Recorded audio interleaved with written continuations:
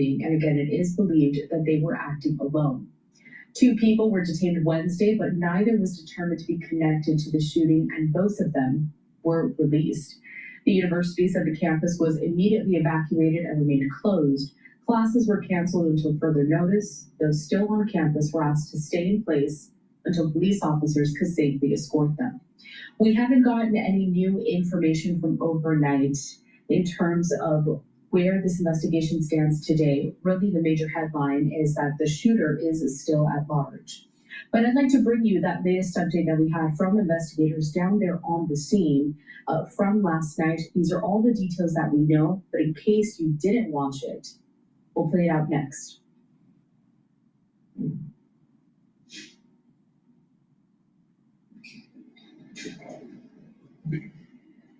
Hello, everyone. I'm Bo Mason, Commissioner for the Utah Department of Public Safety. Today at approximately 12:20 Mountain Standard Time, political influencer Charlie Kirk was shot in an event at the Utah Valley University. He was taken by a private vehicle to Timbernovis Hospital, where he later passed. The Utah Department of Public Safety will be co-leading this criminal investigation to find this killer, along with the Federal Bureau of Investigation. We're working in unison with the County Sheriff's Office, the local police department, and the University Police Department, all of which have been very cooperative and fully engaged in this process. Shortly after the shooting, we did have a suspect in custody, George Zinn, but he was released from custody after we identified that he did not match the shooting suspect and was not an accurate person of interest. However, he has been booked into the county jail by Utah Valley University Police Department for obstruction of justice. We do still have an active investigation for the person of interest. This incident occurred with a large crowd around. There was 1 shot fired and one victim. While the suspect is at large, we believe this was a targeted attack towards one individual. This is a tragic moment in our state and our country. As we heal, we encourage news of the incident to call 988, our state mental health crisis line. In addition to that, partners with the FBI will also be discussing other ways we can communicate through the public for tips and other information. Thank you. Good afternoon. On behalf of the FBI, we extend our sincerest condolences to the family and friends of Charlie Kirk.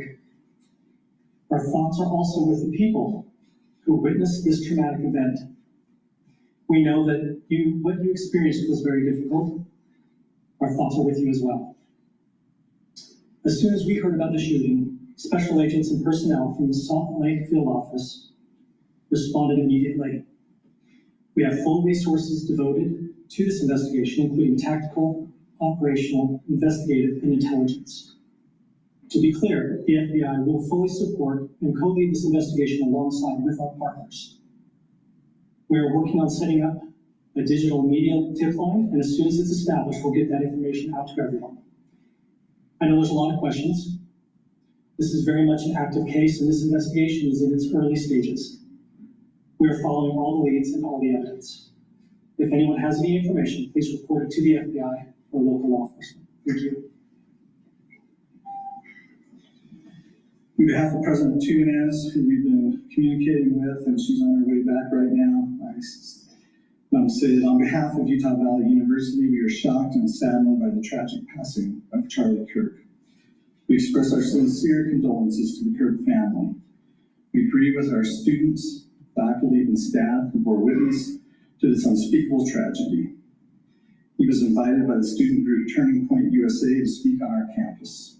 We firmly believe that UVU is a place to share ideas and to debate openly and respectfully. Any attempt to infringe on those rights has no place here. We do not condone any form of violence at UVU and seek to make our campus a safe place for all.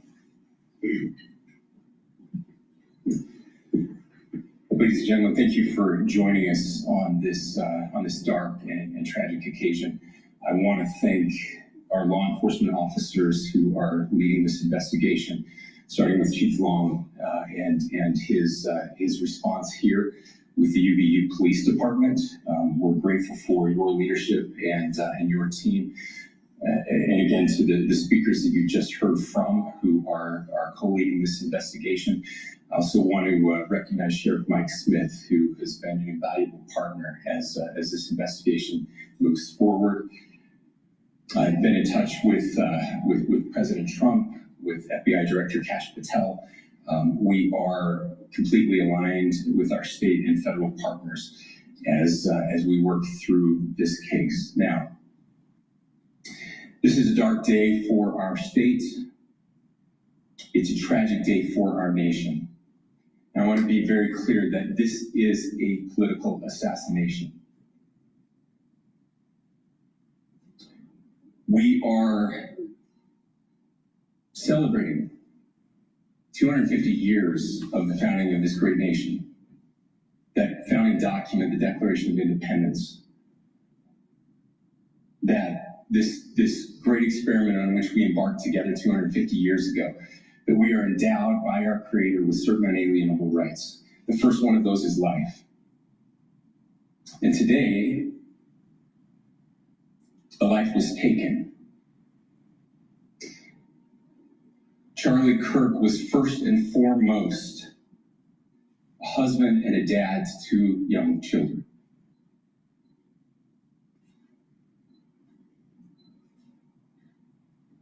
He was also very much politically involved, and that's why he was here on campus. Charlie believed in the power of free speech and debate to shape ideas and to persuade people. Historically, our university campuses in this nation and here in the state of Utah have been the place where truth and ideas are formulated and debated. And that's what he does. He comes on college campuses and he debates. That is foundational to the formation of our country, to our most basic constitutional rights. And when someone takes the life of a person because of their ideas or their ideals, then that very constitutional foundation is threatened. Now, we have a person of interest in custody. The investigation is ongoing. But I want to make it crystal clear right now, to whoever did this, we will find you. We will try you. And we will hold you accountable to the furthest extent of the law. And I just want to remind people that we still have the death penalty here in the state of Utah.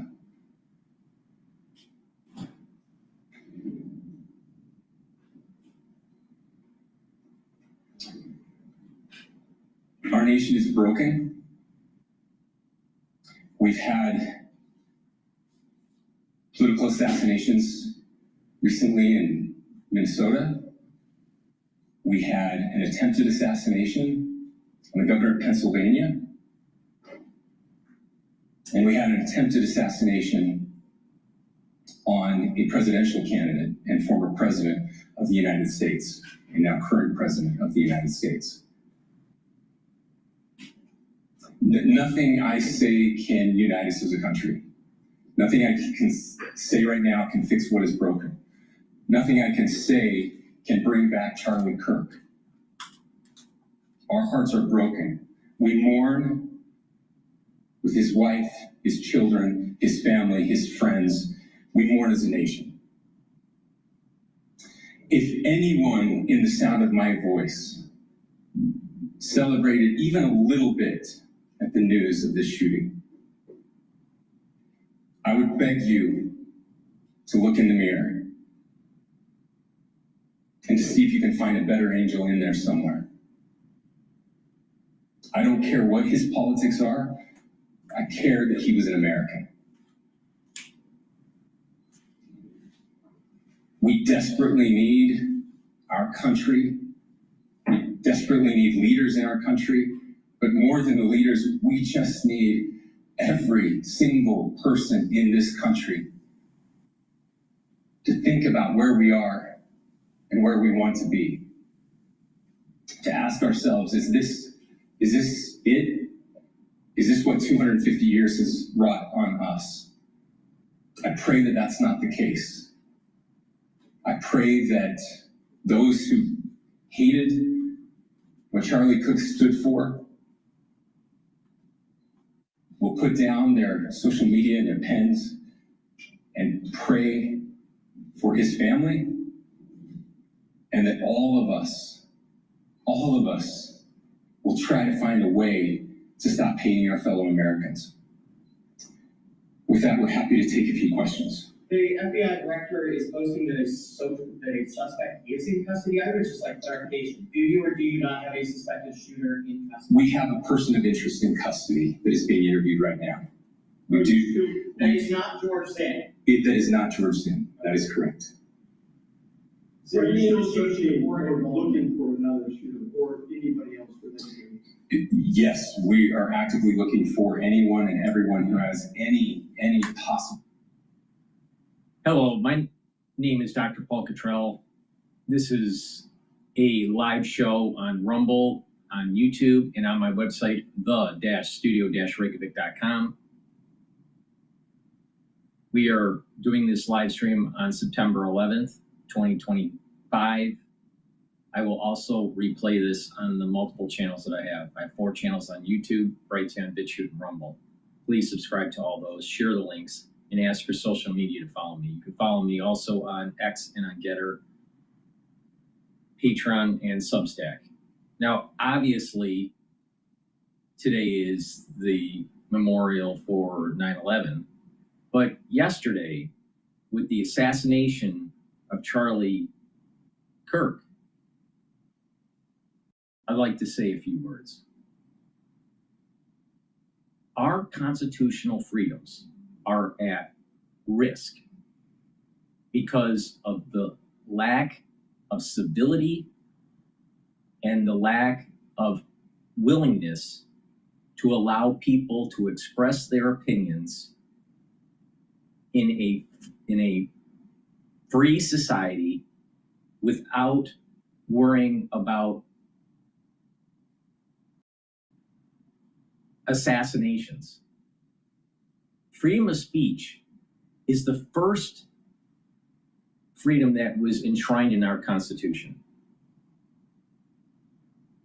But there was an assassination that just took place yesterday on a campus in Utah of a conservative expressing his freedom of speech and the exchange of ideas. And he was killed by an assassin's bullet. Our rights are being tested. And so when you listen to the liberal media, when you listen to the liberals that are actually celebrating, which is crazy, but they're actually spinning this as if this is a gun rights issue. This is not gun control or gun rights issue. This is an issue of the First Amendment.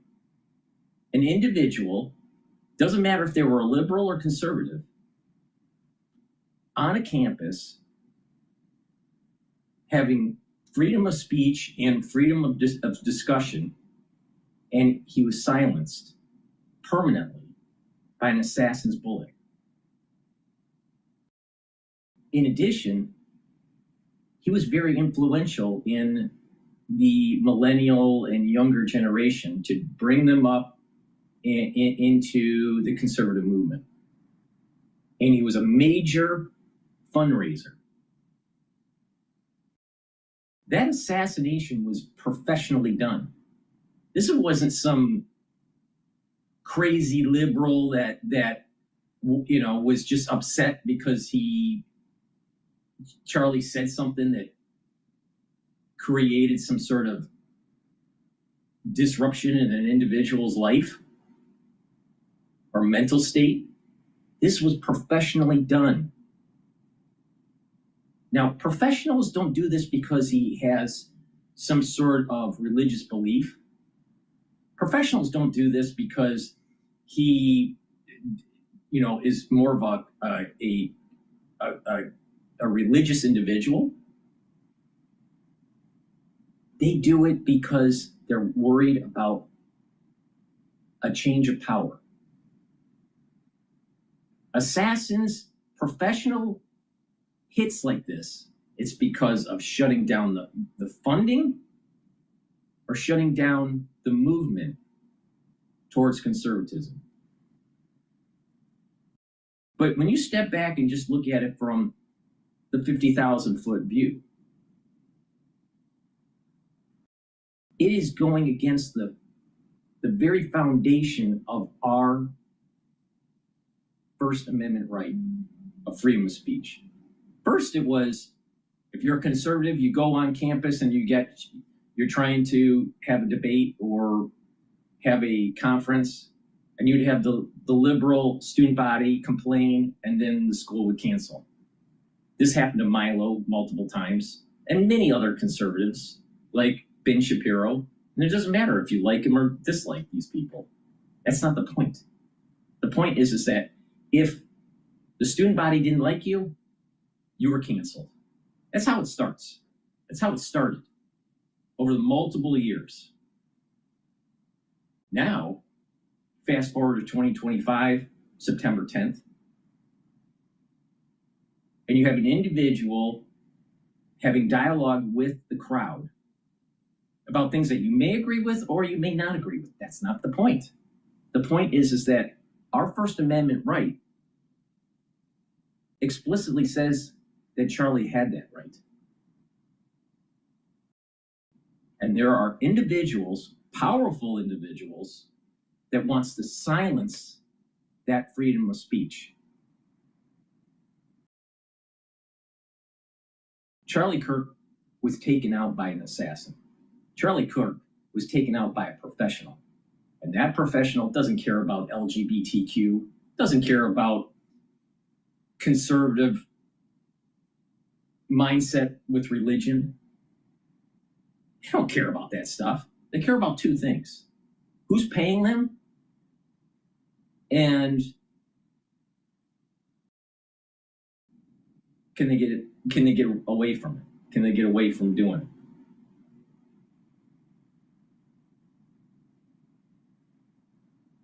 They didn't care. The person that did the assassination is working at an operational level that's way above the actual rhetoric at the ground level between LGBTQ rights or no rights, or abortion rights, or curtailing those rights.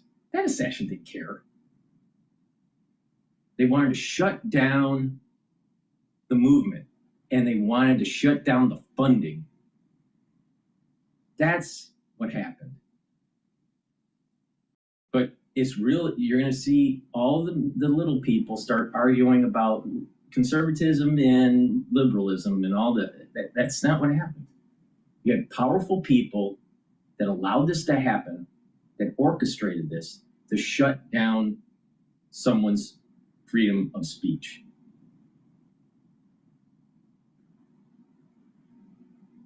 And now you hear it in the news, in the mainstream media, liberal bias from the Democrats, that it's about guns.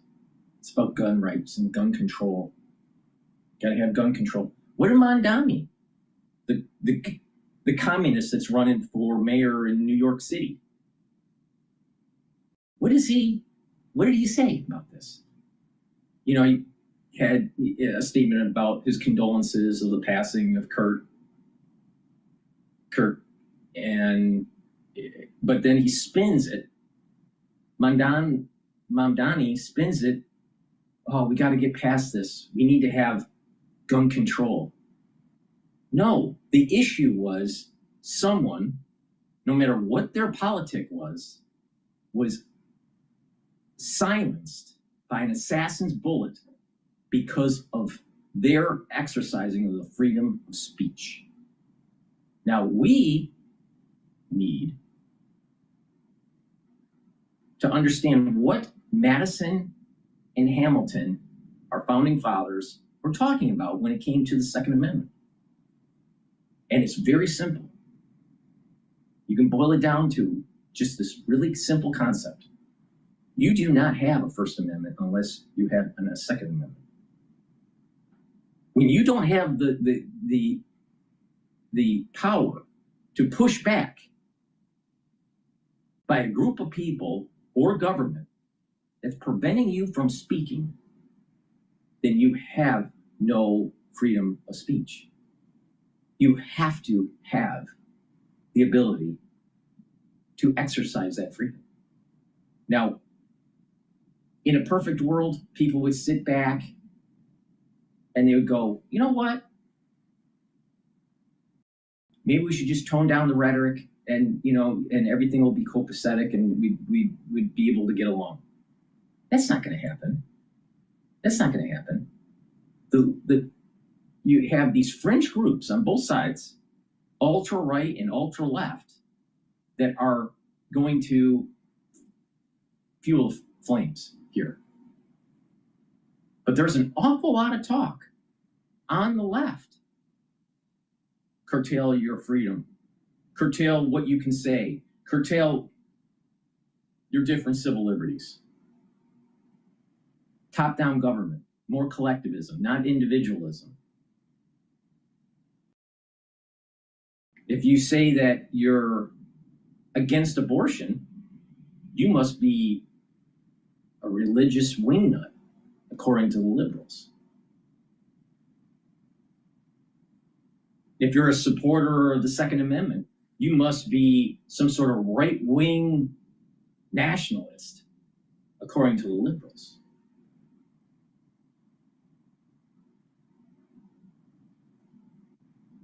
And if you express your opinion about a certain legislation or a certain belief of what you think the country should move towards,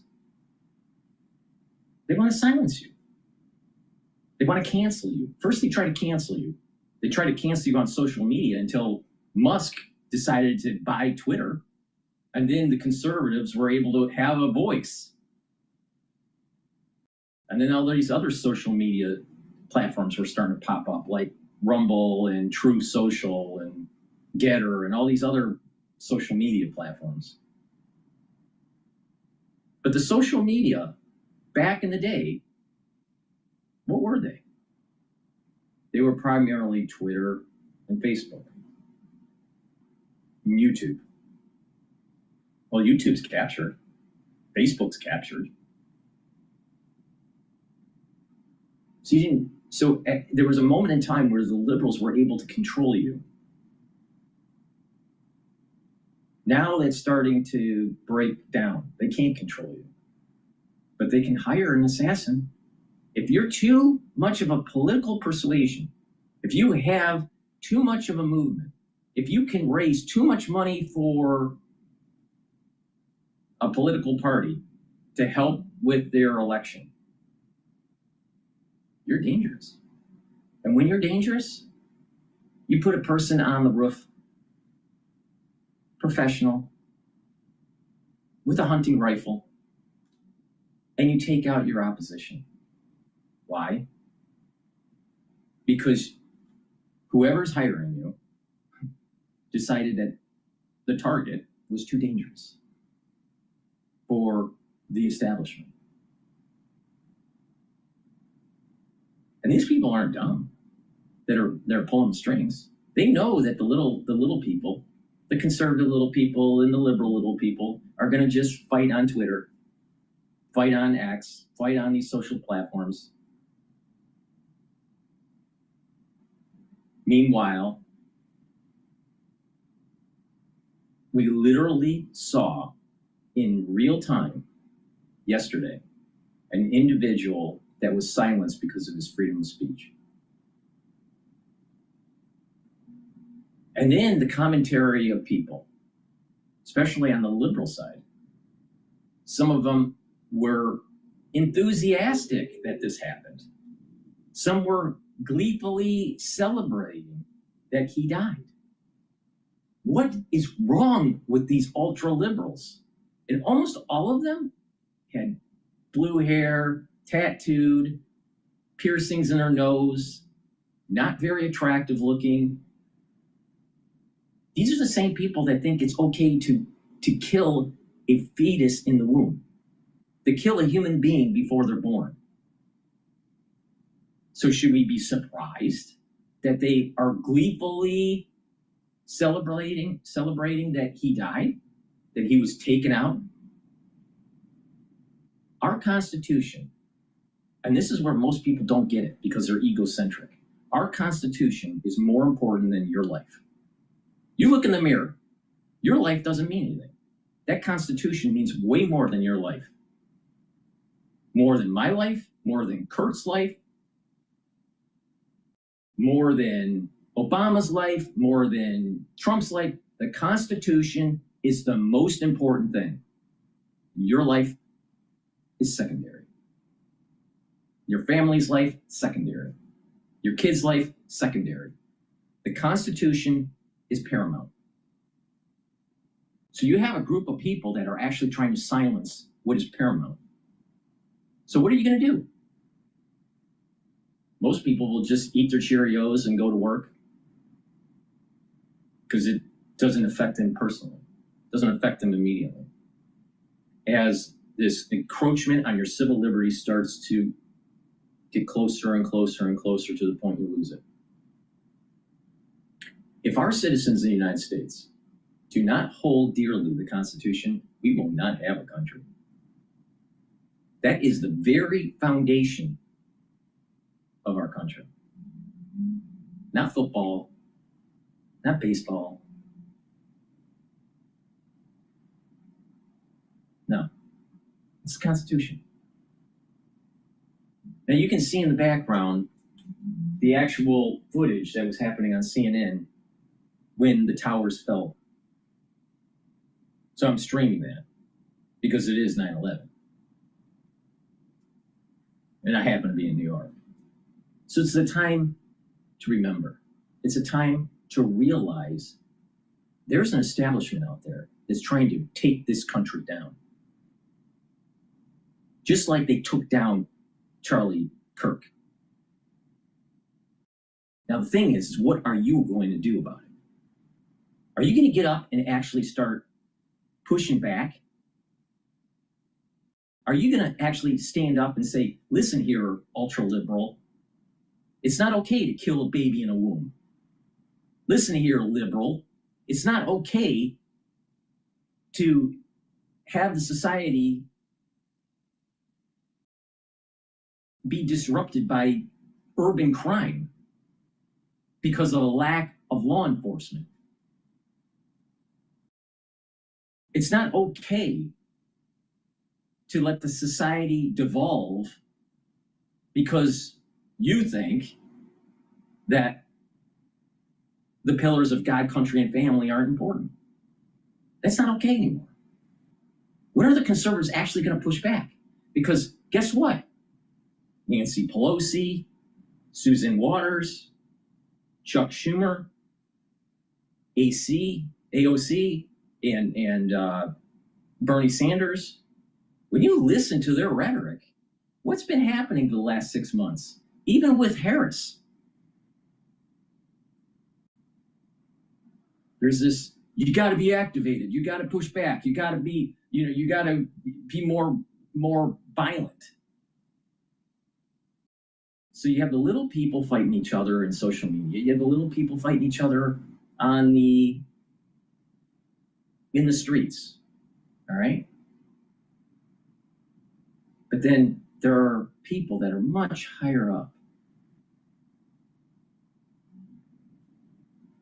that are able to push the buttons of people's emotions to destroy the country and consolidate power. That's part of the problem that happened with 9/11. And we were all asleep. We had terrorism that was going on, but we also had a deep state that let it happen. It's called standing down. That's what happened.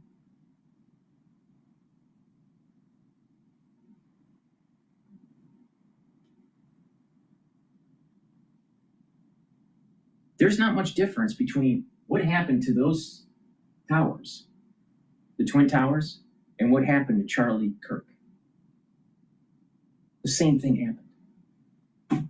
An assassin taking down our Constitution. What are we going to do about it? What are we going to do about it? Cry on TikTok?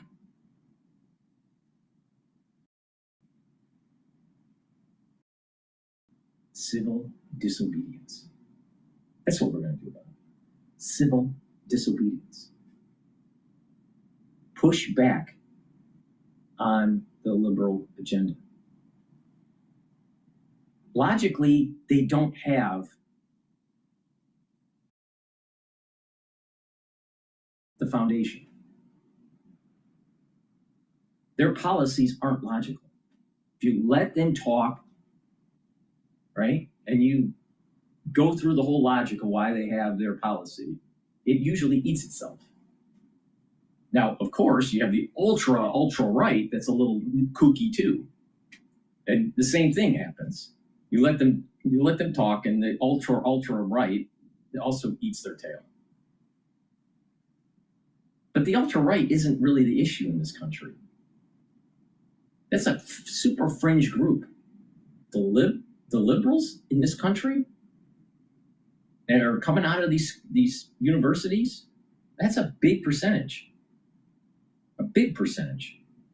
And this is the reason why Charlie Kirk was so important, because he was moving them towards the center or towards conservatism, slowly. And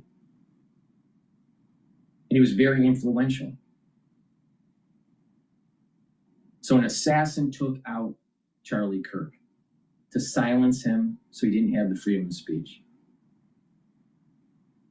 Another thing that amazes me about how stupid people are, because, you know, I know a lot, all right?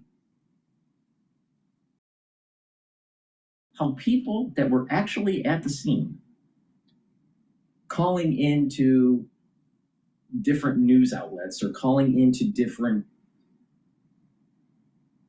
media influencers and saying that, you know, Charlie might be stable. Charlie died in 60 seconds or less. When you hit the carotid or the jugular, what happens is that your heart is still pumping. And he bled out in seconds.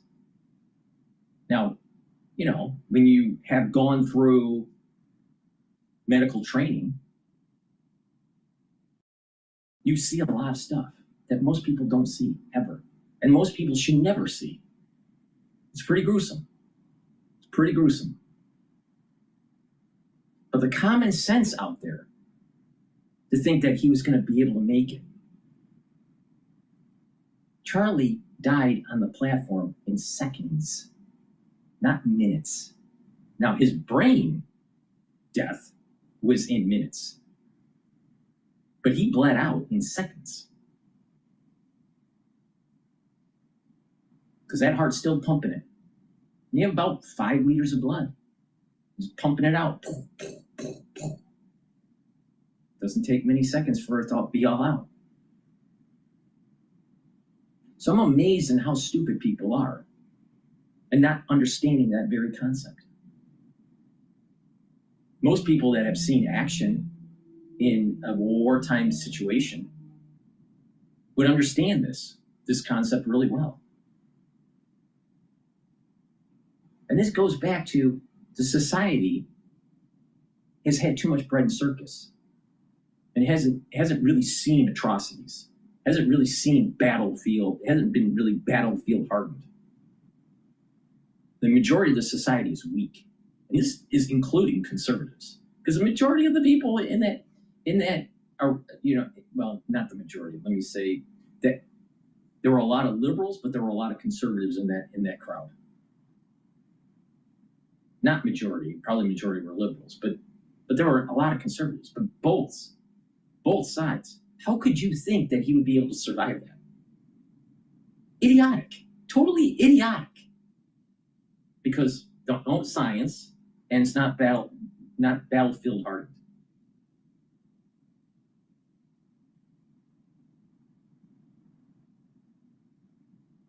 So even Megyn Kelly and Glenn Beck and even Tim Pool, these people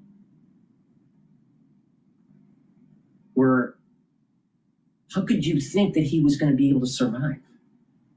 Idiotic, totally idiotic. And even if they could stabilize him, which there was no way that they could, but let's just say a miracle happened and they were able to stabilize his blood pressure and pump him up with a bunch of blood in such a short amount of time, which was impossible because you would need the blood right next to him.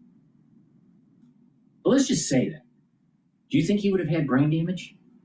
Yeah. Yeah. He would have been a shell of himself if he did survive it. No one's talking about that. See, there's a multiple dimensions of what happened here. I see. The erosion of our constitutional freedoms, how the political establishment, especially on the left, wants to take away your Second Amendment. And they want to spin this as some sort of gun control issue. Well, the real issue is that someone was assassinated because of their freedom of speech. But it goes beyond that. He was a powerful figure because he could raise money and he was moving young people towards conservatism. And that's dangerous because you need young people to vote for ultra-liberal crap. But there's also the comparison between the knocking of the Twin Towers and the planes hitting. Charlie's neck is no different than the Twin Towers. And the planes are no different than the bullet. And what did the Freedom Towers represent? Commerce. The chaoticness of capitalism. What did Charlie represent? The chaoticness of discussion. Both fell.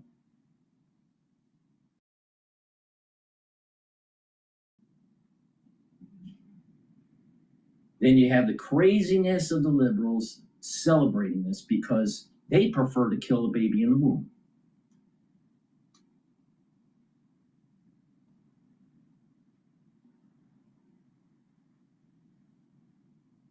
So this is really an issue of your constitutional freedoms. You are Charlie Kirk now.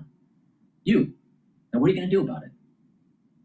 As a new building comes out of the ashes and it rises like the phoenix that we call the Freedom Tower in New York.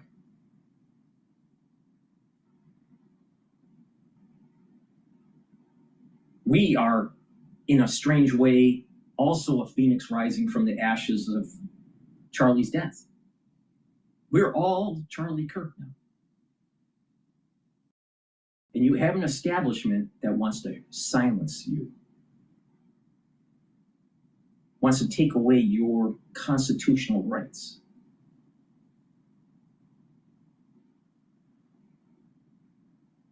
I had two relatives, the father and the son, that actually fought with George Washington and was actually at Valley Forge. And one of them, his name's Jonathan Dayton, was the signator of the Constitution for New Jersey. And I, under my dead body, will not accept someone eroding the Constitution. Period. Period. Now, what are you going to do about it? What are you going to do? Keyboard warrior? InfoWars? InfoWars? InfoWars don't work. InfoWars is going bankrupt, literally. InfoWars doesn't work. Action. Not info, action. works. So, do you want your life to be like the Twin Towers? Where someone silences you? Or are you going to fight back?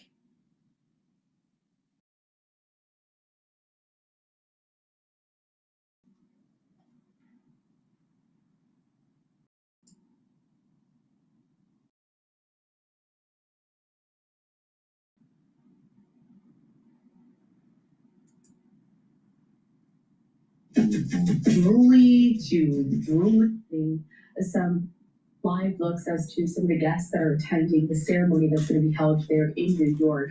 I want to transition quickly now, though, over to Arlington, Virginia, where we do see U.S. Attorney General Pam Bondi there. She's joined by several other cabinet members of the president's administration, including Kelly Loeffler. We also see Agriculture Secretary there, Brooke Rollins. We just saw Transportation Secretary Sean Duffy. All of this in anticipation for the president's arrival and remarks there at the Pentagon. But it does seem that the ceremony over in New York City is just getting underway, so let's dip into that.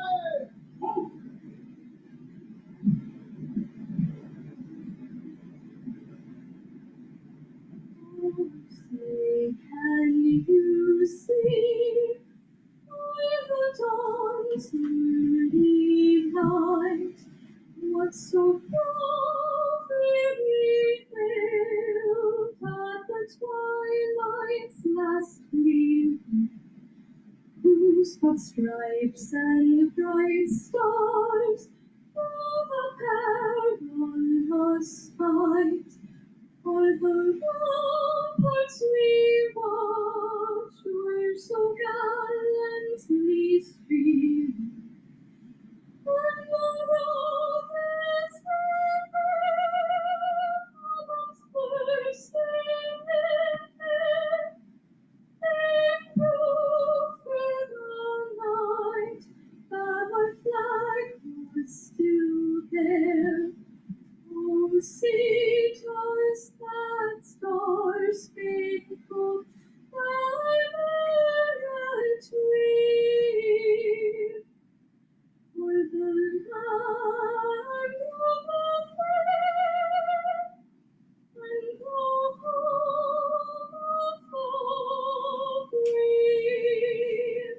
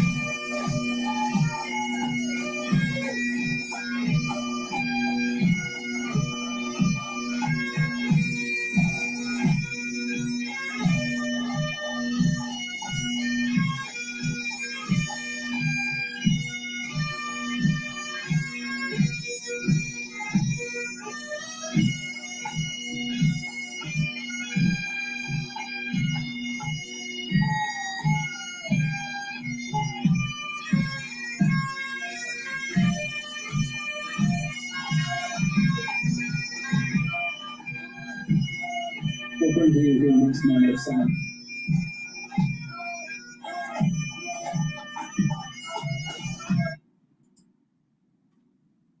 TV News Conference. Let's listen in. Inflation is currently at around our 2% medium-term target, and our assessment of It's time to get on the battlefield. present a picture of inflation similar to that projected in June. They see headline inflation averaging 2.1% in 25, 1.7% in 26, and 1.9% in 27. For inflation excluding energy and food, they expect an average of 2.4% in 25, 1.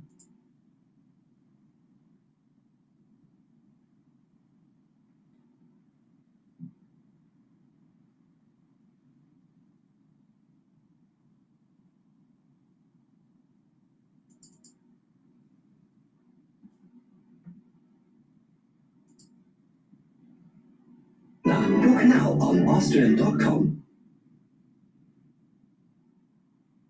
You're not going to stop anything with the brakes that you got. That's bad, eh? Yep. But on carparts.com, you get access to over 1 million quality parts. This morning, flags are at half staff in honor of conservative activist Charlie Kirk, who was shot and killed yesterday while speaking at Utah Valley University. Authorities say they are now looking for a person of interest in that shooting and believe the shooter fired one from a nearby roof in a targeted attack. Officials say 2 people initially taken into custody have no ties to the incident. Witnesses say about 20 minutes into a rally, they heard shots. Videos later circulated online showing Kirk slumped over with blood pouring from his neck. Charlie Kirk was known for his heated debates on college campuses and co-founding Turning Point USA, a prominent nonprofit that activates conservative youth on school campuses. He was also a well-known supporter of Donald Trump, who took to social media shortly after giving tribute to Kirk. To my great fellow Americans, I am filled with grief and anger at the heinous assassination of Charlie Kirk on a college campus in Utah. Charlie inspired millions, and tonight all who knew him and loved him are united in shock and horror. Charlie was a patriot who devoted his life to the cause of open debate and the country that he loved so much, the United States of America. An assassin tried to silence him with a bullet, but he failed, because together we will ensure that his voice, his message, and his legacy will live on for countless generations to come. Just hours after the shooting, the president of the UNC College Republicans joined us over on WCNC Plus. He spoke of the impact Charlie Kirk had on him, as well as other young people across the country. Doing these kind of open mic, bring your questions and he'll answer them on the spot kind of encounters and debate platforms. That was something that drew myself and millions of other Gen Z individuals to him. And, you know, his impact on students, his impact on college campuses, it's felt all around the country. Congresswoman Nancy Mace also reacting to that horrific incident, saying she is concerned about political violence moving forward for herself, her staff, and other lawmakers. I am very worried about security measures and security protocols. We've gone through this before. I am more concerned about it now than I've ever been. We've decided that we will not be doing any outdoor events for the foreseeable future. I'm going to talk to the Sergeant at Arms about hardened security and also physical security.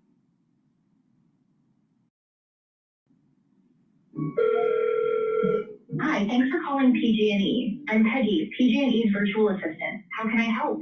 Hi, Peggy. I think my bill's due, and can you tell me how much I owe? I can give you balance and...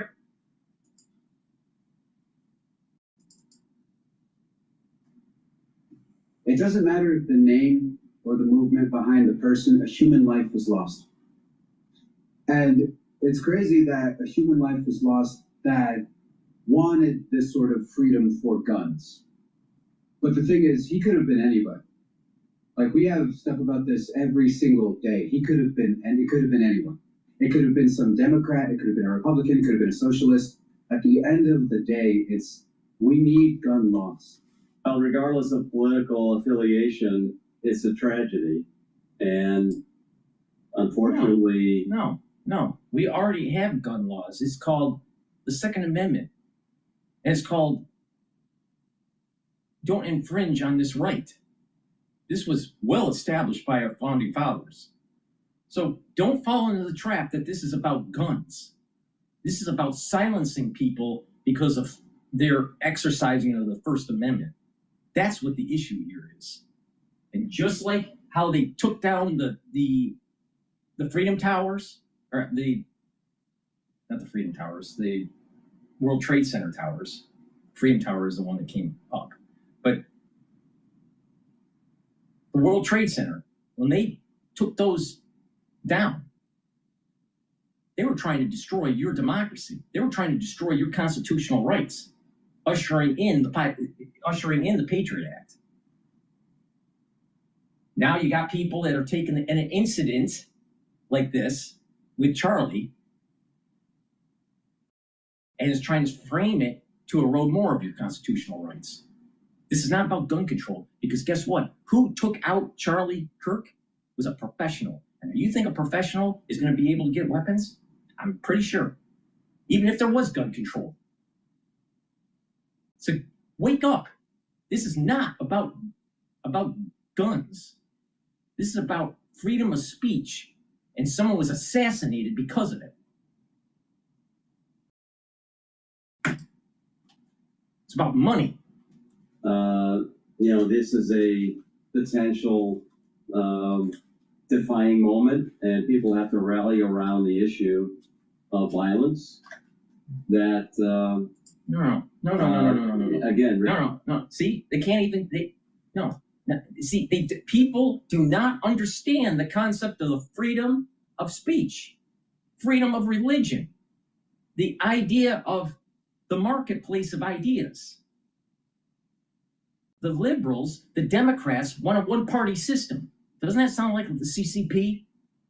You tell me why you think that the Democrats are not like Mao. Explain to me how they're not like Lenin. Read your history. This is idiotic. It's simpleton. Simpleton analysis is, this is about guns. Really? The guy that was on the roof was a professional. It's about silencing someone that had the power of persuasion with the youth. And it was about him being able to raise funds for the Republican Party. And that had to be silenced. So you can go into the midterm election trying to get more seats. The Democrats will do anything for power. Anything. Including using the Constitution as toilet paper. Look at Nancy Pelosi. When Trump was doing the State of the Union address, remember? And she tore it up. That was emblematic of what the Democratic Party wants to do to your Constitution. That's emblematic of what happened with the towers. Powerful people want to take it down.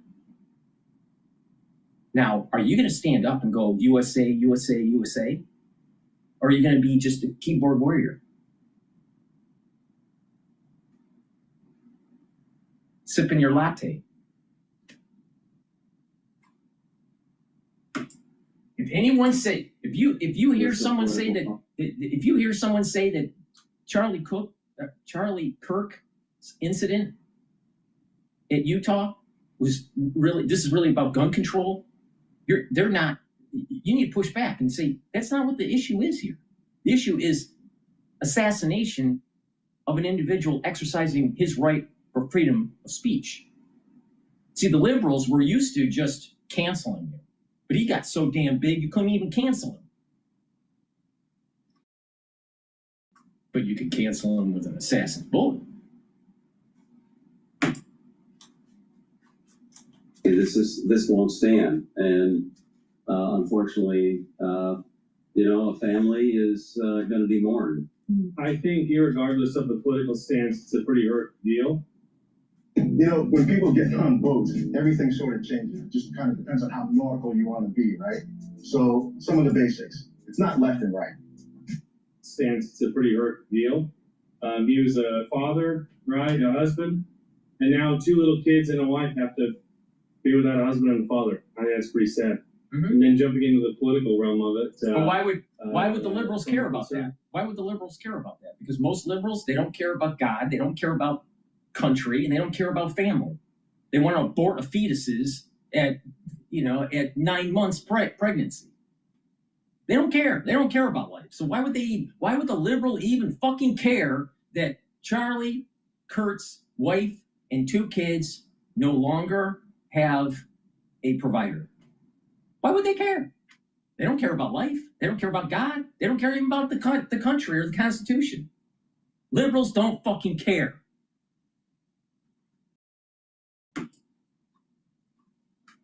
Perspective, he was one of the more non-confrontational political influencers who was willing to accept and I would say debate effectively with people from opposing views. I think it's really unfortunate something like that happened here in the U.S. It's the place for freedom and political freedom, and there's no way, regardless of which side you're on, this is not something that we should appreciate, and it's really tragic. I don't like to associate myself with the problem here.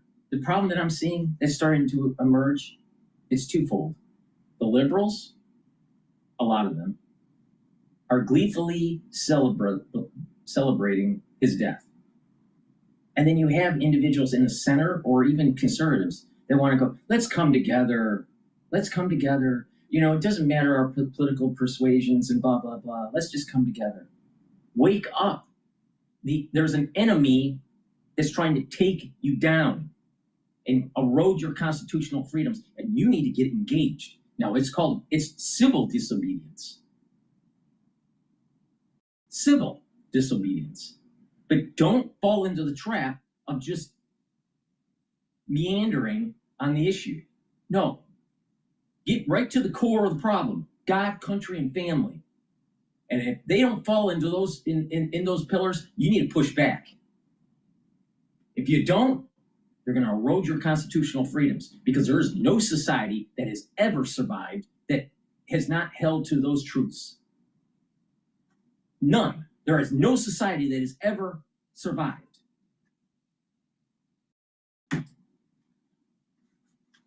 Political views. I just think it doesn't matter if somebody has their own political views, and we should respect each other's political views regardless of who we vote for.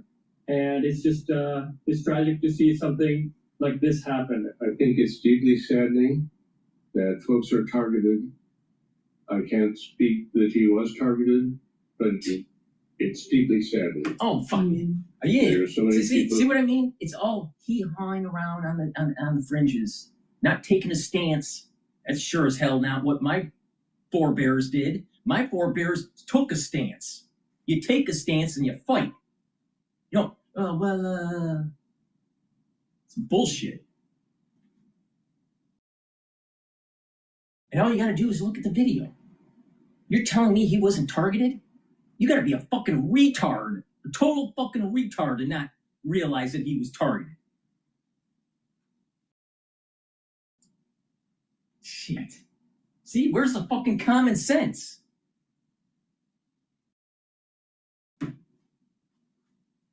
Hello? Thomas Paine?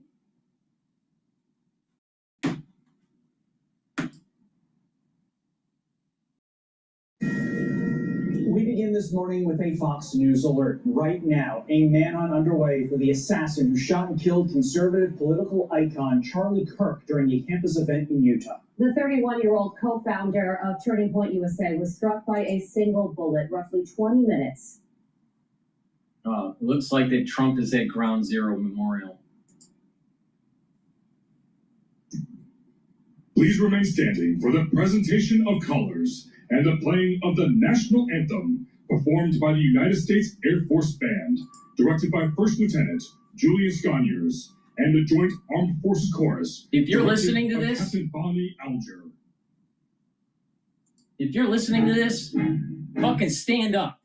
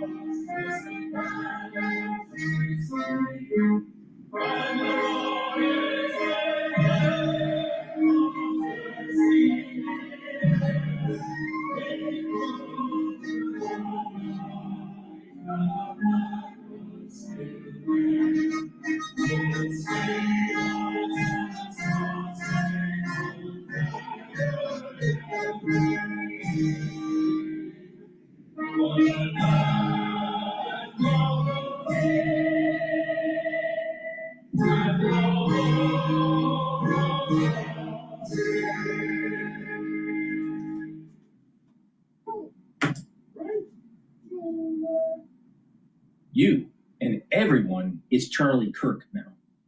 What are you going to do about it? Because there are people out there that want to silence you.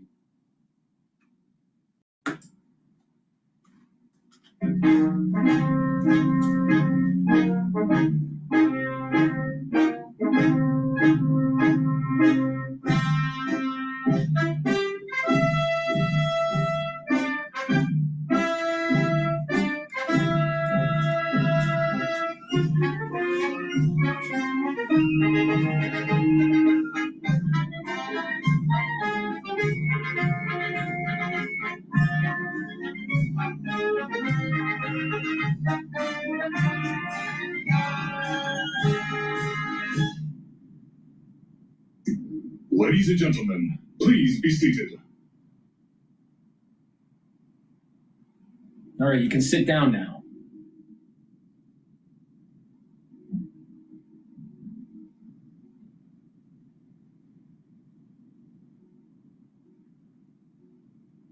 Dr. Paul W. Ambrose. Specialist Craig S. Amundsen, United States Army. Petty Officer, 3rd Class, Melissa Rose Barnes, United States Navy. Master Sergeants, Max J. Belkey, United States Army, retired.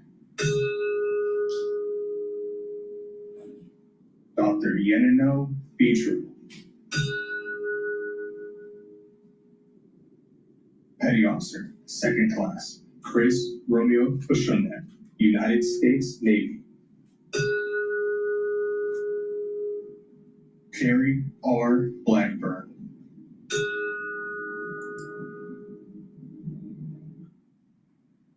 Is it sinking in now? Is it sinking in?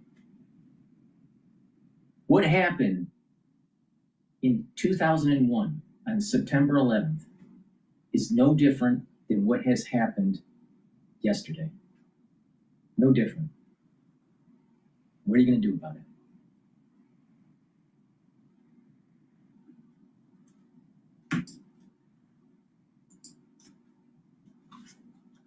after taking the stage for his American comeback tour. People around the world are mourning the loss of one of the driving forces behind the modern conservative movement, many praising him for creating Turning Point and the impact it has had on the American political landscape.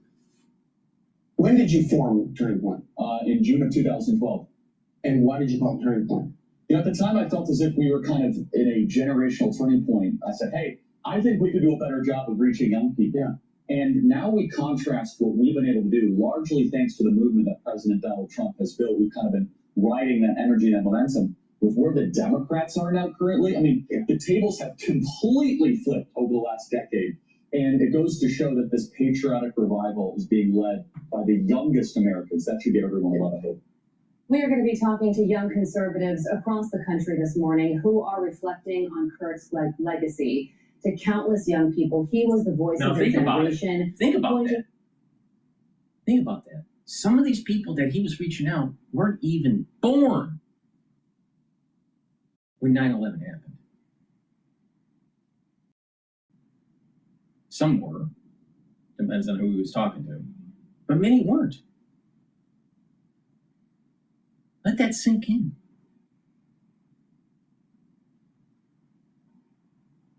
This era that we're living through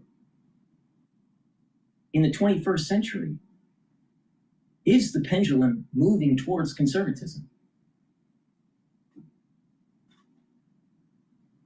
And as the liberals start to lose power, as the Democrats start to lose power, it's going to become more and more violent. So what are you going to do? You're going to just like walk on eggshells? Or are you going to stand your ground? Do you think that the people that were serving in World War II, island hopping, to push back the Japanese, they walked on eggshells? Do you think that's what they did? I don't think so. Do you think that the forward advancement of the Army through Germany, the U.S. Army through Germany, were walking on eggshells? I don't think so. The bombing of Dresden, do you think that was like walking on eggshells? I don't think so.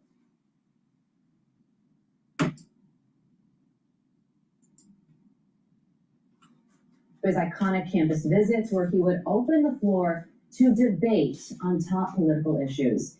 You are watching Fox and Friends First on this Thursday morning. I'm Carly Shimkus. And I am Todd Pyro. Let's get straight to Matt Finn, live from Orem, Utah, with the latest on the man. Matt. Todd, it is calm and quiet here on campus of Utah Valley University right now. Just a stark contrast to the horror that ripped across this campus not long ago. And if I step off camera right now and we push in, you could see a terribly grim scene. You might be able to make out the outline of that white tent that Charlie Kirk was inside of when he was fatally shot on this campus. I believe it might have been a part of his Prove Me Wrong table. This was all a part of Kirk's American comeback tour. He had planned to attend several other universities and college campuses around the country in the coming weeks and months. Right now, the shooter is still at large. 2 suspects were taken into custody, but both were released. The FBI set up a tip line. Authorities say the shooter appeared to be in all black and on a roof. Here is dispatch audio describing the suspect. Going to be wearing all black long gun, black tactical helmet, a black mask, possibly wearing a tactical vest and jeans. The Utah Valley University Chief of Police says 6 police officers were working this event. In addition to Charlie's personal security team, 3,000 people packed onto this campus to listen to and engage with Charlie Kirk. Utah Governor Spencer Cox calls the shooting a political assassination. But I want to make it crystal clear right now to whoever did this, we will find you. We will try you. And we will hold you accountable to the furthest extent of the... If they find them, I totally think that they will be held accountable. This was professionally done. And the probability of them catching the perpetrator, less than 50% chance. And as the time goes on, it's going to be less of a chance. This was professional, and professionals usually don't make mistakes.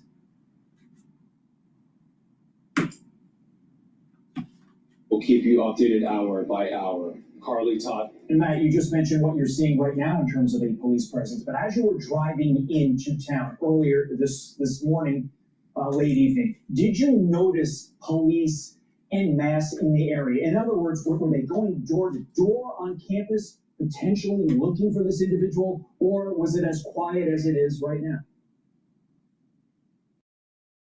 I did not see a huge police presence driving into the campus or even on the campus. They were really just kind of blocking some traffic earlier, but now it's remarkably calm. I mean, if you were to walk here right now, you may not even realize what happened here yesterday. But Fox did learn that police were going door to door in nearby neighborhoods, asking people if they saw anyone that they did not recognize, but no major update there. A source that I talked to, a federal source, said that, of course, there are things happening behind the scenes right now, but we just don't have any major updates, and we have to wait and see what law enforcement brings us. Well, we lost a generational talent yesterday, and you were standing on a campus in mourning. Matt Finn, live for us. Matt, thank you. Yeah. Let's bring It's in more than former that. homicide It's more than detective losing a talented individual. It's an erosion of our constitutional freedoms. And they're trying to put us into fear. And then you have the liberals spinning it that it's really about gun control. It's powerful people silencing powerful people. That's what the issue is here. Now wake up. Wake up.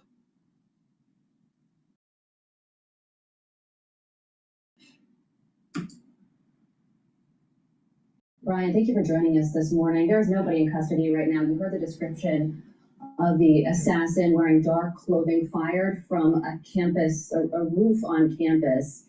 Who could have done something like this? Professional. Given the nature of this assassination. Professional. Well, as a homicide detective, let me speak as a homicide detective, I don't like it. You look at that description, black mask, black helmet, all blacked out, possibly a tack vest. You have a long gun getting into campus, a long gun getting out of campus. No gun recovered at this point. What that tells me is this was well planned, well executed, and my answer to you is I don't know, and what they're dealing with right now is a whodunit. But because you don't see all those law enforcement resources, as the reporter just said, that doesn't mean everything is going on. This is all hands on deck.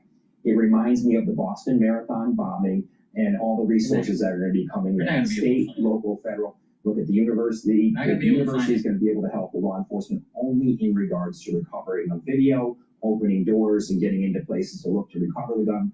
You don't have a shell casing. You don't have anything. This was well planned.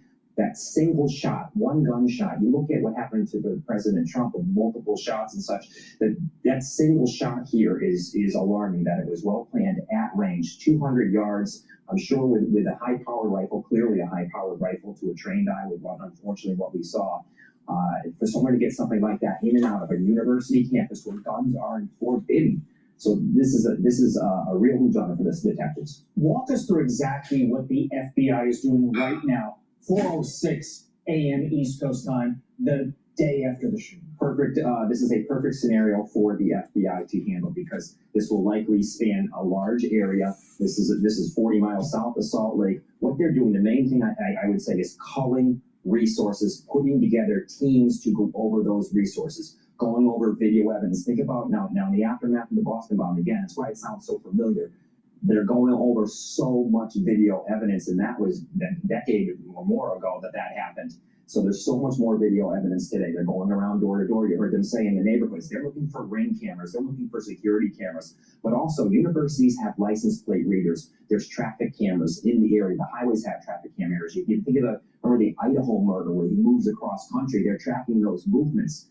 What they're really doing now, though, Todd, is not looking at what happened after the shooting and the getaway.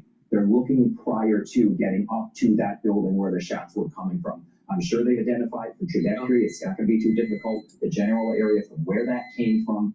Breaking. There's an update on this with the assassination. What happened yesterday is not Utah. This is not what we're known for. Over the past several weeks, we've seen the state come together to help families in mourning, come together as a community to show what Utah is known for a state of character, of service, of camaraderie, of a neighboring feel. We will not stand for what happened yesterday. We are exhausting every lead. We have every officer invested in this, every investigator, every local agency. That's code for they don't know what the fuck they have. They're not gonna find the guy. No way. Everything we have into this, and we will catch this individual.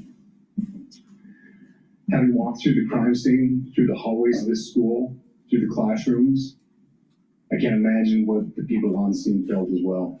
A horrific event where some of them barricaded in classrooms, some of them ran in fear.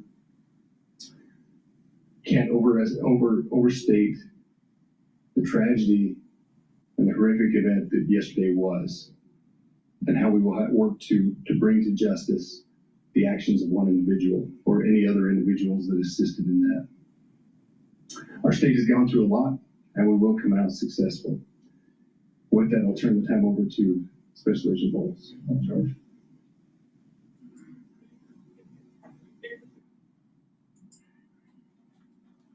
I'm the Special Agent in charge of the Salt Lake Field Office. Following yesterday's tragic shooting of Charlie Kirk, FBI agents have been working around the clock in coordination with our law enforcement partners. We are and will continue to work nonstop until we find the person that has committed this heinous crime and find out why they did it. This morning, I can tell you that we have recovered what we believe is the weapon that was used in yesterday's shooting. It is a high-powered bolt-action rifle. That rifle was recovered in a wooded area where the shooter had fled. So the FBI laboratory will be analyzing this weapon. Investigators have also collected footwear impression, a palm print, and forearm imprints for analysis. Now, I understand there are a lot of questions about motive. I assure you that all leads, tips are being fully investigated. As of this morning, we have received more than 130 tips. We thank the community for that. The FBI has brought every resource to bear, and we will continue to do so throughout the course of this investigation. The FBI's mission is to protect the American people. It's to uphold the Constitution of the United States. Yep. Any attack on the First Amendment is an attack on the very foundation of our democracy. Yep. That is why we will relentlessly pursue this case and the shooter until we find him. We also continue to grieve with the family and the community. It's our community. If you have any video or images from the shooting, we ask you to please submit them to our digital media tip website at www.fbi.gov/Utah Valley Shooting. You can also call the FBI at 1-800-CALL-FBI. We truly rely on the public's help in these types of cases, and no tip is too small or insignificant. Thank you.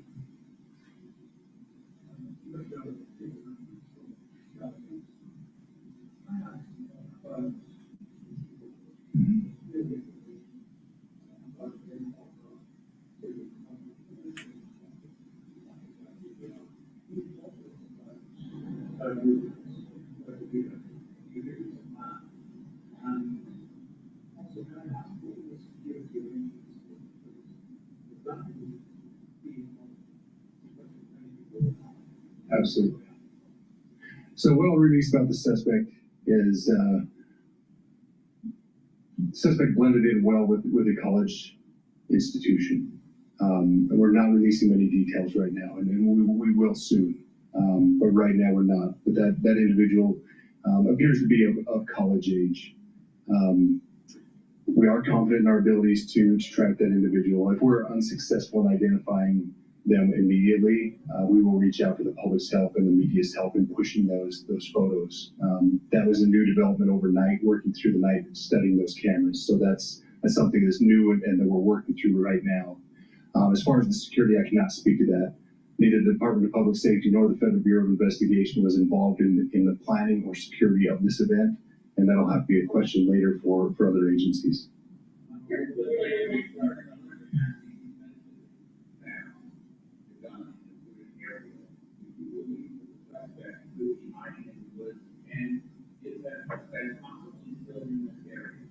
So that's a good question, and it's a question that goes to the safety of the community, right? No, not in those woods. We walked through those woods and secured it. As to the community, I can tell you that this was a targeted event. We don't believe that the community is at risk. However, we're exhausting every resource to find him, and we will do so.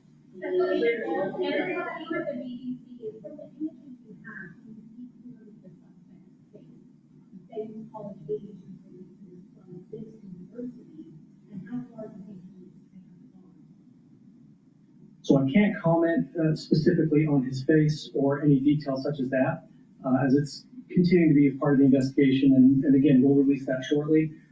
However, we're doing everything we can to find him, and we're not sure how far he has gone yet, but we will do our best. We have images of the suspect.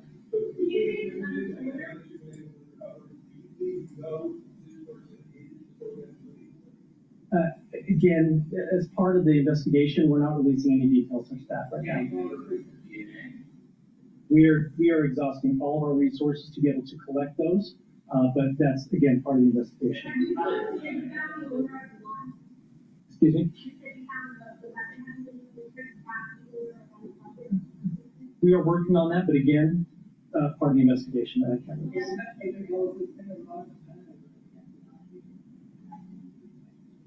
Not at all. We've got complete and total support from everyone, from the director on down, and it's been an incredible supportive environment so far.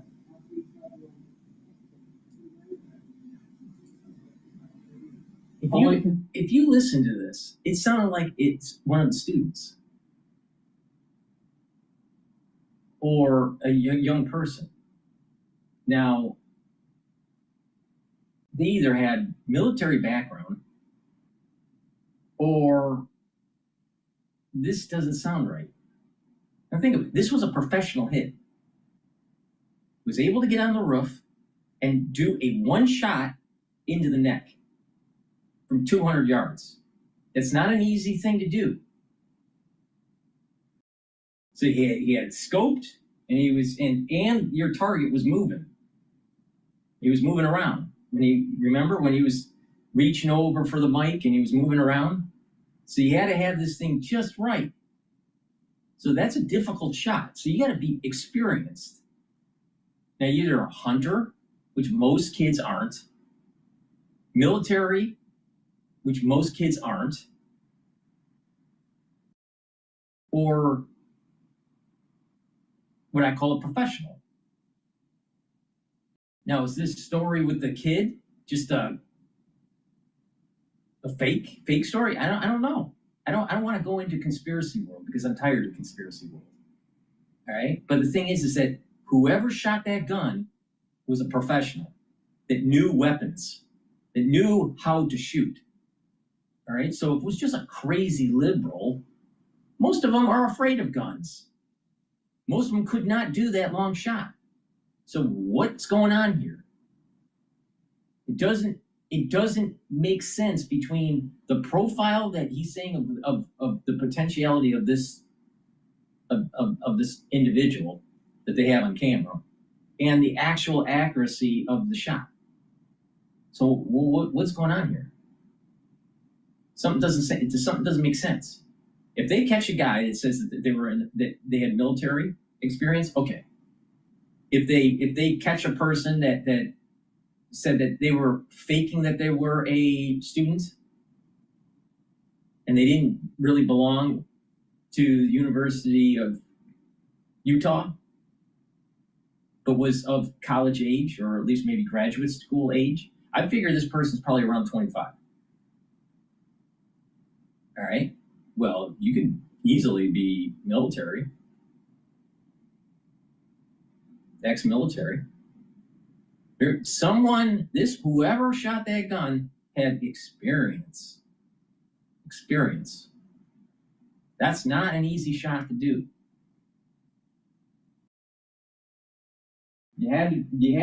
Most liberals do not know how to use weapons.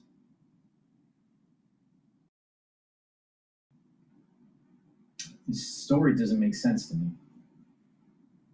They'll evolve, but I don't know. They found a gun. They may have a palm print. This does sound like Oswald, doesn't it? I mean, everything about this seems like Oswald.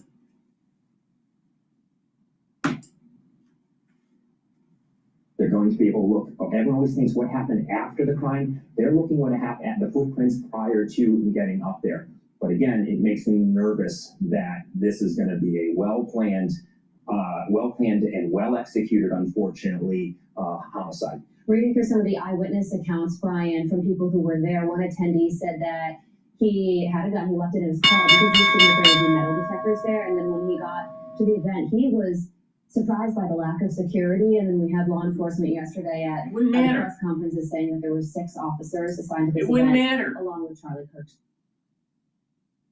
The pig pen that was surrounding the tent, that wasn't where the gun was. The gun was on a building 200 yards away. So it doesn't matter with the magnetometers. I mean, come on. Where's the common sense? The markets are open right now.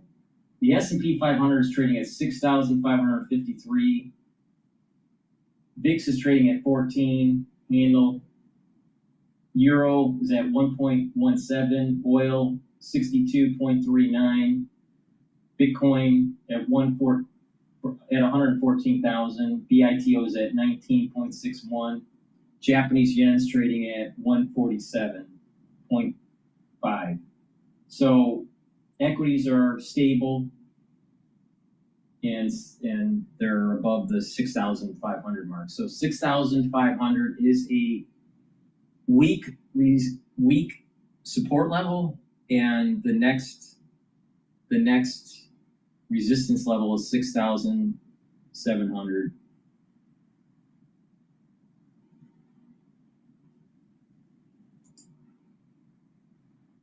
Personal security. What do you make of that? It was an event of 3,000 people. Here we go. Now we're going to look at what the university had for a budget to plan for safety. How much were they going to spend on officers at this type of event? How much did they put into security? I can tell you this, it's going to change. It always happens after these events is everyone's going to start now really over planning. It's confounding to me. You know, we planned for a Trump visit in Hartford years and years ago. We covered everything. I mean, every window, everything.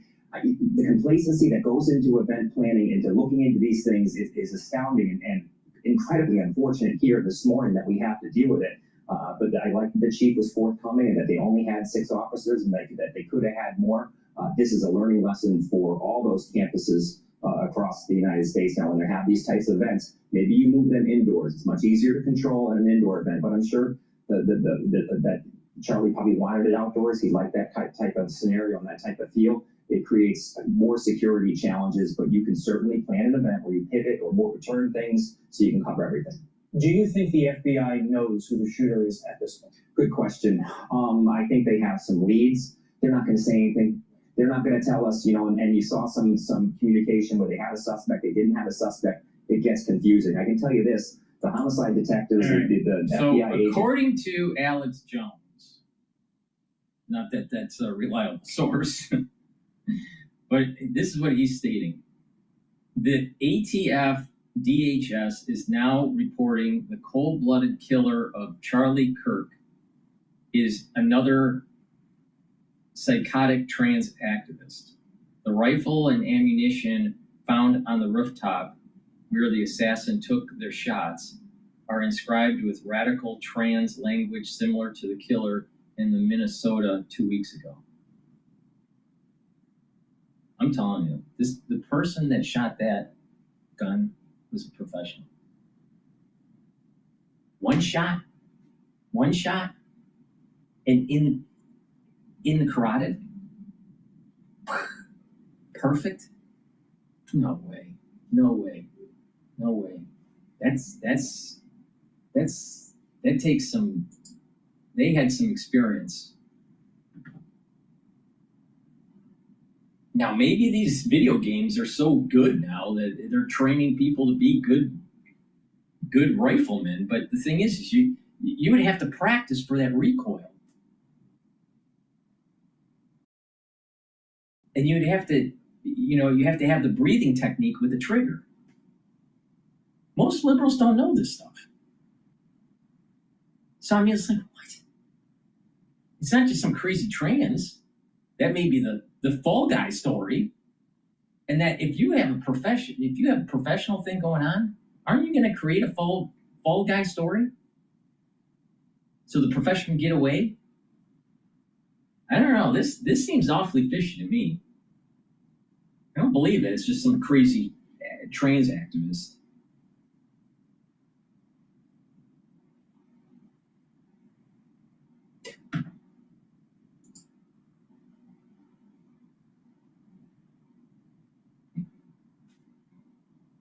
Amazing. Amazing.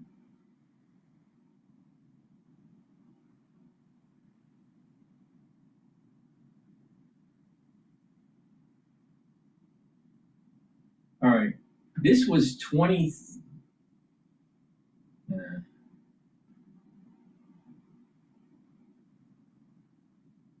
right. This is.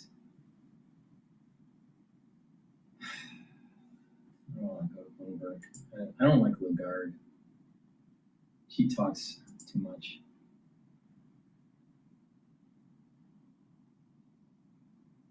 I don't know. Just something is so visceral about this. I don't normally jump on these like mass shootings or these shooting events, but I'll tell you, something reminds me of 9/11 with this.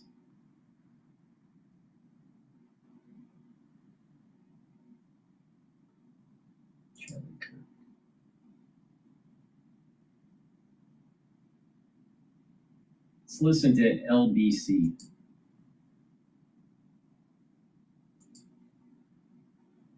%50 off your first Wonder order with code 50 Google.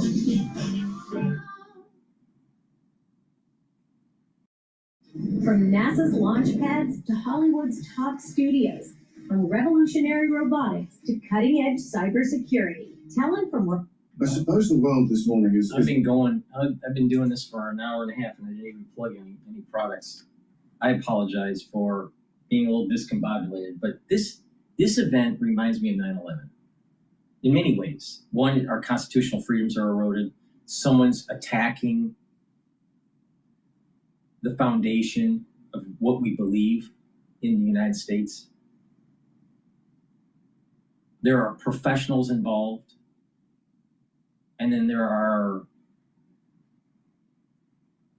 willful patsies, maybe. There's similarities to it.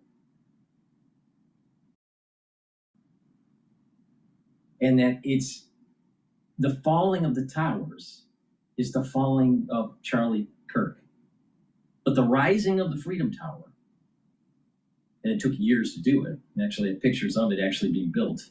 But the rising of the Phoenix out of the ashes from ground zero is like what will happen in months and years of the conservative movement as the Phoenix rises out of the ashes of this event that took place yesterday. And a new conservatism is going to be born. A stronger conservatism in the United States. And it's tied into this pendulum swinging towards conservatism. The pendulum was starting to swing, like Charlie was saying on one of the news networks recently, that, there was a turning point. He delineated it in 2012. I don't know, it may have been a little bit too early for that, but there's definitely a pendulum shifting. And as that pendulum is shifting, the ultra-libs in the Democratic Party are going to be kicking and screaming, and there's going to be more violence. And it's really important for the conservative movement in the United States to stay the course and continue on with God, country, and family, and not to back down. Now, it's about civil disobedience. But the thing is that it's the same thing. You have crazy stuff going on mass transit. And they're trying to create a situation where people are afraid to defend themselves. Don't be afraid to defend yourself. If you're in a situation where you have to protect your family or protect your own life, you need to. Don't capitulate. Push back. DEI is not okay. Crazy black people on the mass transit, not okay. Defecating on the mass transit, not okay. Swearing up a storm in front of kids on the mass transit, not okay. Eating like a slob at a restaurant, not okay. Stealing stuff from a grocery store or from a convenience store or CVS, not okay. Having your politicians giving no cash bail to repeat offenders, not okay. If you see your representatives, you need to voice your opinion and say, your liberal policies, if they're liberal, your liberal policies are wrong. It's not okay. Push back. The problem is that most conservatives are actually the silent ones. The conservatives are the silent majority, as Nixon would say. That's so true. Because I want to be left alone. But the thing is getting to the point where we need to actually stand up and voice our discontent. Please go to my store, the-studio-reykjavik.com, and get the structural nano silver soaps. I have it in charcoal tea tree, lemongrass, and peppermint and lavender. So please go to my store, get the structural nano silver soaps, help support the work that I do. I do these videos for free. I give you raw feeling, all right? I give you my opinion of what's happening in the market, but today's not really a market, really discussion day. It's really about constitutional freedoms. But I need your support. You can do that by sharing the links, asking your social media to follow me. You can follow me on all the channels that I have. I have 4 channels on YouTube, Brighteon, Bitchute, and Rumble. You can follow me on X and on GETTR. You can follow me on Patreon and Substack. All the links are in the description. Help support the work. And better yet, listen to how to improve your health, all right? I've been doing anti-aging since I was 16 years old, all right? With lots of antioxidants. I used to be a triathlon athlete, all right? I have learned a lot of things over the decades of my life. I'm in my 50s, all right? I'm older than Alex Jones. Who looks older? DrPaulCottrell or Alex Jones? So my protocol works. It's something that I do. Now, not everybody can afford what I do. But if you listen very closely, you'll be able to target certain systems and be able to slow down the aging process based on your affordability. I want you to get healthy. How are we going to change the epidemic in diabetes and heart disease and cancer? A big part of it is early screening and changing lifestyle. Chronic diseases in the United States, chronic diseases are caused by lifestyle in most cases. So if you listen to me, you're going to get healthy. But not only that, if you listen to me, maybe we'll save our constitutional freedom. I don't think anyone has made the connection between 9/11 and actually Charlie Kirk. But it's the same thing. Powerful people trying to erode your constitutional freedoms. And it's emblematic of someone falling down because they were shot in the carotid and the fall of the the Twin Towers with the planes crashing in. And powerful people, powerful groups orchestrated those events.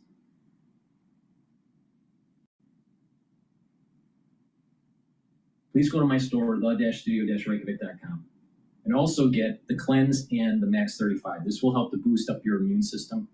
Cleanse is 30 parts per million. Max 35 is 35 parts per million. Take a teaspoon a day, swish in your mouth, gargle. What it's going to do is it's going to help the epithelial lining, increase the health of your oral cavity and your oropharynx, maintain the mucosal barrier, and it'll boost up that immune system. You're going to need this in the fall and the winter, which is another thing. You know, in 2020, that was also orchestrated by a bunch of powerful people trying to get you sick, trying to hurt you, and trying to erode your constitutional freedoms. So the crisis that we went through in 2020, very similar to 9/11. Oh, by the way, Barrick started the whole SARS program in 2001, in April. But it's very similar. People doing things to erode your constitutional freedoms. These people are very powerful. Same thing. Very powerful people tried to silence Charlie Kirk because he was influential and he was moving the needle towards conservatism.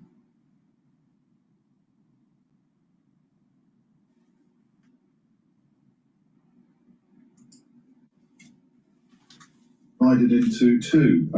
People who are completely conscious and aware of the significance of the commentator and activist Charlie Kirk, and people who were not. And then, of course, there are some of us who sit somewhere between those two stools. But I mentioned the polarity. You know what I'm so sick of? I'm so sick and tired of these intellectuals that don't have an engineering degree.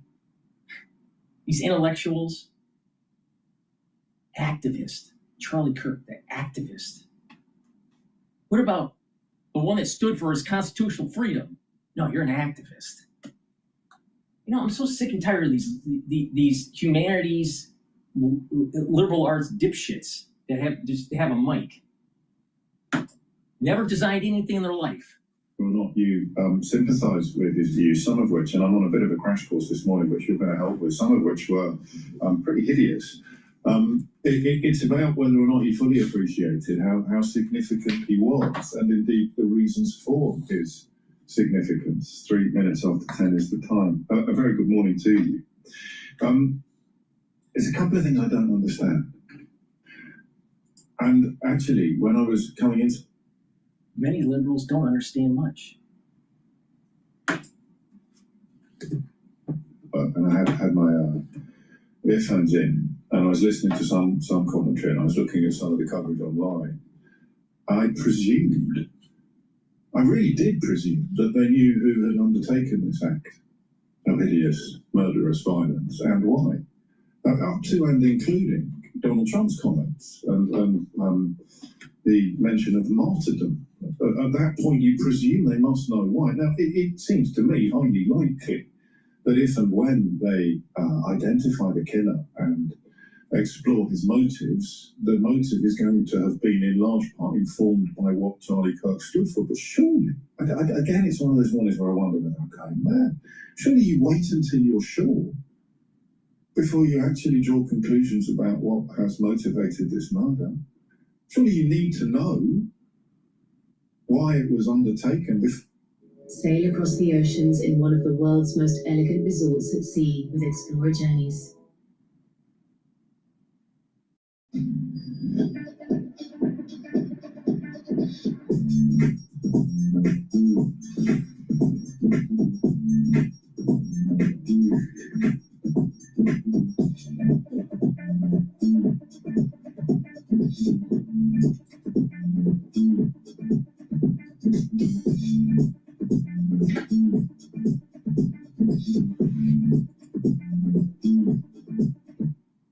Why it was undertaken before you can make comments about martyrdom or truth or freedom or free speech, or indeed even try and turn it into some opportunity to attack the left, some of whom, the idiots, will not be offering unequivocal condemnation and sympathy for an act of political violence, for a political assassination.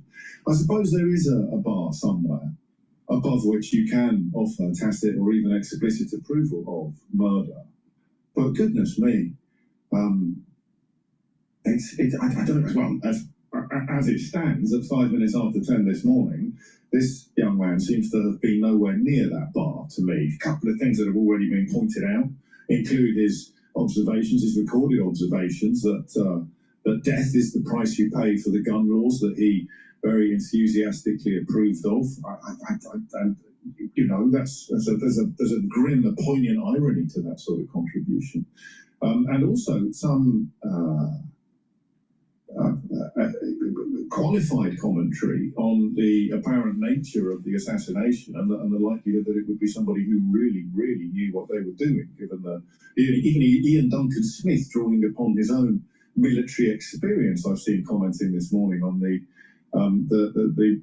evidence of expertise in this place. But I often feel these days, and remember that I do this for a living, I often feel these days that there are two universes, and you're never entirely sure which one it is that you inhabit.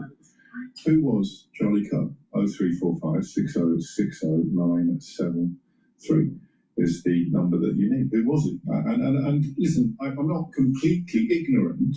I have been surprised by the scale of the response. I knew the name. I've seen some clips. I wouldn't necessarily have been able to say, that is Charlie Kirk. I would have said, that is the guy who I have seen getting kind of owned by young students. But that's the nature of my algorithms, I suppose, is that I would see the clips of him being challenged on his attitudes to everything from race and sexuality to abortion, and not thriving. But he obviously has an entire catalogue of examples of where he has thrived and succeeded, because otherwise he wouldn't have been, I have learned this morning, such a key ally of Donald Trump. So please don't presume complete ignorance. Well, actually, feel free to presume complete ignorance on my part. I'll tell you something else that you may not be aware of. Quite a lot of dads, I think, and mums this morning, including the centrist dads, will be learning just how much their own teenage children knew about this guy, regardless of their politics, whether they were repelled by him or whether they were enthused by him. His traction among teenagers, particularly on TikTok, was immense. You know, I have a 17-year-old and a 19-year-old, and they know a heck of a lot more about this guy than I do, I discovered last night. And that speaks to reach, doesn't it? That speaks to reach and influence. And the organization that he founded, Turning Point, has had some fairly... Think about it. They have a lot of people that get... A lot of people are influenced by him, negative and positively. So he is like a node in a complex system. So Charlie Kirk's node, through his activism, had these connections with liberal youth and conservative youth, and maybe even ones that were on the fence, that were centrist. All right. So now with his death, it sends a communication signal to these different groups, and now these groups also have connections with each other. So you have the node, I'll call it the Charlie node, you know, and then you have these clusters of conservatism, liberalism, and centrist. And there's some nodes communicating between centrist liberals, centrist with conservative with liberal, right? So there is some communication with some people within those clusters, but not always. But his death is sent a reverberation through the whole system. And there's going to be an emotion. Now, a certain percentage of the liberal is going to actually become more liberal and gleefully celebrate his death.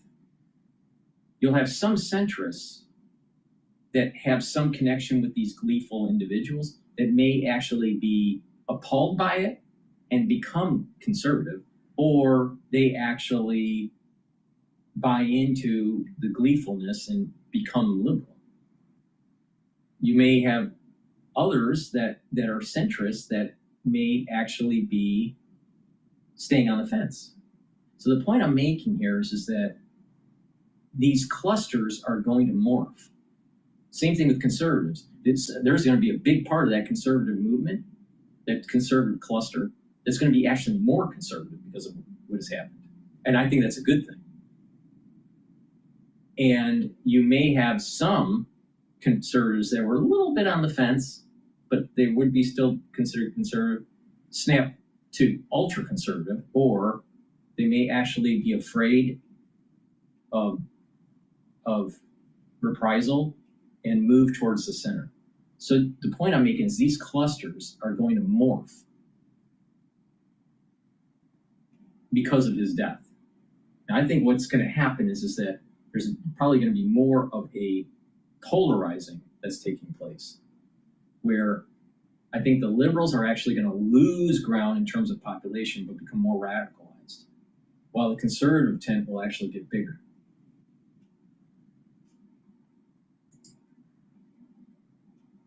Some fairly pungent controversies in its time. Some of the other people associated with it have gone down some very odd paths, but I don't, well, there's two things I don't fully understand. The first is, we don't even know whether it's political. I want to keep stressing this point, but of course, the likelihood must be that his public pronouncements would have played a role in the motivation of his murderer.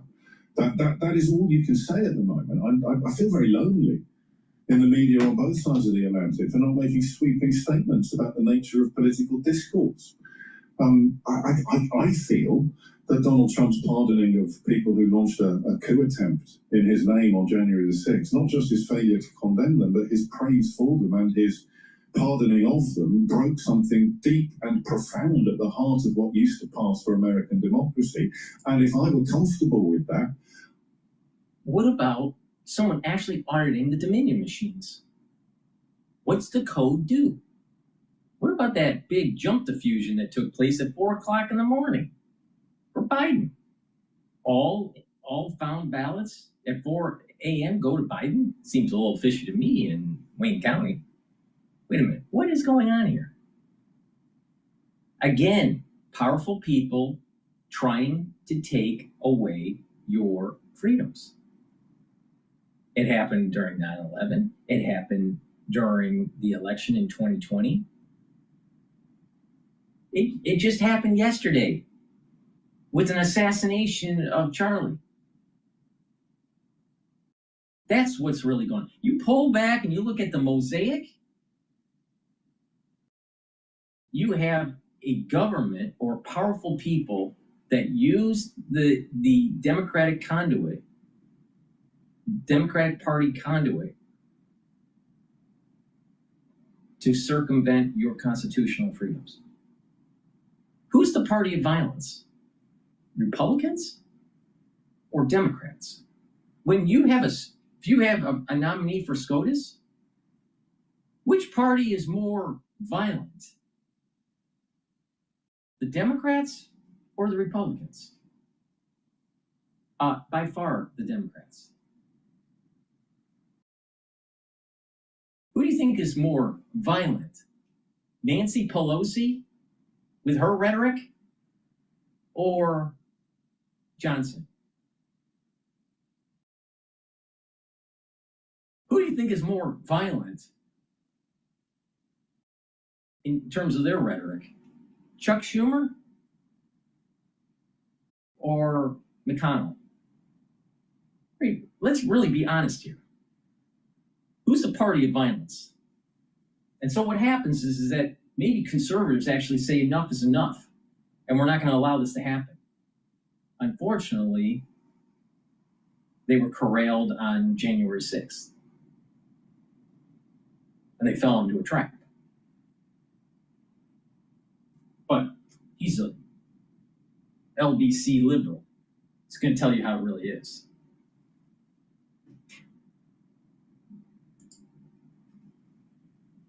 Yes, I'd kind of be jumping already onto the ludicrous notion that this murderer somehow represents a caucus of opinion, or this unidentified individual, currently motive unknown, is proof positive of prejudices that are held previously. And I guess it's a little naive of me to think that people would be able to resist the temptation to do that kind of thing. But here we are. Here we are, wondering two things. Who exactly was he? And what did he stand for? Actually, three things, of course, because then, in perhaps addition to those two questions, you move inevitably into the question, and I want to get this question exactly right, because you can't say, I can't phrase this with anything other than confusion, and my confusion may make me. Headway has provided an incredible sense of freedom to have a practice in a way that I want to live. Imagine getting the light, cozy comfort of a puff jacket in a shoe. You can with new hands-free cozy fits. GETTR slip-ins. Comfy, soft footwear. And my confusion may make me stupid, and I can You are live with that, but I don't want it to make me crass or insensitive. Why has this? What's the word that I want? Why has this apparent assassination stopped the traffic on this side of the Atlantic and beyond?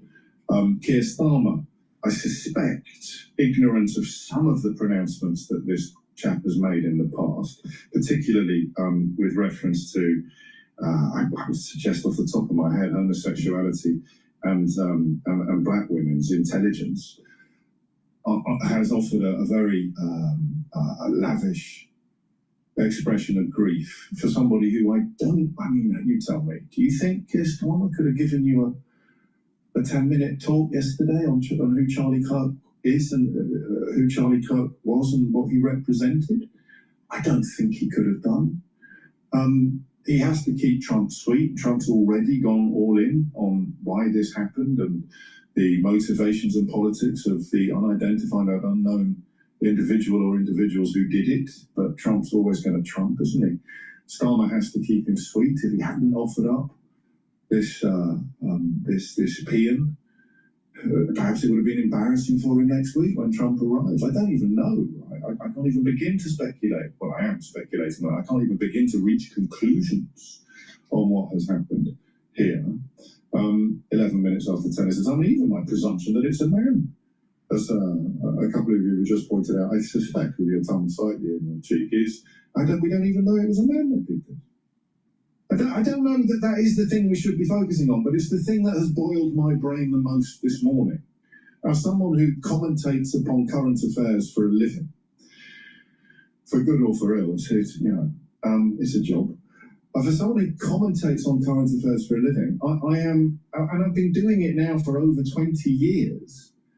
I can't quite believe the confidence with which people are not just speculating upon why this happened, but making incredible and sweeping conclusions, reaching incredible and sweeping conclusions about who did it and what tribe or what political movement they belong to. This is a 31-year-old man with two little children. And if that doesn't touch you at all, then you really need to give your head a wobble.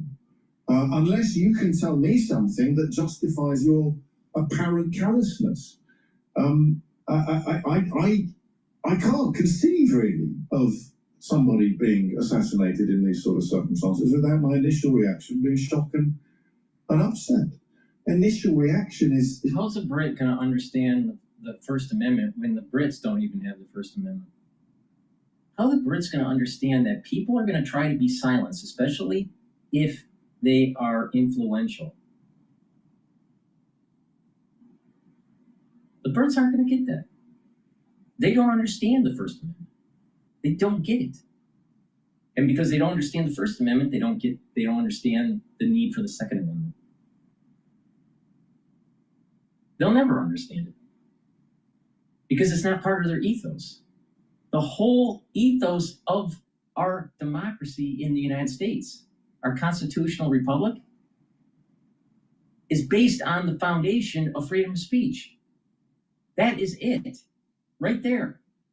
And like I said, your life, your kid's life, are not as important as the Constitution, period.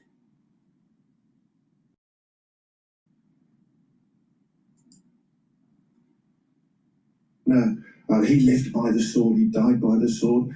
That seems to me to be really odd, but my opinions are largely pointless.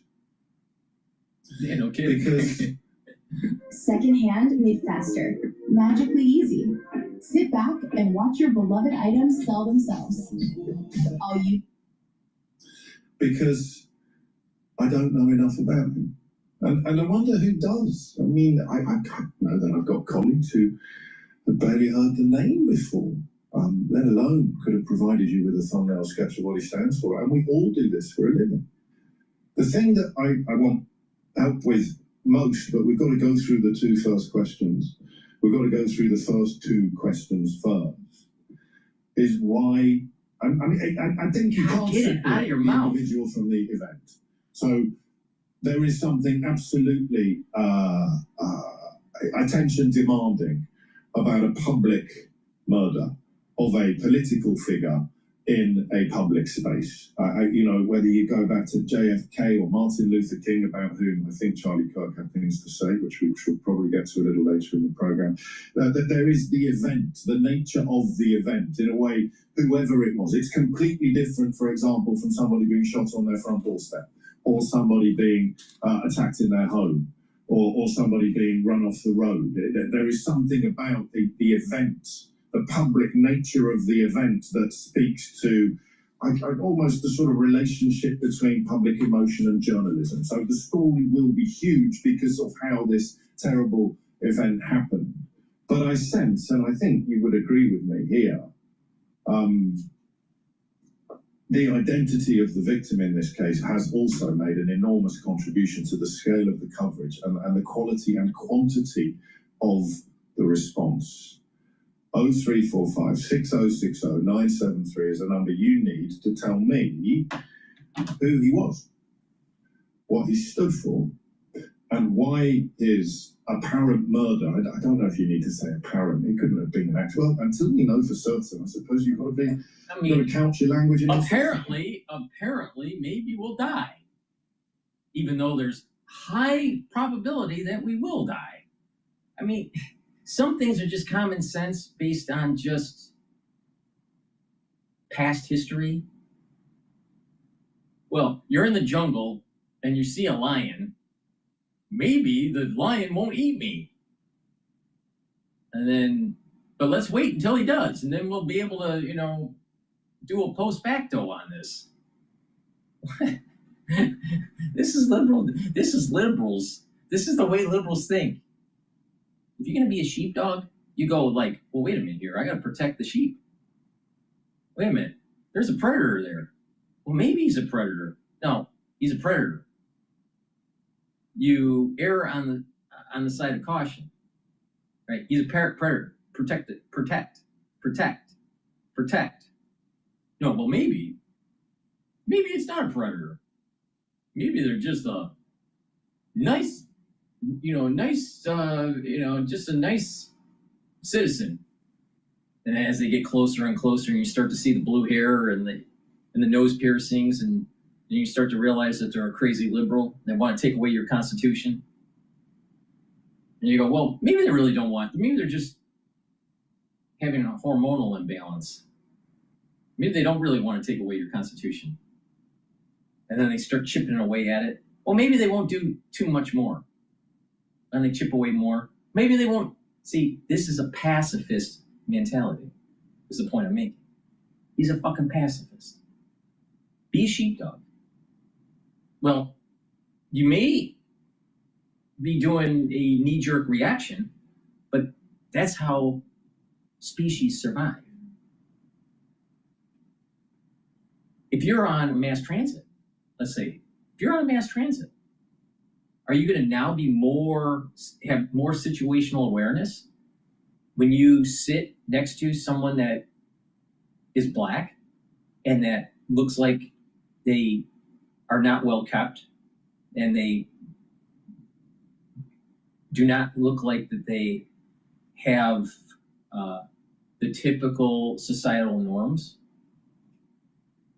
especially after this incident with the murder of that Ukrainian woman? Of course not. You're going to have more vigilance. Why? Because it's a survival mechanism. That's the way species continue to live. It's that whole idea that, well, wait a minute, this may be a dangerous situation. But if you got to be a liberal, well, maybe it's a dangerous situation, but I don't know it's a dangerous situation. So I'll just sit there and wait until it's a dangerous situation. And if I die, then maybe it was a dangerous situation. What a retard. Please go to my store, the-studio-reykjavik.com. Get the resveratrol. This will help for youthful gene expression, help with the health of the mitochondria, boost up the energy levels, get rid of cells that are in senescence. I've been taking resveratrol for decades, super important for an anti-aging protocol. Omega-3 will help to reduce the red blood cells from oversticking and help with your lipid profile. Bring down systemic inflammation. This will help with your vascular system. And you should be taking omega-3, especially in the fall and the winter, because you don't want the overclotting of the red blood cells. Guess what? The fall and the winter, it's going to be problematic in the United States. Better prepare for it. Vitamin B complex, this will help with the health of the mitochondria. The first 4 B vitamins boosts up your ATP levels through the electron transport chain within the mitochondria. And B12 will help with neuroprotection. Neuroprotection is super important. I'm talking about neuroprotection. Taking Clarity Factor gets rid of brain fog, so you're not the stupid liberal. And then now, Clarity Factor will allow you to concentrate, so you're not a stupid liberal. And so you can focus on your work or school or tasks that you have to do at home. It gets rid of that brain fog, and it helps to support memory. And over time, drink the filtered water and take Clarity Factor every day. You're getting this positive neuroplasticity. You're going to be able to think faster. You're going to have better memory recall. Super important. I have structural nano silver toothpaste. The toothpaste, very high quality, has no fluoride in it. Get a few tubes of this toothpaste for your house. This will whiten your teeth, freshen your breath, help with the gum line health, and reduce inflammation. Super important. And guess what? It's structural nano silver. Probably need this in the fall and the winter. Better stock up. Be prepared. You've been warned. And the gels. The gels, dual purpose. You can get it in the tube form or in the quick dispenser. Use it the same way. You can use it as an aftershave. You can use it as a daily skincare. You can put it on a wound. It'll help to heal the wound. So like a cut, an abrasion, or a minor burn. It'll help to heal it quicker. If you're not feeling well or someone around you is not feeling well, especially in the fall and the winter, put it on your hands, around your mouth, around your eyes, around your ears, around your nose. Lightly coat your nostrils. It stays active for 5.5 hours. You can't do that with Perel. Better get the gel. Be prepared. Because in the fall and the winter, it's not going to be pretty in the United States. And also, I have dual purpose deodorants for males and females. This deodorant you use as a deodorant, but it'll also detoxify your body. When you regularly detoxify your body, your immune system and your endocrine system starts to perform better. So you can get it in citrus or in peppermint, lavender, and tea tree. Get a few bars for your household. Very high quality deodorant that helps to detoxify the body. This is made from essential oils from the Himalayas. You're not going to be able to find a better deodorant bar. There's nothing on the planet that you can buy that's better than this because of the ingredients in here. Very high quality ingredients. All right. So please go to my store, the-studio-reykjavik.com. Use discount 5. You get $5 off any order. All caps, discount 5, $5 off. You spend $100 or more, you get a free gift until supplies last. And do me a favor, prepare for the fall and the winter because you're going to need it. You're going to need to prepare. All right, wake up. Now, you also have to prepare your brain so it doesn't atrophy and you fall in the liberal stupid trap. All right. I'm gonna listen into live now here. As he made the announcement there that Charlie Kirk will be posthumously awarded the Presidential Medal of Freedom. Of course, we are following everything on the assassination of Kirk, and we'll bring you all of the updates here as they do happen.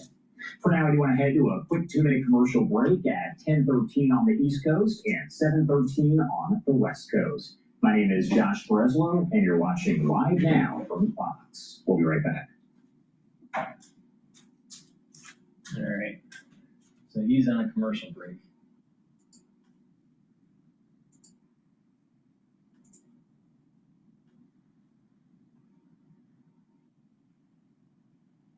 All right, let's listen into CNN here. I paid for my own college, so I knew I'd have to start accumulating a lot of money, paying student loans, paying rent. There wasn't much left over. Every month I put whatever I could into wealth funds. It does the. Just to recap yesterday's events, at around 12:20 p.m., we already listened to this. Influencer Charlie Kirk was at Utah Valley University. We already listened to this. That's just CNN's feed. Let's listen into The Hill here.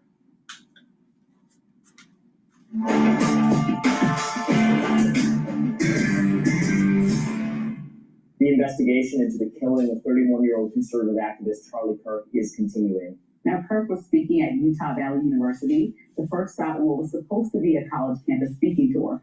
The university says Kirk was hit by a bullet around 12:20 p.m. Utah time. Here's Governor Spencer Cox at a press conference yesterday addressing this tragic situation. I want to be very clear that this is a political assassination. Nothing I can say can bring back Charlie Kirk. Our hearts are broken.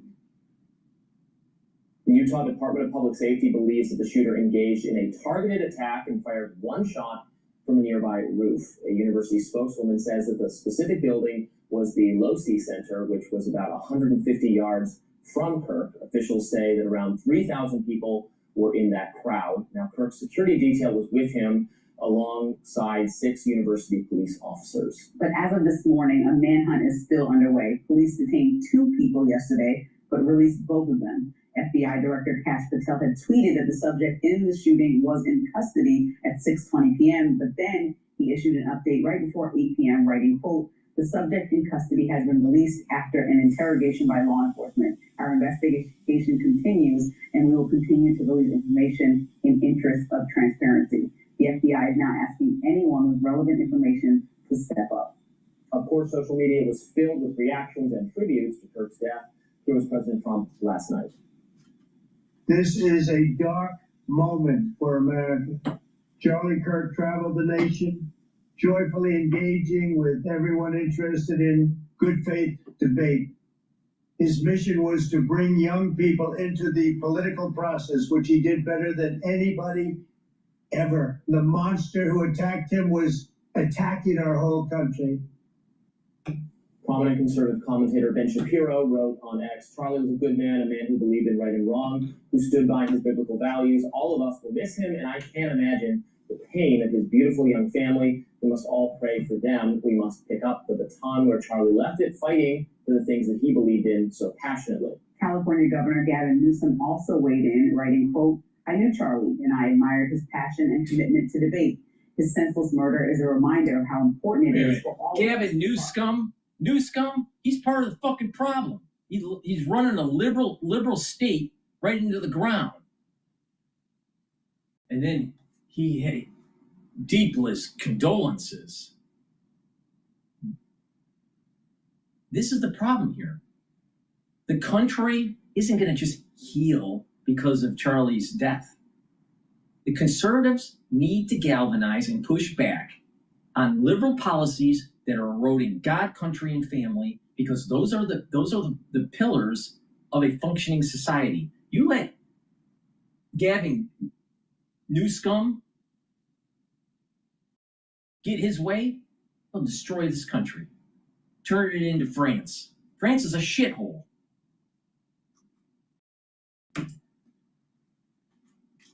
political spectrum to foster genuine discourse on issues that deeply affect us all without resorting to political violence. The best way to honor Charlie's memory is to continue his work, engage with each other across ideology through spirited discourse. In a democracy, ideas are tested through words and good faith debate, never through violence.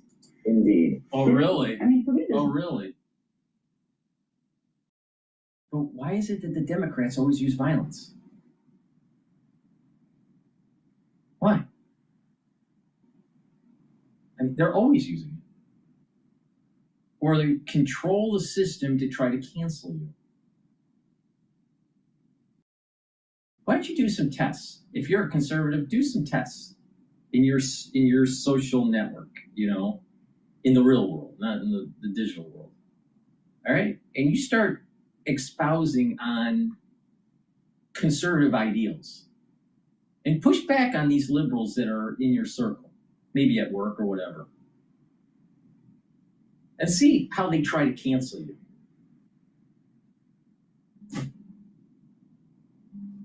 Civil discourse? All right, okay. They're the same people that want to take away your Second Amendment. World in which I watch a video like this, regardless of who's speaking, regardless of where they fall on the political spectrum, and are not extremely disturbed.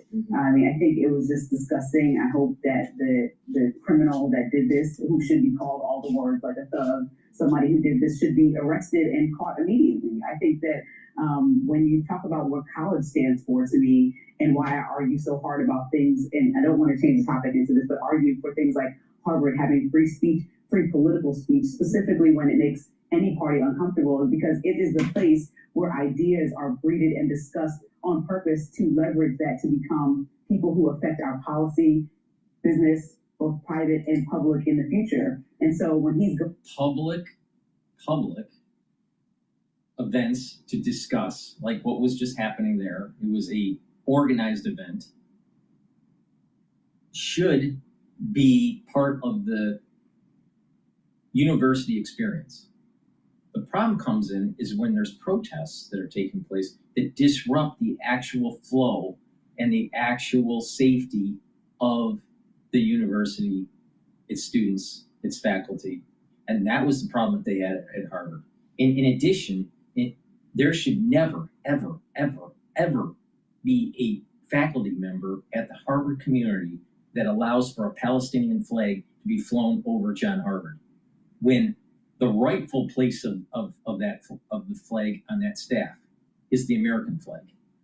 A Palestinian flag was replaced.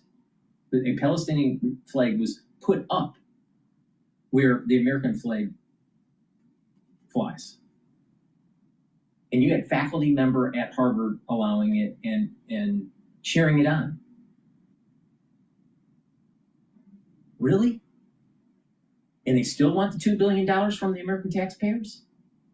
Why don't they try to ask for that $2 billion from Palestine, the Palestinians? Why don't they do that? See, there's certain things that you shouldn't be doing on campus. Now, what was happening on Utah was an organized event. And people can participate or not participate. It's up to them. But when what was happening at Harvard was way beyond participation, it was protest. And this protesting impeded on the normal functioning of the campus. And unfortunately, the administration of Harvard allowed it to happen. And that's the issue. It has nothing to do with anti-Semitism. It has nothing to do with anything specific other than it was protesting that impeded on the normal functioning of the university. So if BLM did it, or people were anti-Semitic, or even if they were pro-Trump protesters, you know, against, let's say, liberals or whatever it was, that type of protesting should be not allowed on campus, of any campus. Because it's not about freedom of speech. You can have a debate, you can organize a debate, but when you're starting to protest and impede on the functioning of the university, that's a problem. That's a major problem. And especially when you're raising the flag of another country in place of an American flag. What? I mean, that's like a major taboo to do. But crazy liberal students don't understand that. Crazy liberal students don't understand what that meant. Raising a Palestinian flag where an American flag normally is? You think that's acceptable at a university like Harvard, where you dole out $1 billion+ in taxpayer money to the university?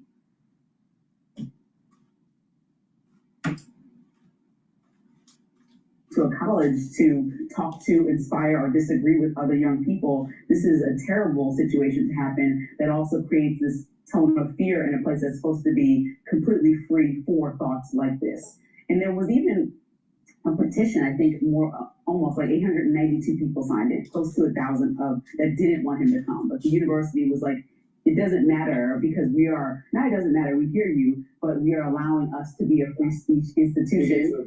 You get to object and come. And some people still came there, and you heard from people who were in the audience. There were people who disagreed with him and there just to hear about some of those disagreements. But no political view should make you want to see someone die. And especially as somebody who's a mother, I believe he has a 2- and 4-year-old, and the audience can correct me if I'm getting those ages wrong. But as a mom, he has young kids and a wife. And so to me, it's just tragic to see somebody like this be killed in this way, and I just can't imagine anything other than just feeling disgust and wanting the criminal that did this to go to jail. Well, and frankly, to quite literally see it, because the video footage of it was on social media, and I'm sure many of the viewers watching did this as well, without knowing what kind of state he was in. You know, you look for the videos, just not out of morbid curiosity, but because you want to know what kind of condition he's in. The video was graphic and appalling, and made it clear. And there's a whole conversation.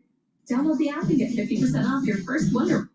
For the ones that have medical training, we've seen a lot worse. With code 50Google.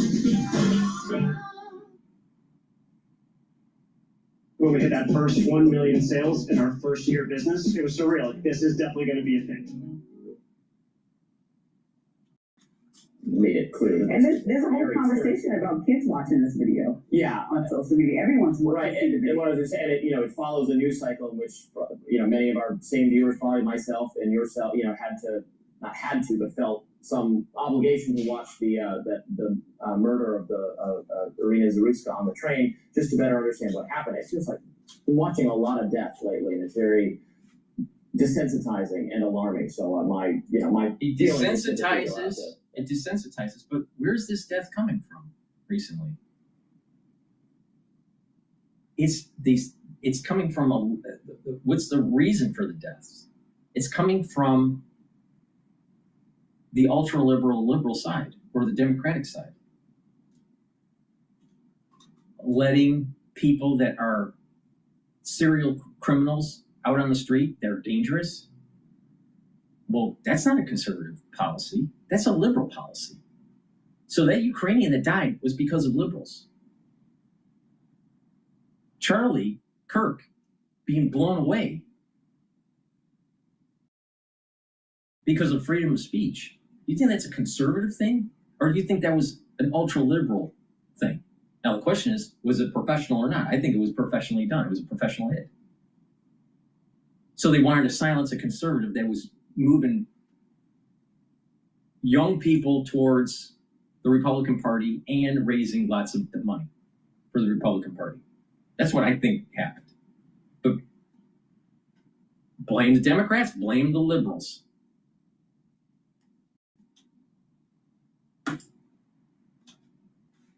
Everyone in the audience has had that same experience. I certainly hope this person is apprehended immediately. We live in a world of such surveillance, which certainly has its downside, but one of the upsides of it is that it is easier than ever, generally, for law enforcement to apprehend a suspect. In this case, they got Luigi Mangione in a couple days, I think. So we're certainly expecting and hoping that will be a similar case. The thing is, Luigi, even though he wanted to take out the United Health CEO, he made a lot of mistakes. This other guy, seems more professional. Now, it seems as though the police are holding their cards to their chest closely, and they're not fully divulging what they really have to capture the guy. But I would be shocked that if they catch the guy and they don't have serious weapon experience. One shot, 200 yards, and was able to evade. That sounds professional. There's already videos of showing someone on a roof, in the vicinity, and they have, some general knowledge of how this transpired. It is, of course, and this is a warning I would give to people on all sides of the political spectrum, including some people on the right. We do not know why this happened yet. You can, of course, make assumptions, given Charlie Kirk being a high-profile conservative activist. But, of course, I don't know if the lion is going to eat me in the jungle. So I'm just going to wait until the lion eats me, and then maybe I should have done something. It's better to knee-jerk and start pushing in a certain direction to try to circumvent further catastrophes. Now, of course, you still have to, go through the motions and get the evidence and figure out what really happened. But sometimes having a knee-jerk reaction is a means for survival. Now, it seems to me that there are data points that are popping up that conservatives are being hunted. Well, why is the sheepdog being hunted? I mean, obviously liberals are not sheepdogs. So, wait a minute here. Something's not right. Wake up.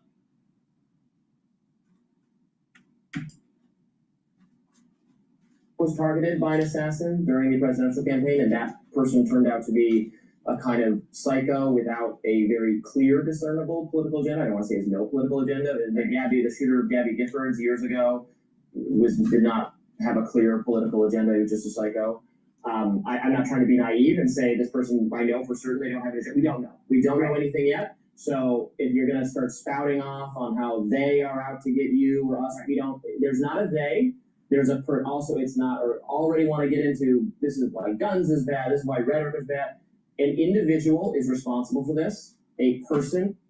Someone tried to silence Charlie Kirk. I think it was professionally done. I'll wait for the data, but that's my hypothesis. All right? So maybe we should start using scientific words, Bobby, like the hypothesis instead of the conclusion. All right? The hypothesis is it looks like it was professionally done. The hypothesis is it looks like someone was silencing someone because they were exercising their freedom of speech.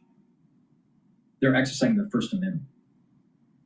Now, if that is true, if the hypothesis is true, then people need to be galvanized and make sure that they protect their constitutional freedoms. But it's just a hypothesis.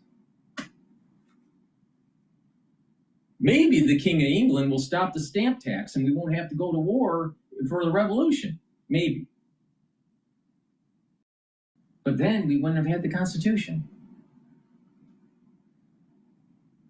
We wouldn't have had the Golden Gate Bridge or the Brooklyn Bridge or the Yankees. Decided to do this, that person will be brought to justice, and then we will better understand why and how this happened. But let's stay squarely focused on the person for now. We don't need to do speculation or try to turn this into a them versus us. I don't know who the us is. I don't know who the them is. Well, I know who the us is. Bullshit. There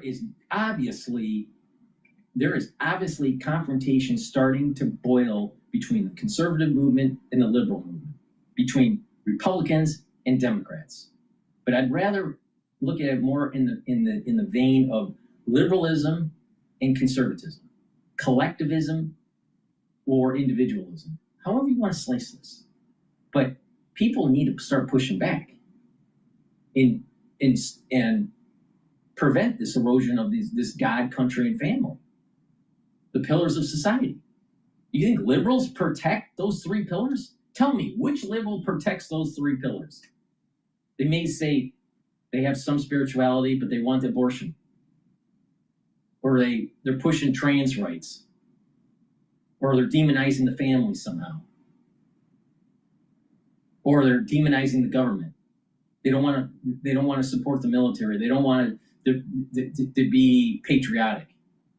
Tell me what society lasted if those three pillars aren't protected. There's the issue right there. That goes to the core of the issue, Bobby. Wake up. I know you're young, but it's time to wake up.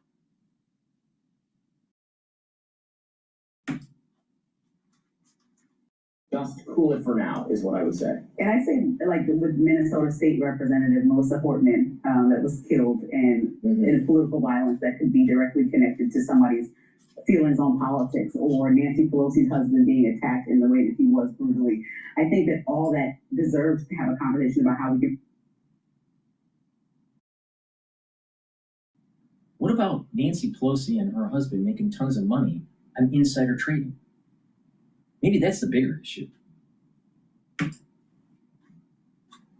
The political temperature down, but at the same time, Congress is created to have those debates. That's the whole point of Congress, to voice and vocalize the thoughts of the people and the constituents you represent, and go in there and duke it out with your words and conversation, as opposed to with any type of violence. And so I think the most spirited debates are welcomed in our country, the most spirited disagreements, because that's the whole point of having different voted elected And that's what Charlie Kirk stood for. So we're not going to stop having spirited disagreement because something like this happened. He would not have won it. But did they have spirited disagreement during the confirmation process of Kavanaugh or Amy Barrett? What about Burke? Remember Burke? What about many conservative justices as nominees, and they're going through the confirmational hearing, and you have a lot of Democrats and liberals not just doing dispirited debate, but threatening them at their home. This has been boiling for years. And the conservatives are supposed to just say, oh, it was just they just blew away Charlie. We should just sit back and just, sing Kumbaya with the liberal. Really? Really?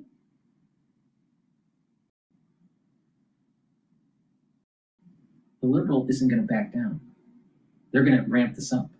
They want the conservative people to back down. That's what they're hoping for.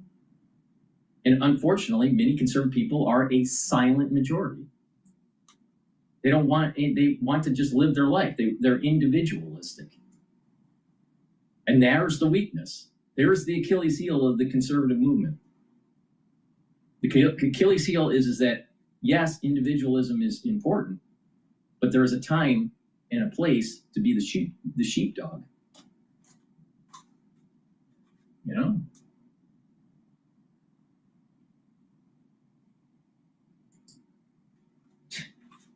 He was for spirited disagreement. Words different than violence. Exactly.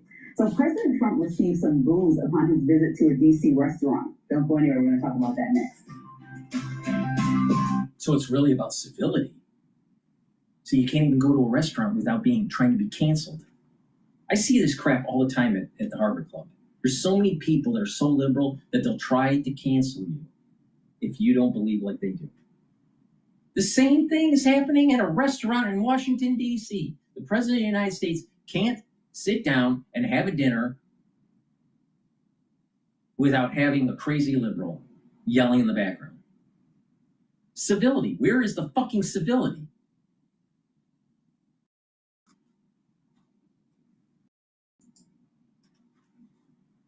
Oh, they have freedom of speech. They have the freedom of being uncivilized. and then all of a sudden it ramps up to violence. Please go to my store, the-studio-reykjavik.com, and get this foundation. This will help to slow down the aging process and allow you to build off of this foundation with the different supplements that I have. So take this complete multivitamin. This multivitamin helps with the conformation shape of enzymes so they will perform properly. So these multivitamins are cofactors for enzymatic activity. Take it every day. Make sure you drink it with filtered water. Now, I have also probiotics. I have it in a veggie cap version, which is in my hand, and I also have a powdered version. Take a good probiotic every day. Now, with taking probiotics, what will happen is that you'll improve your immune system at the gut level. You're going to improve your metabolism and your energy absorption. You're going to help the communication between your gut and your liver and your gut and your brain. And you're going to improve your skin. And by taking a good probiotic daily, what you'll also notice is you're going to get rid of brain fog. You're going to be able to think more clearly. And you'll be able to sleep better. And when you sleep better, you're consolidating memory, you're detoxifying your central nervous system, and you're going to be well rested. Good gut health improves many different systems in your body. So this is the reason why it's a foundational piece to a health protocol and an anti-aging protocol. Because if you're sick all the time, you, guess what? Age faster. So get the probiotic, the MB40 probiotic or the powdered version, and make sure you take it with the complete multivitamin. And by taking these together as a foundational piece, you're starting on your journey to slowing down the aging process and getting your body into homeostasis so it can be healthy. Please go to my store, the-studio-reykjavik.com, and get the multivitamin and the probiotic. And also get the magnesium and zinc that boosts up your immune system and your brain function. You need magnesium to protect those lovely neurons you have. And vitamin C and magnesium helps with your skin, your immune system, and brain function. Take them together. And magnesium also increases the efficacy of D3. You're going to need to take magnesium and zinc and vitamin C and magnesium daily as part of a health and wellness protocol, slow down the aging process, but you especially need it for the fall and the winter. Take my advice on this. You need to prepare for the fall and the winter this year. Something's going to happen. And if you're not prepared, you're going to suffer. And lastly, the turmeric. This will bring down inflammation and soak up free radicals. Ashwagandha root controls the cortisol levels and blood glucose levels to bring down inflammation at the vascular level and systemically. And lignans. Lignans will help with your immune system and endocrine system, bring down inflammation, and soak up free radicals. When you stack these together, you're boosting up your immune system, which you're going to need, especially in the fall and the winter this year.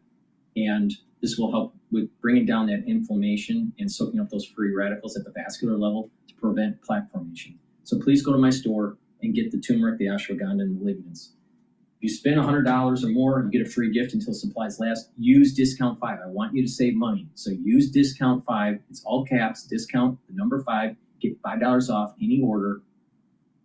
Get the products, stack them the way I'm telling you. You're going to notice that you're going to slow down the aging process. I'm in my 50s, and I'm very healthy. And guess what?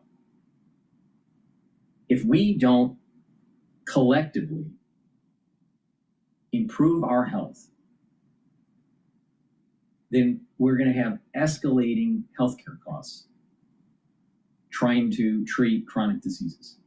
So it really behooves you to focus on your health and apply this holistically so you're not on pharmacopoeia. All right? It's really important. And it works. That's proper diet, proper exercise, filter your water, stay away from processed foods, stay away from sugary foods, do resistance training and cardio, and stretching, balancing exercises, learn new things, have spirituality or mindfulness. All these things are super important. Get a good night's sleep. All these are very important. It helps to heal the body and it helps to slow down the aging process. And what will happen over time, there's going to be an accumulation effect. So when you're in your geriatric years, you're going to have more vitality. You're going to have more longevity. Or you just don't pay attention, and then don't be surprised that you're on statins and beta blockers and metformin and you're overweight and everything else. You got to take charge of yourself. If you don't take charge of yourself, then who's going to do it for you? Oh, collectivism. You think nanny state is going to take care of you? Doesn't work. You better take care of yourself. I'm telling you how to do it, but it's up to you. All right.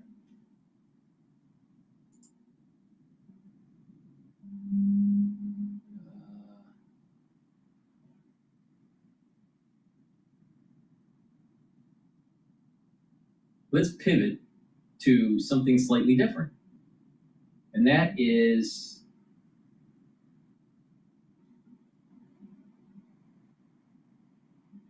the article. Let's say this, they're talking about NATO. So let's listen into the NATO issue here. I have a very active family, and it can be hectic at times juggling after school activities and seasonal allergies.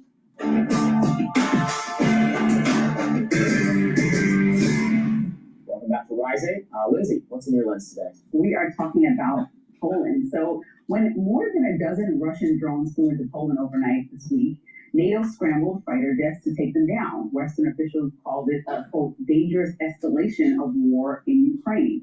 And they're right, because this wasn't just another skirmish on the border. This was history. For the first time ever, NATO forces engaged enemy targets inside Allied airspace. That's not routine, that is a turning point. Now, Poland's Prime Minister, Donald Tusk, put it bluntly. He said, quote, we are dealing with large-scale provocation. Now, Russia claims it did not plan to hit Poland, that's a quote, suggesting its drones couldn't even reach that far, but that's simply just not true. And Poland isn't buying it either. The country has already doubled down on military spending and pledged to expand its armed forces to 500,000 troops. Now, Eastern Europe knows what's at stake. They've lived this story before. And here's the thing, Putin keeps escalating because he keeps getting away with it. As Ukraine's foreign minister put it on X, quote, Russian drones flying into Poland during the massive attack on Ukraine shows that Putin's sense of impunity keeps growing because he was not properly punished for his previous crimes. Yet instead of punishment, Putin is actually gaining power.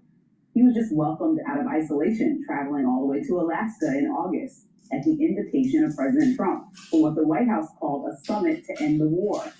That meeting ended actually with no progress, no concessions, not even a ceasefire. And days later, Putin launched his largest missile and drone barrage of the entire conflict in Ukraine.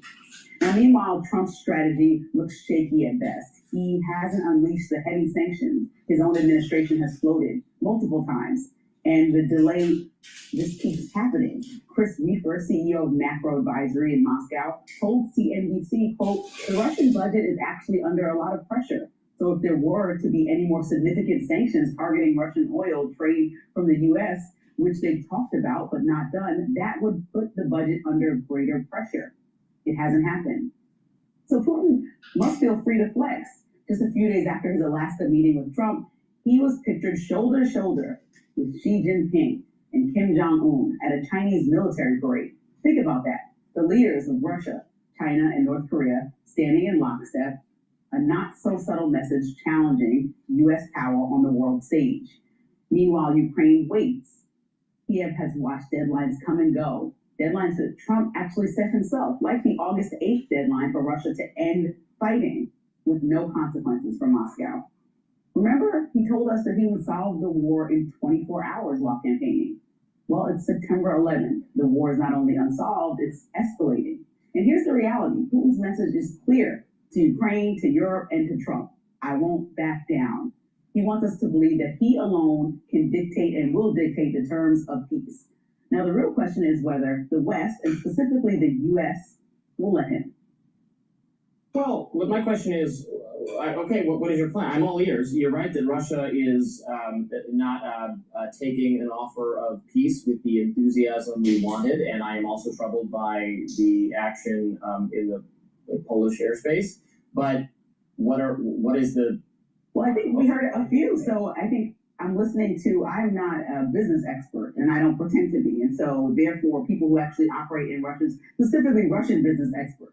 But when you operate in that space and you're a consultant in Russian territory, and you go on CNBC and somebody tells you, yeah, I think the sanctions would actually put Russia at a disadvantage if Trump ever implemented them to the level he said he's going to do. I mean, Robbie, that's your opinion that it won't work, but if Trump squeezes them and actually convinces other countries to stop doing business that are in NATO with Russia, then we'll be in a position where Russia now has to come to the table with a realistic solution. No one can they cannot sanctions ever work. They cannot ever continuously just say that Putin is allowed to do whatever he wants, especially when all the European leaders have come to the White House alongside Zelensky and said what their interests are. And so as we see them, so we're just going to allow. I don't like that it rained yesterday, but it did. There's no power. I can be mad about it. I was mad about it. I got wet on the way here, but it's like, oh well. But it's not as solidified as rain, right? We have no control of that. We do have control over allowing Putin to continue to do whatever he wants, because at the end of the day, with multiple powerful countries involved, and then just Russia, and just like we both understand quite well, Russia does not want a World War III. What does feel a lot more finished is the opera browser. Like, it has a music player built into the sidebar, and it is perfect because it means you're not fumbling around your tabs like, where the hell is this meat? Russia does not want a World War III. Neither does the U.S. Europe is not interested in that. That's not on the table realistically for anyone. And so therefore, no, the option is to continue to move forward like we have some authority in the situation and not coddle somebody who is mocking you blatantly and over repeatedly by even going recently to China to the military parade and just saying, standing with people that we don't like. The only fear that if realistic to me, rhetoric and sanctions were going to work, we would have already achieved the end of this conflict. And if Trump's strategy was going to work, then we would achieve anything. Nothing has changed. They actually have just escalated the war. And so what I'm saying is just attempt to listen to all the European allies that are in NATO as he creeps into Polish airspace, which is our ally, and say, listen, we can't allow this, because what they suggested might happen when they went to the White House in August is actually happening. And so should we just allow it to happen? You said once Russia creeps into NATO territory, then we have to do something. Well, what do you call that? Poland, they didn't attack Poland. And then we'll be at war. But they didn't attack Poland, but they're just playing with the idea. So doesn't that look like mocking somebody who just sat in Alaska with to say that you were coming to peace? Like, the first thing he could have done is try to push for a ceasefire. But President Trump just took it off the table after he met with Putin and just said, listen, Putin doesn't want to do that, let's just end the war. And then weeks passed, and then he continued to barrage and drone strike Ukraine and did nothing, and then met with dictators, took a picture for one of the first times with all three of them to get. Unfortunately, Trump chickened out. Chickens out all the time. The taco trade. Trump always chickens out. History, and they're still mocking you and nothing's changing. And so how does that make you look when you went on the campaign trail and mocked Biden for his lack of solving this and said you can do it in 24 hours? Even if that was an overstatement, we are so far past the 24-hour deadline. Months passed and you've done nothing to change it. It's only escalated, and that's your friend, right? That's his associate. That it's escalating. But that's his associate that he has such a great relationship with, right? So why is it not? It's the leader of a rival country. They both said they have a great relationship with one another. So what is wrong with your negotiating skills that we haven't gotten this done? Otherwise, try the sanctions is what I'm saying. Because you tried everything else and that's not working. Try the extreme dramatic sanctions. We had sanctions on Russia under Biden. Try to escalate them even more than under Biden and see what happens. Because give me a solution then. You're sitting back and just stepping away from the war and saying, oh, Ukraine, fend for yourself. No, to me, that's not right. To try to persuade Vladimir Putin to accept a ceasefire, to unfortunately keep the territory that they've gained, and commit to allowing the rest of Ukraine to be defended by European countries. And what should we say in response to them flying drones over and having them strike down by NATO over Polish territory? Should we say nothing? Because Trump hasn't said much about that. Should we not say don't do that to our ally? I'm incredibly frustrated with the Russian government. The reality is there's not a lot we can do because Russia is in such a strong bargaining position, because they were winning this war throughout the course of the Biden administration, when peace was an option that was overlooked by the previous presidency, because Biden was committed to defending Ukraine to the last man, giving them whatever they needed, and fighting this out. And now Ukraine is losing. They're in a difficult position, and the incentive for Russia to negotiate is extremely low. We should keep trying to do that. I am not optimistic that it will succeed, but they should keep doing it, because there's no other option. The only other realistic option to stop the entire country from being conquered is all-out war, which we are not willing to do. This kind of tough guy rhetoric, stop coddling them, be meaner to him, sanction him, it's not going to make a difference. I don't believe it's going to. But money talks the loudest, right? And so if we are tightening the wallet, Europe will need to cut off at a minimum accepting Russian energy. Across the board, if we figure out all the ways, but my point is that you can request a lot of Europe, who's requesting a lot of the US, but the US can also step up to the plate and they can come together with a realistic solution and actually go to Europe and say, we're putting a little bit of strong arming so that you can come to the table realistically, because you're just saying exactly what you want. And I think bowing down to the dictator is not the position that the US has taken in the past, and surely not a position that we should start taking in the future just because President Trump wants a Nobel Peace Prize. Well, Trump wanting a Nobel Peace Prize is a good incentive, and if Trump decides to return to sanctions, that's his prerogative. I have very little faith that that's going to yield a different result at this point. Next up, Kamala Harris is not holding back in her new memoir, an excerpt from which was released this week. She had some harsh words about Biden deciding to run for re-election. No one gives a damn. No one gives a damn about Harris. It's a has-been. All right, let's listen into consumer prices rose at annual rate of 2.9 in August. Steve Leishman and Rick Tantelli are here for what we should get on time, and that is the CPI. Rick, you got it? Or Steve? Up 0.4% versus an estimate of 0.3%. Real earnings minus 0.1%. Obviously, the inflation number is taking that off. Let's see what we got here. Year over year, headline 2.9%, right in line. Excluding energy, 3.1%, right in line. No adjustment to the prior number. But the one thing is the headline, the core at 0.3 is exactly in line with estimates. Let's see what else we have here. Unadjusted. That's all I have right now. Joe, how's food was up 0.5%, so some pressure there. Food 0.4%. Only for government 0.4. A little bit of pressure right there. I don't have the actual table yet, but I'll get that in a second. Taking a look, see if the bond market is reacting at all. That's what Rick would be telling us, but he's going to be here in a second. I still have the 2-year at 351. Rick, do you remember where it was going in? I can't remember. 10-year at 4.01. So that's actually down a bit on this number. Yeah, pretty big decline. I think market's seeing essentially, Joe, this inflation numbers in line with expectations. The key here, and I'll dig into the numbers, I expect to find tariff inflation in there. The key all along, the main risk to all of this was it going to spread to other things? That does not appear to be the case. That was the risk that held the Fed back. We can argue, did it make sense for the Fed to guard against that kind of risk? Is this a big moment, Rick? 263,000? Is that what I'm seeing on initial jobless claims? I didn't see that, Rick. Yeah, 263,000. That is the news of the morning. We haven't been above 250,000 since October of 24. So 260,000, where's that going to come to? It equals where we were in June of 23. To find a higher number, you're back to October of 21. To me, that's the biggie. We talking about, is the Fed Fund futures market going to potentially price in 50? That is your catalyst to actually get there. To price in 50. Where's the 10-year, Steve? I was thinking we might get a 3 handle. 10-year coming up.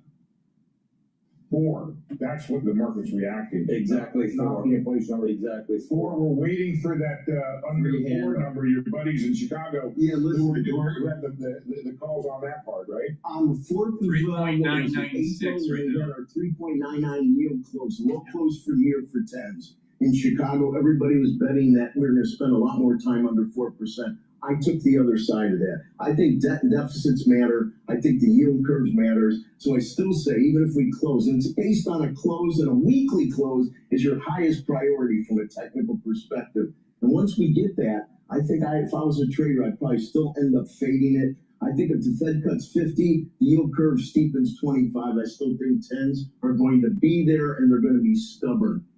It makes me upset when I see everybody talking about 30-year bonds. 30-year bonds haven't been the biggie in over 20 years. And just because the UK and the Japanese, they trade those things by appointment. It gets distorted. Arbitrage keeps it in line. But you want to watch the 30s versus 10s spread, 5s versus 10s, the fight, the knob, because the steeper these get historically, the more that tells me that the premium in between these maturities is going to keep getting wider and wider. Rick, I want to just cut you off for a second because I want everybody to take a bit of a chill pill here on this jobless claims number. I'm trying to run it down. There was a spike of 15,000 in Texas, and I don't know why that is. It could have been some kind of special sort of thing. It could have been a local education or something like that. But if you back that out, it looks a little less drastic. Traders don't like backing anything out of the garage. They look at everything in there, whether you have jalopies or limousines. It is what it is. These numbers have never been accurate, and I think that they're going to pay a lot more attention. That's what I was going to ask. These numbers, the revisions that we've seen, how much attention do you pay to this the first go around? Our Treasury Secretary really kind of nailed it, and it made me a little nervous because basically he said it's not about maybe tweaking how we do the numbers. It's now becoming a case for how do we need to reform the Fed, and his logic is almost very hard to refute. If they're data dependent and the data is horrible, then maybe we do owe the markets more of a cut.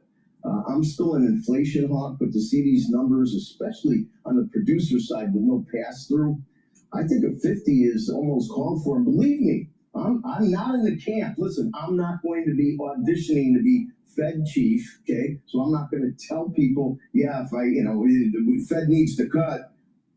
I think with record prices and equities, I agreed with most of J. Powell's logic, but I think things have changed dramatically. That 911,000 revision, more than half of those jobs taken away, that really does change. Last month, was it CPI first, then PPI? This month was it PPI, then CPI? So it was like that. Yes. So last month, PPI was great. CPI scared the hell out of everyone. This month, PPI was great, and CPI was in line. CPI's up there, yeah. I just want to take the other side of Rick's trade here real quickly, which is you're sitting next to each other. Do not get into one of those. Actually, maybe that'd be good. Yeah, why not? Whatever's best for rating. Well, I just don't want any fisticuffs. Why not? Okay, for rating. You're right. Okay, go. Very quickly before Lloyd, you have a GDP running at a tracking forecast of north of 3%. You have the stock market near all-time highs, at all-time highs, at or near. I get that the Fed can come down because it's restrictive, and there is not necessarily a reason to remain restrictive. There we go, a big bump, by the way, in the probability of the second cut, more confidence in the third cut this year. And I'm good with that. The question becomes, how far down should it go? How far from neutral is the Fed? It's because there's a huge debate. Who the heck knows what neutral is? Let me finish. Right? There's a huge debate about what the right break-even rate is for this job market, given what's happened to immigration. We may be very close to that number. Si vives con VIH, da el paso de mirar más. All right. Please go to my store, the-studio-reykjavik.com, and get the olive leaf extract. Olive leaf extract is a dual-purpose supplement. It's going to help with your immune system and your cardiovascular system. It's going to help to control the lipid profile, so you're reducing plaque formation, and by bringing down inflammation systemically, you're boosting up your immune system. Ubiquinol, super important to take. This is the most bioavailable form of CoQ10 that you can get. In addition, it's an antioxidant, so it's going to soak up free radicals. It's going to help the health of the mitochondria, so you're going to have more energy, more ATP, and it'll protect neurons. Super important to take if you're 40 years of age or older. Protect those neurons. And NAD+, also, you should be taking if you're 40 years of age or older. NAD+ will boost up your NAD+ levels, increase your energy, help to repair your DNA damage, and protect your neurons. And lastly, Myotrol, to build muscle and to maintain muscle.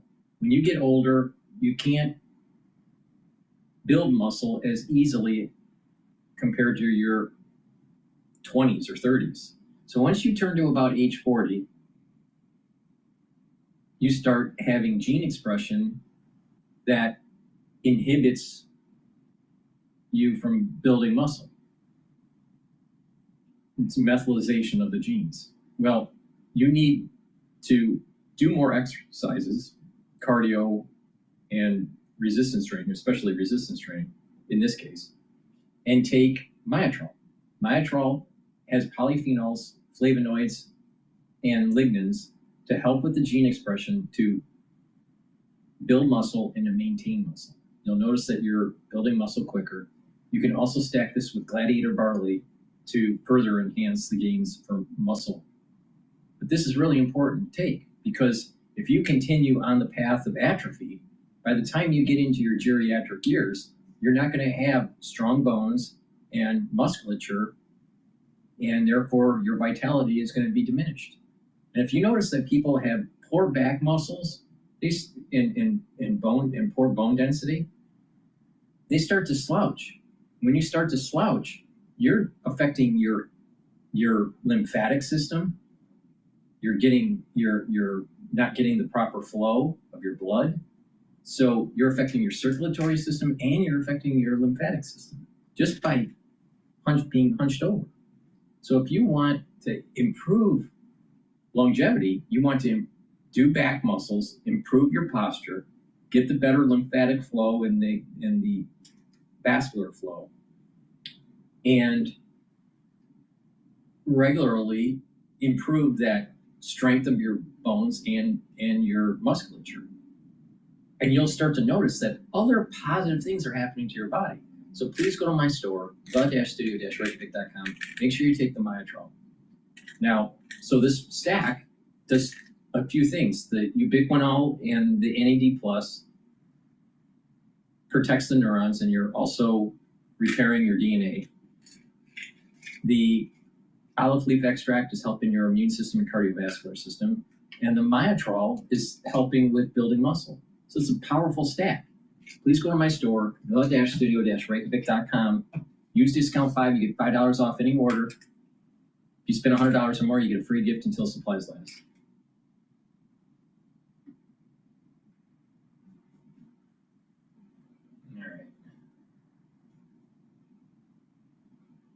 All right, let's listen into Live Now here, talking about college age as the assassin. Young Republicans to vote in the presidential election. Now, the shooter, again, has not been identified or arrested. While 2 people were detained yesterday, neither of them was determined to be connected to the shooting in any case. That is according to the Utah Department of Public Safety.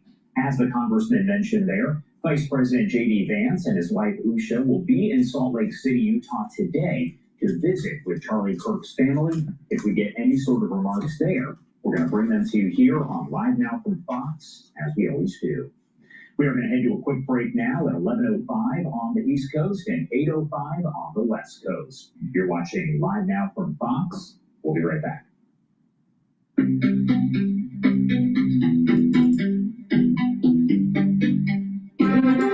Saturday night at 14 on the East Coast and 7:14 in Utah, where the FBI and local officials are about to give an update on the investigation into yesterday's shocking assassination of Charlie Kirk. Well, let's listen in. This country. This is a replay. And instead, we find ourselves today. It's just their version of the replay. All right, let's listen into GB News. Okay, now let's head back to our political editor, Christopher Hope, who has been at the 9/11 Memorial Service at the US Embassy in central London. Christopher. That's right. You saw on your screen there Warren Stevens, who's a US ambassador to the UK, marking that moment, that somber moment for the US and indeed for the UK, when, of course, nearly 3,000 people were killed by those attacks on the 11th of September 2001, including 67 Britons. Now, earlier today, I was in Grosvenor Square with the US ambassador for his first broadcast interview. He had just laid a wreath at the memorial there in Grosvenor Square to the 67 Britons who died. Of course, only 4 of whose body were recovered. The rest weren't recovered, and the families often go there every year to mark their passing. And he gave us his first ever interview to GB News. Here's what he told us. Ambassador Warren Stevens, thank you for joining GB News today on a solemn day for so many Americans and Britons as we recall those terror attacks on the 11th of September 2001. What did 9/11 mean to you? Well, I think everyone who was alive then remembers where they were on 9/11. And certainly being in my former life in the financial services industry, just knew the sheer numbers of people that worked in the towers. And, you know, what this loss, what the loss of life was even going to be, we just knew it was going to be horrific. It was disbelief, really. I mean, I couldn't fathom. I couldn't fathom when I saw the first plane had hit World Trade Center. I just couldn't fathom how the pilot did it. Never dreaming it was intentional.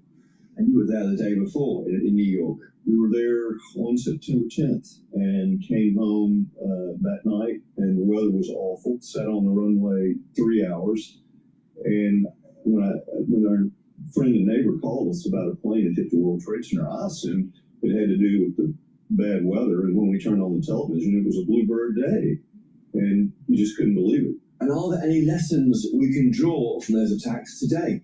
Well, the lessons of 9/11, goodness. I think from our standpoint, we have to be ever vigilant.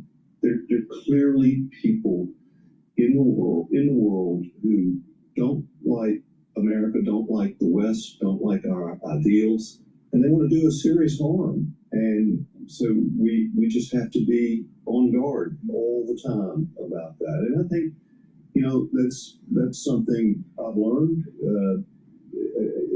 Not something I've learned, but I've learned since I've been here, is how closely our intelligence agencies work together. It's really, really impressive and essential. And so, you know, I think that goes a long way towards keeping not only the UK and US, but our allies safe too.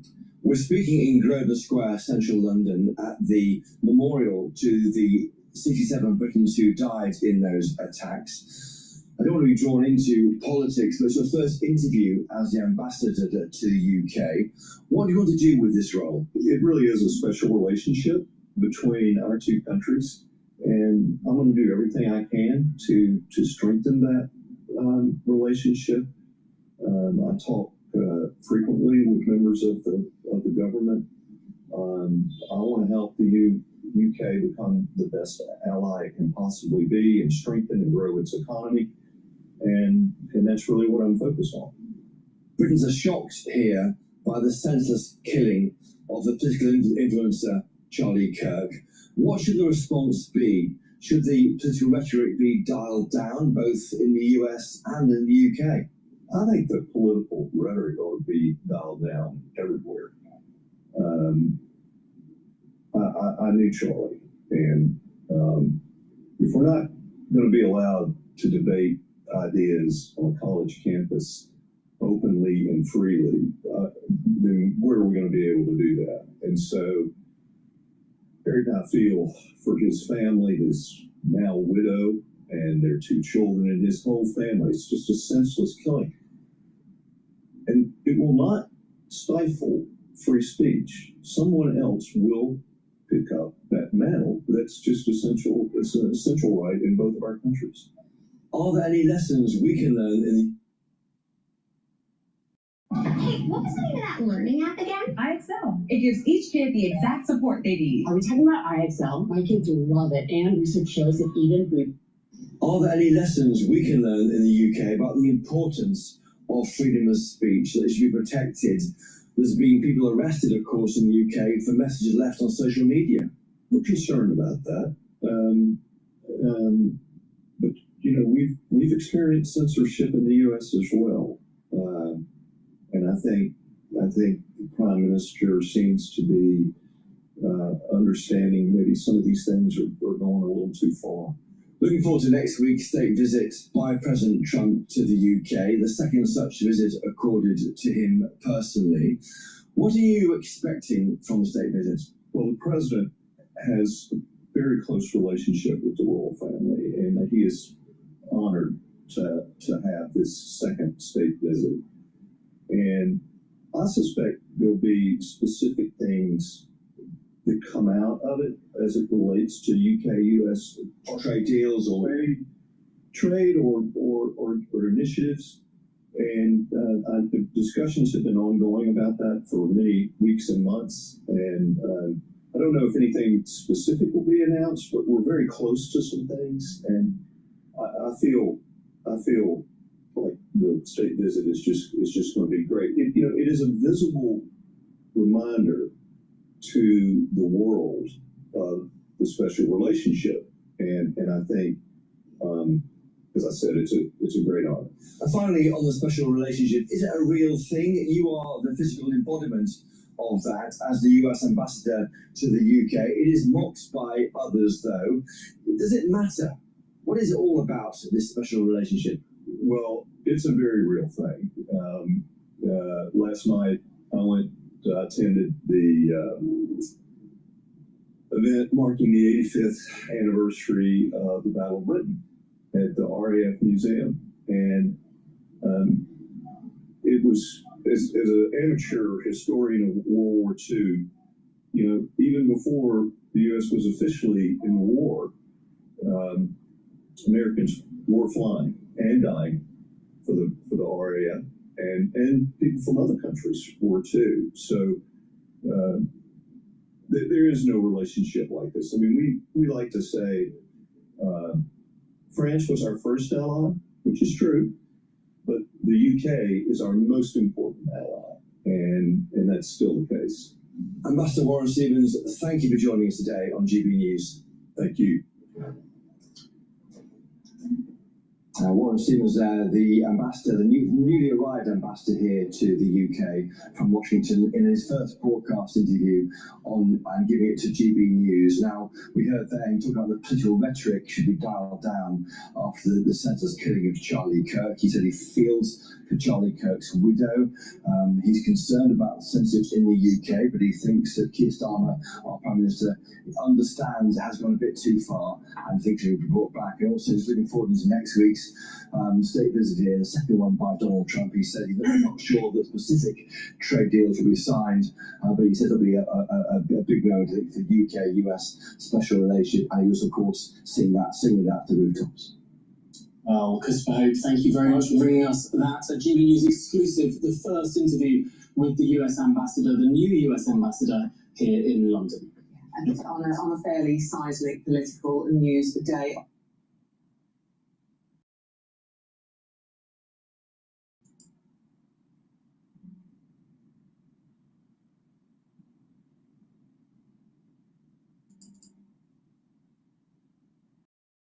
I want to bring in CNN national correspondent Nick Watt. He's joining us right now from Orem in Utah, and CNN senior justice correspondent Evan Perez is monitoring this investigation for us. Nick, let me start with you. What's the latest out there in Utah that we have learned about this killing? Well, Wolf, we have just heard from officials that they had what they describe as breakthroughs during the night. This is coming from the special agent in charge from the FBI Salt Lake field office and from local officials here in Utah. So here is what we know. They are calling the suspect he/him. They're saying that this is a male, college age, who blended in well on campus. They say that they do now have, which they didn't yesterday, they do now have a good image of that suspect. And they are right now using technology to try and identify the person from that or those images. If they fail with that technology, they say they will release these images through the media to the public. The FBI says they've had about 130 tips, Wolf, and they are asking for more. Any eyewitness accounts, any images, still or video, they want them. Now, we've also got a little bit of a timeline. They say that they have now tracked the suspect's movements on campus. He arrived on campus 11:52, as I said, blended in with the college crowd is what they say this person looks like. Went up a stairwell, onto the roof, after the incident, jumped off the building. Unclear how that happened, but jumped off the building and then fled off campus through a residential neighborhood. So during the night, investigators were speaking to people in that neighborhood, looking for eyewitness accounts, looking for video from doorbell cameras, etc. They also, in a wooded area, have recovered what they believe is the weapon that was used to kill Charlie Kirk. They describe it as a high-powered bolt-action rifle, and right now they say they are working on trying to trace the ownership of that weapon. Now, they say that the suspect is not still in that wooded area. They have swept and secured that area, but they say they do not know how far he has gone. And of course, with every hour, that is more time for this suspect to get further, possibly away from the scene of the crime. Now, they do stress, though, that they do not believe that the public here is in danger. They say that this was a targeted incident, so they are not concerned right now for the safety of the public. They say that they also have a foot imprint, and the imprint left by a palm and a forearm. That is what they are working with. The FBI say they are determined to find this suspect and also find out why he did it. Now, there are still some unanswered questions. Was there a vehicle involved? Was the rifle on campus already, or was the suspect blending in with a long gun? Unclear how that would happen. We also heard that Charlie Kirk's body will be taken home to Arizona today. Back to you. All right, thank you so much. I want to go to Evan Perez now, who has some new reporting.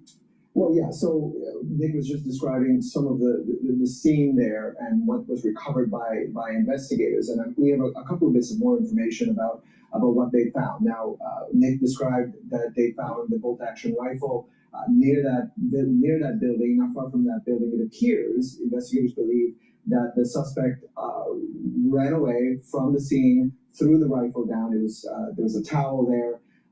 And they also found a screwdriver, which they believe indicates that perhaps the suspect used it to disassemble, take the stock off the rifle to try to conceal it. Right, that is a very common thing. We've seen this done in other instances. For instance, the shooter in Butler, the one who shot at President Trump, tried to assassinate President Trump. It's very common, and so it is possible that this person used that to try to disassemble and then put it together when he was on the roof. Again, this is a working theory of the investigators. They also found the ammunition. They found the firearm. They found some ammunition inside the rifle and also nearby, which had some writings and made various references to cultural issues, right? And we don't know what they mean. The investigators don't know what they mean. They found some initials written on some of the ammunition, some of the parts of the rifle. And again, they don't know whether this is a motive, whether this refers to the reason why this was done. But again, they spent the night looking at those initials, trying to match it to other pieces of evidence, social media accounts online, to try to see if they can try to decipher whether this is the person who did this or whether this was a reference to something else. Again, there's a lot of evidence that they're still going through at this point, but certainly the biggest piece is the rifle. They have the images, the very rough images that they found, obviously from some of the video. They are begging, obviously, for the public to send images because that is one of the ways they're going to be able to refine and figure out who might have done this, right? They're obviously the Ring videos and doorbell cameras are ubiquitous. So whatever movements he made, they are canvassing that entire neighborhood to try to track where he might have gone from there and also how he got there, right? So all of these things investigators are still working on. The big part of this, I think, that's important for us to understand is that, we don't know yet what the gunman, what their motivation was, right? This was a political event. We can surmise that it was related to that, but we don't know yet because the person's not been arrested. We don't know what any of these markings, what these writings mean at this stage. Investigators simply grasping at all of this to try to understand what happened and to try to bring this person to justice. All right, Evan Perez, still a lot to learn about. Manhunt continues at this hour, and Nick Watt, thank you as well.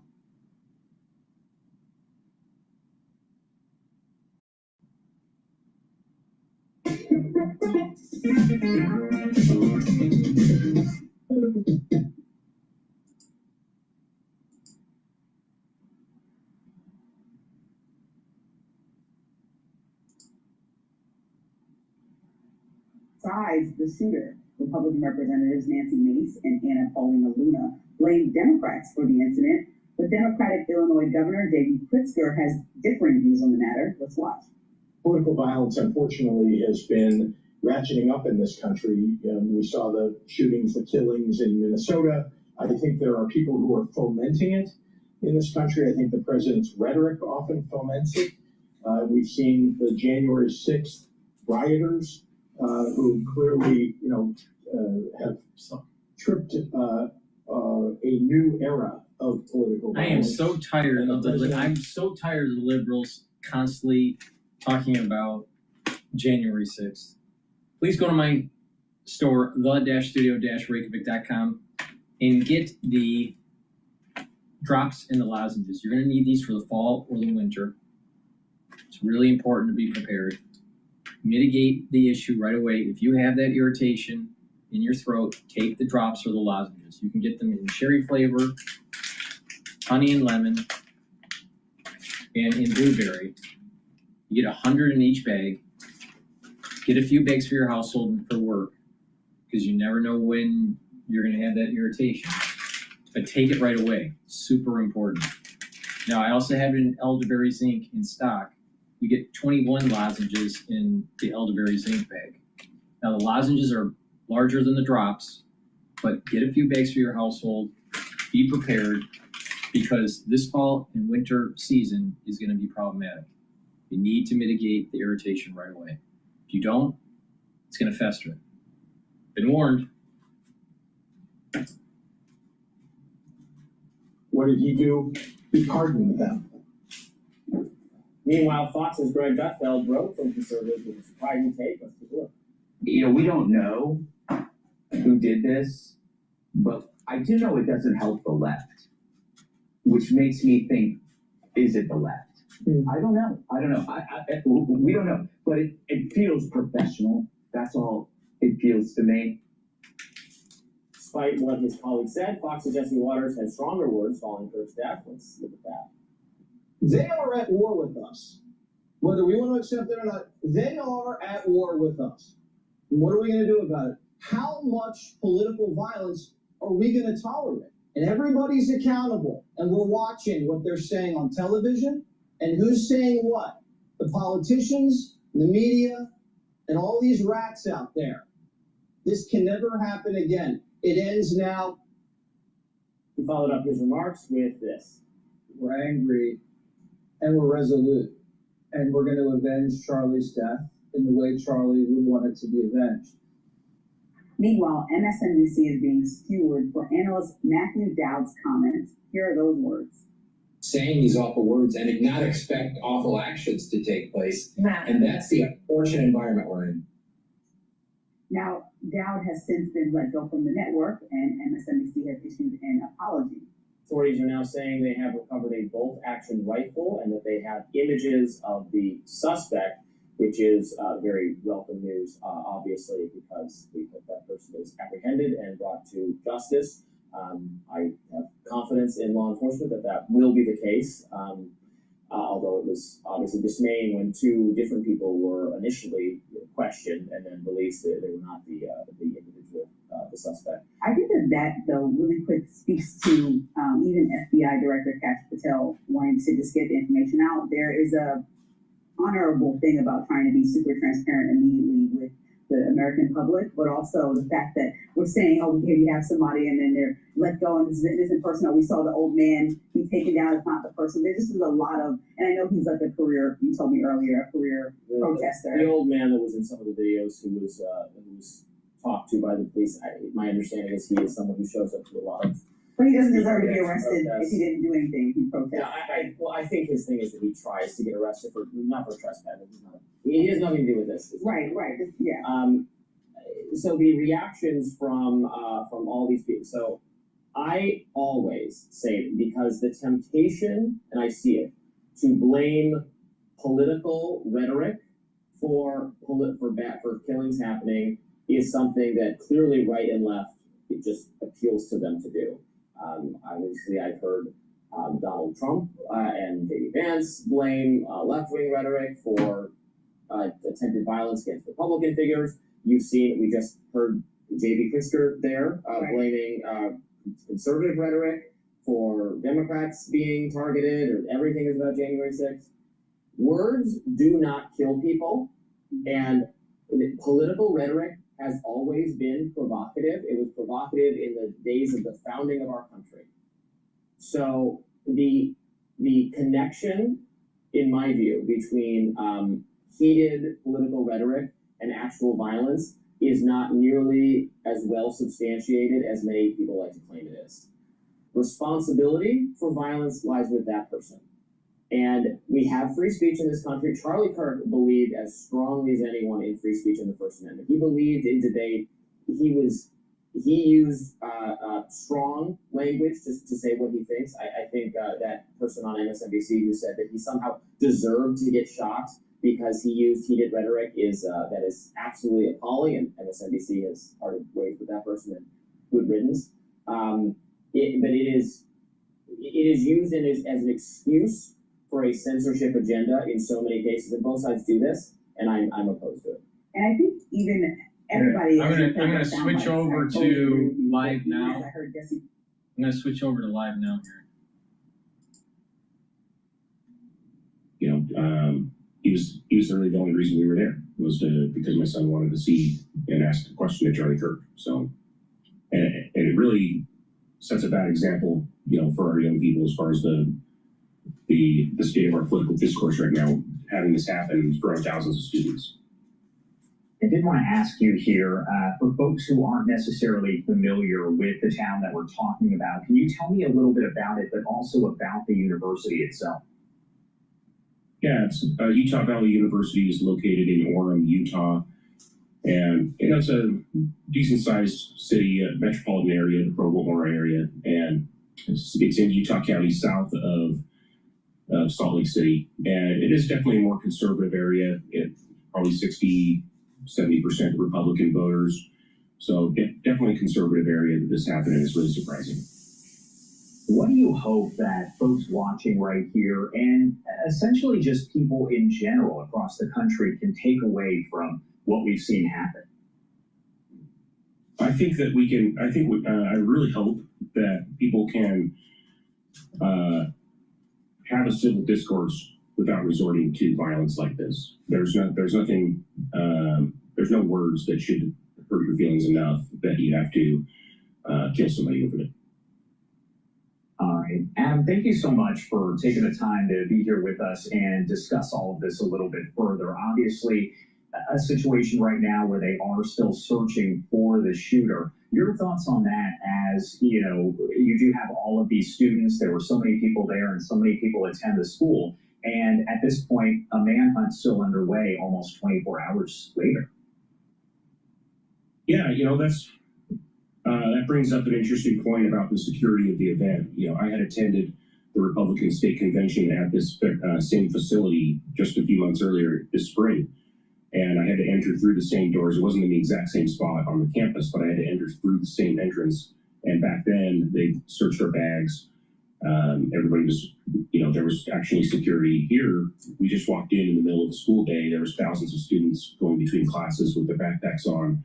I was carrying this gear bag, and with my tripods poking out of the top. Nobody stopped me. Nobody searched my bag. There was absolutely zero security except for right around the immediate, the immediate vicinity of Charlie Kirk. So I think I saw a couple sheriffs on one roof, but other than that, there was no real event security. So,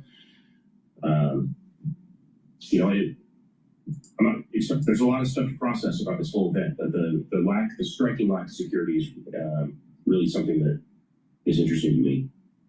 And I'm sure that will definitely be a topic of discussion a lot over the coming days and weeks here. Adam, thank you so much for taking the time to join us. Is there anything we missed? Anything you want to add here before I let you go? No, I don't think, it's a tragedy. I think that I hope we can all try and strive to be a little more like Charlie Kirk and stand up for our beliefs, because he wasn't afraid to stand up for what he believed, and he paid for it with his life. All right, Adam Bartholomew there. Thank you so much for taking the time to join us. We definitely appreciate your time. Thanks for having me. And I do want to take you out to this post here coming in from Fox News on social media, as they say sources are telling Fox News that messages were found written on the gun and ammunition that was used in the assassination of Charlie Kirk. As of right now, they say it is not clear exactly what those messages say, but sources just telling them that they were found on the gun and ammunition that were used in that attack. As we mentioned, we're going to go to MSNBC. I think it's Morning Joe on this subject matter. But before we do, please go to my store, the-studio-reykjavik.com. Get the collagen. This is a dual-purpose supplement. It's a powder. You get a month's supply. It has the typical amino acid profile shown on the screen here. You mix it with soft foods, filtered water, a smoothie, or even with milk, but take it every day. It helps with your skin, your hair, your nails, your musculature, your bone density, and also your joint health. Take it every day and do some resistance training with it. Very important, especially for joint health and bone density. Now, this stack here will help you with your bone density and your cardiovascular system. Vitamin D3 and K2, you stack them together, be taking calcium, do resistance training, and over time you're going to build more bone matrix. So you are building denser bone, and that's super important. As you get older, your bones start to become brittle, and it's important to maintain thick bone. Many people that are older, they fall, they break a hip, and they die in 3 weeks or less. So it's really important to do resistance training and take the proper supplementation. Now you can stack this also with the collagen to help with the bone density. Now, vitamin D3 also is a gene expression cofactor, so your cells are expressing genes properly.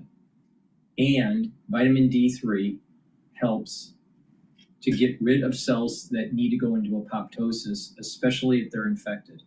This is super important to take during the fall and the winter, especially this fall and this winter. Stack up on the vitamin D3 and pay attention to me, and I'll get you through the problem. But there's dual purpose here.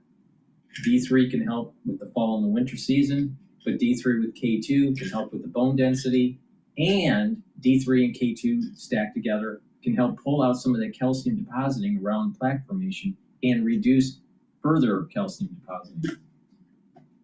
And nattokinase, it's fibrinolytics. It's going to break up clots. Better start getting this for the fall and the winter season. I think I've hinted enough times about this. So nattokinase, super important, breaks up clots, but it also helps to bring down the LDL levels and increase your HDL levels so you have less plaque formation. So very important to take every day. Nattokinase is super important for proper cardiovascular health, but nattokinase is going to help you weather the storm in the fall and the winter. So please go to my store, the-studio-reykjavik.com. Use discount 5, you get $5 off any order. If you spend $100 or more, you get a free gift until supplies last. John Meacham, talk about what was lost yesterday. Talk about where you feel we are. We saw Ezra Klein's list of partial list of all the attacks over the past few years. And those attacks didn't even include the attempted arson of Governor Shapiro's home while his family slept inside of it, or the assassination of 2 young Jewish workers at the Israeli embassy in Washington, D.C., the firebombing in Colorado of people who were marching peacefully for the hostages being held by Hamas. It is political violence feeding on political violence. And as Willie said, most political figures, all living U.S. presidents, condemning this in the strongest term. I watch a lot of news, probably more than I should. Mika and Morning Joe were pushing in demonizing the Trump administration and pushing for fight the power, especially during the presidential election cycle of 2024. And then once President Trump won, they met with Trump to try to mend fences. And they started losing viewers because of it. And most of their viewers are older, and there's nothing wrong with that. But the point here is that they were trying to change strategy because they knew that the pendulum of conservatism is starting to swing away from liberalism. Or the liberal agenda, let's put it that way. They're part of the problem. They were feeding the machine during the election cycle, demonizing conservatives with the whole January 6th fiasco, demonizing individuals questioning the validity of the election of 2020.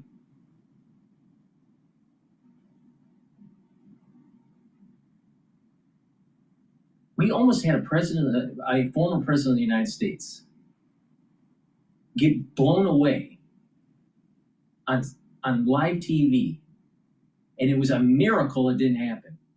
And that was a little bit over 1 year ago.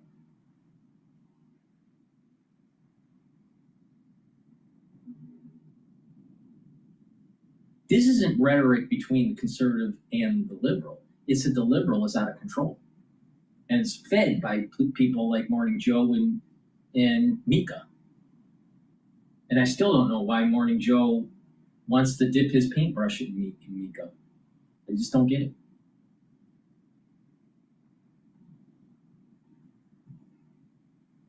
So he's going to try to take the high ground and be highbrowing on this? He's part of the fucking problem.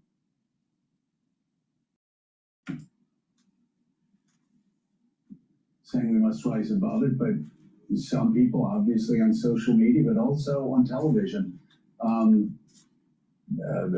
suggesting retribution and a call to arms. Yeah, we should. Listen here. This is what needs to happen. The conservatives need to push back. And if you start hearing liberal bullshit from your community or people at your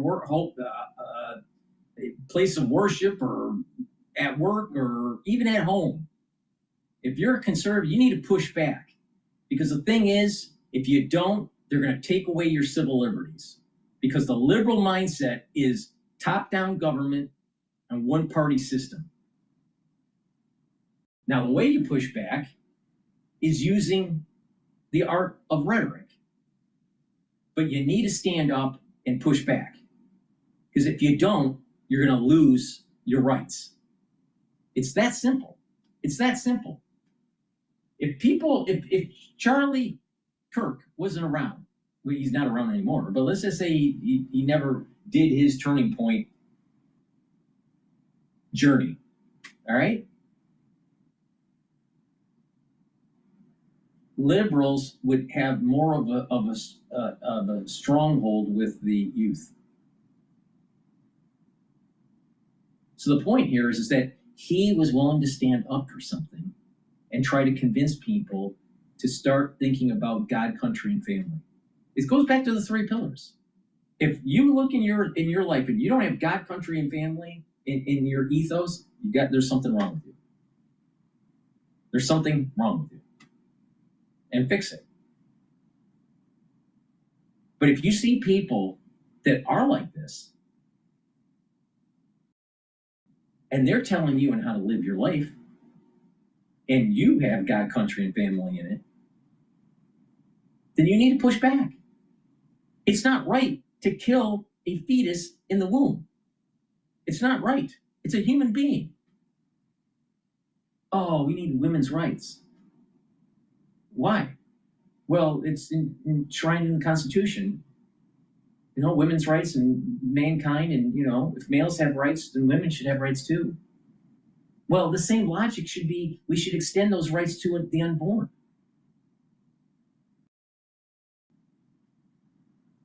We have all this concern about the children that were killed in Gaza with the bombings and by the Israelis and all this. Do you know how many children that were actually killed during Roe v. Wade? From I think it was 1973 to modern day. Over 65 million. 65 million. Where's the bleeding hearts? Oh, it's women's rights. It's women's health. Women's health, really? When the majority of the abortions are because of economics?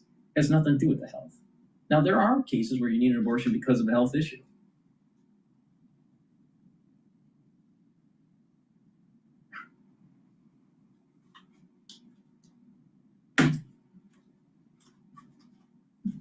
Deeply concerning right now, John, and I would guess for you especially, seeing that this happened on the college campus, where students were invited to have a vigorous debate and discussion in the free marketplace of ideas. And that was cut short yesterday. What are the I thought we were having a vigorous debate during the 2024 election cycle, and even the 2020 election cycle. But it was Mika and Joe that were demonizing the Republicans when they were having these vigorous debates. These people, all they care about is maintaining the ratings. They don't have. Where's the soul? Where is the backbone, Joe? Morning, Joe. Where's the backbone? Oh, what happened to his staffer when he was in Congress? Mysteriously died? Wonder why. Maybe Mika knows. It's tragedy. Well, one of the points of America is that we're supposed to fight with words and not weapons, right? That was one of the reasons for this experiment. And words are vital. Words have consequences. Right.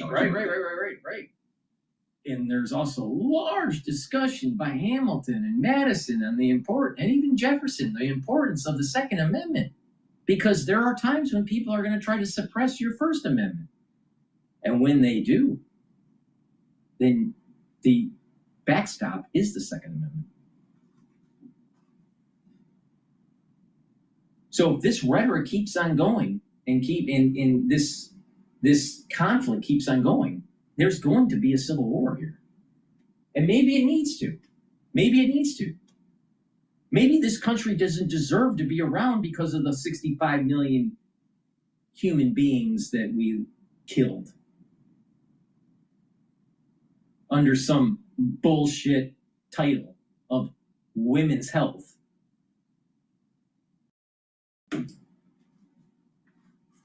Endlessly. But this is a violation.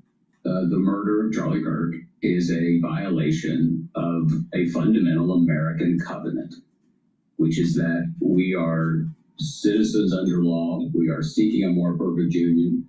We can disagree about the means of politics.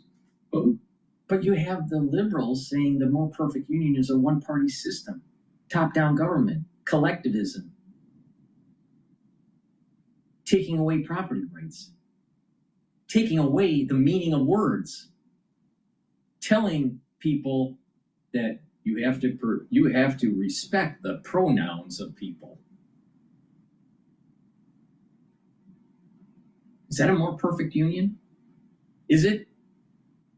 Or is that tyranny?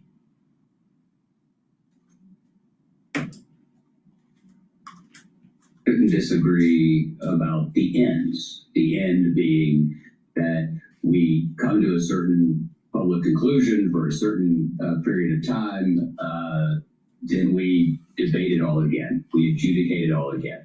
There's never been a once upon a time in American history, and there's not going to be a happily ever after.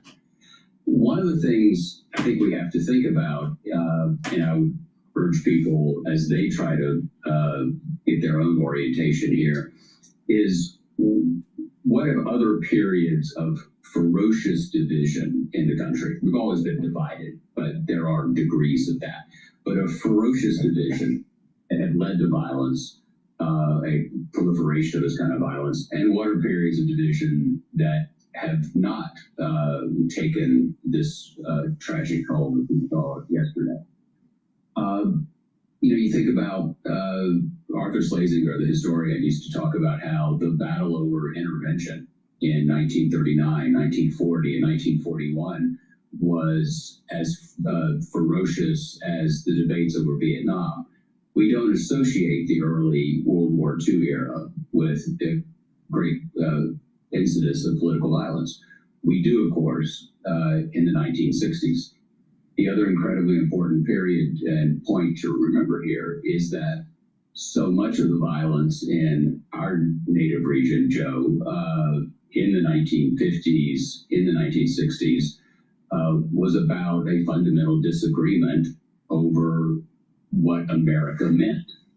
The murder of Emmett Till, in many ways the assassination of Medgar Evers in 1963, on the same night that John Kennedy gave his civil rights speech, on the same day that George Wallace stood in the schoolhouse door. Medgar Evers is assassinated, the field secretary of the NAACP, in his driveway in Jackson, Mississippi.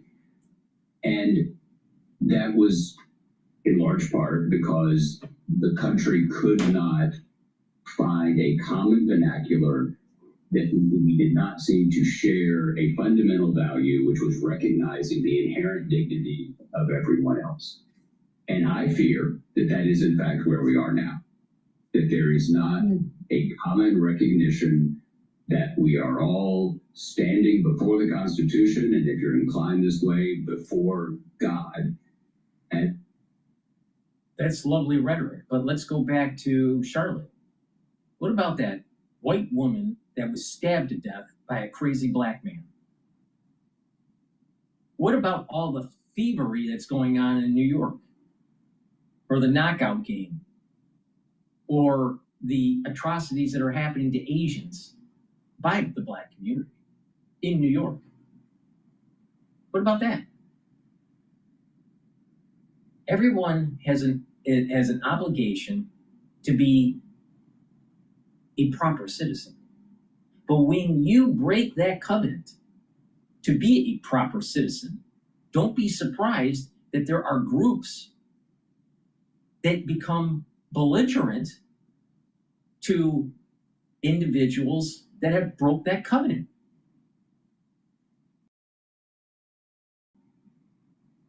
So we have this liberal saying, oh, it's okay to be, a criminal, just walk the streets some more. Oh, by the way, you killed a white person. It's okay. You don't need bail. No cash bail. It's okay. Putting people into powerful positions like Loretta James, and where there's lawfare, the government trying to interfere with the 2024 election. That whole lawfare was about trying to influence the election. That was obvious. So don't you think that this is going to boil up to a more kinetic conflict?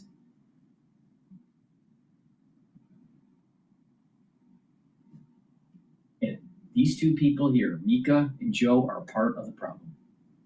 Part of the problem. Same thing with The View.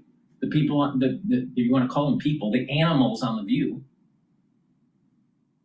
The zoo animals of The View. They're part of the problem.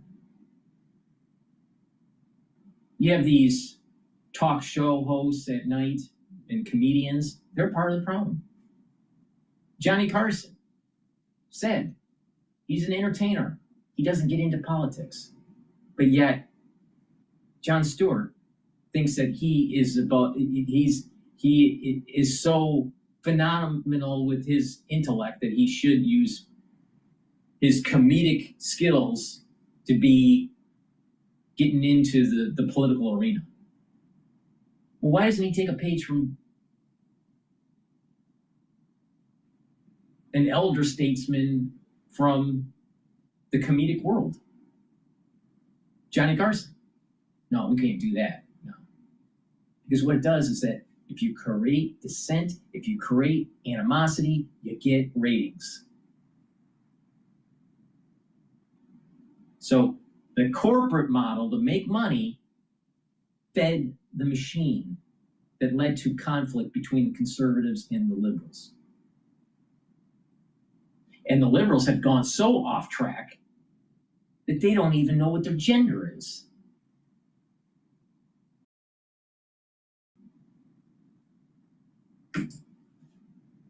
Listen, we're not gonna find some sort of civil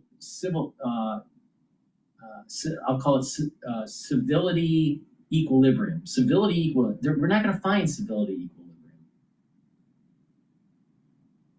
It's too far gone. It's too far gone.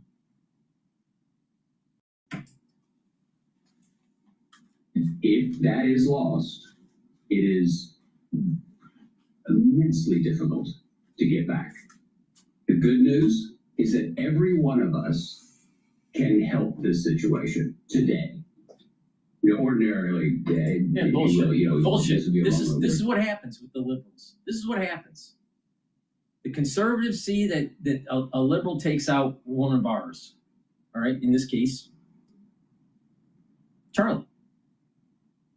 All right, and you hear the media tone it down. We don't want any conflict. Just tone it down. And then you have the silent majority that's individualistic on the conservative side that backs off and just says, okay, let's just let it calm down. All right. And they do. And everything calms down. And who starts it up again? The fucking liberals. And they do it again and again and again and again. And it's because of the conservative individual stepping back, thinking that the other side will capitulate. Now, how's that any different with what's going on with Putin? He should have took the off-ramp. And Trump keeps on saying, hey, ceasefire, ceasefire, ceasefire, de-escalate. And what happens is he's probing now. He's probing. The United States is going to have to go to war with Russia. That's what's going to have to happen. Putin's going to need to die because he didn't take the off-ramp. But something very similar is happening with the whole ultra-liberals continually pushing. And if us conservatives keep on allowing it, don't be surprised that you don't have a constitution anymore. No. The civility equilibrium is broken. And you needed to push back with rhetoric and show on how every single policy that the liberals have is eroding the strength of this country.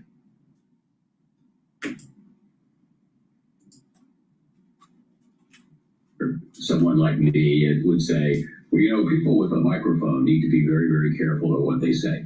That's absolutely true. But we live in a world where every single person has the same access, presumably, to the ears of millions that will. Everyone doesn't have the same access. Get real. Get real. Think about what happened during the crisis of 2020 when people were trying to save people and telling them what the governments were doing. And the massive censorship that was taking place.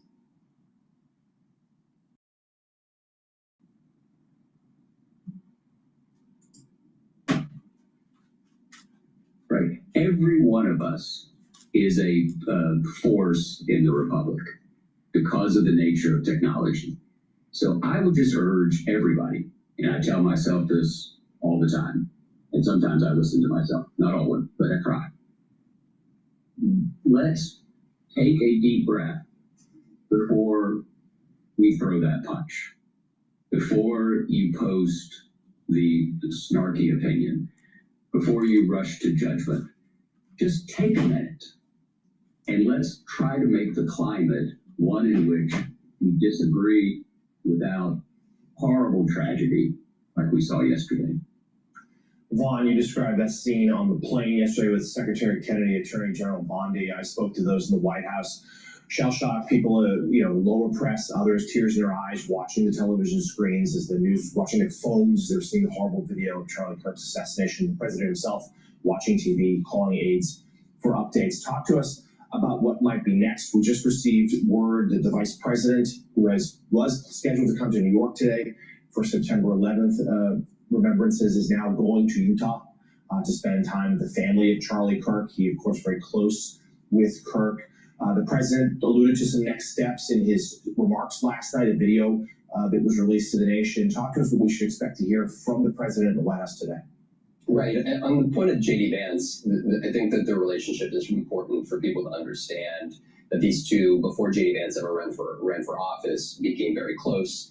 J.D. Vance credited Charlie Kirk with help urging him to run for the Senate. I was there in the closing days of what was competitive Ohio Senate primary back in May of 2022 that Vance narrowly won, and it was Kirk that was there on the campaign trail with him in those closing days. And the night that he won, he credited Kirk for helping him put him across the finish line. There was no really other federal officials, Marjorie Taylor Greene and Matt Gaetz, but there was little other support, and Charlie Kirk was very important there to his candidacy. And that is where we see now that J.D. Vance, along with Second Lady Usha Vance, are going to be heading to Salt Lake City to pay their respects to the family there in Utah. The president, on his part, is heading up to New York today for 9/11 ceremonies. He's also going to be going to the Yankees game tonight. Undoubtedly, this will bring much of, on the Republican side at least, much of this week's, work, if you will, to a halt, understanding the sensitivities and the difficulty that so many are going through.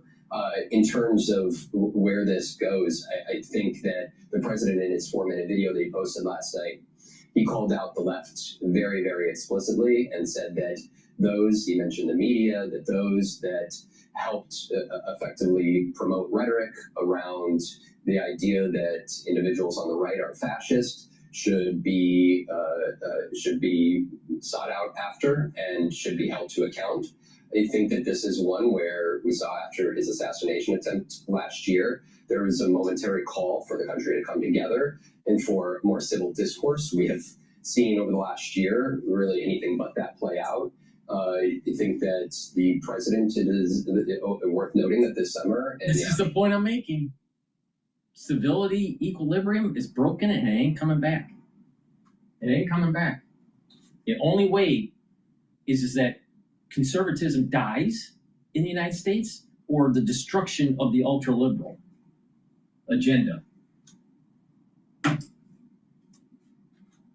Of the assassination, Melissa Hortman, we did not hear the president comment on her killing, and this is also a president that lost the beatings of Paul Pelosi. And so I think that there's a lot of questions here for the White House of what does this look like going forward. A close friend, somebody assassinated. The difficulties are monumental here and difficult. And I think that to John's point, there's a deep question here of how does this country move forward? And if I may add to John's point, that takes me back to the John McCain quote that he wrote in his letter in August 2017 upon his passing to the country, in which he said, "But we have always had so much more in common with each other than in disagreement. And if only we remember that and give each other the benefit of the presumption that we all love our country." Really?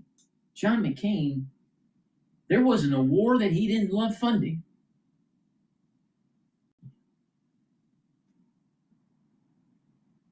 And then John McCain was thinking about moving to the Democratic Party when he lost the primary to George Bush Sr. because he automatically thought that he should have been a coronation for him instead of Bush. And he had butt hurt. So he was talking about going to the Democratic Party. Yeah. That's John McCain for you.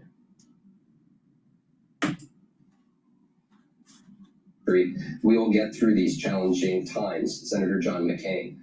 I question to what extent we believe in that in our neighbors, and the extent to which we believe that each other loves the country just as the same as their fellow neighbor. And I think that that is a question for both political parties up on Capitol Hill and at the White House and across the country. MSNBC senior White House correspondent Vaughn Hilliard, thank you for your reporting. Historian John Meacham, thank you as well. And still ahead on Morning Joe, we're going to get a live report from Orem, Utah, where Charlie Kirk. Please go to my store, the-studio-reykjavik.com, and get the Zeolite. Zeolite will detoxify your body, remove heavy metals, toxins, and chemicals. You take 3 small drops underneath your tongue, drink the filtered water, take it every day. It'll bind to those chemicals, toxins, and heavy metals and allow you to urinate them out within 6 to 8 hours.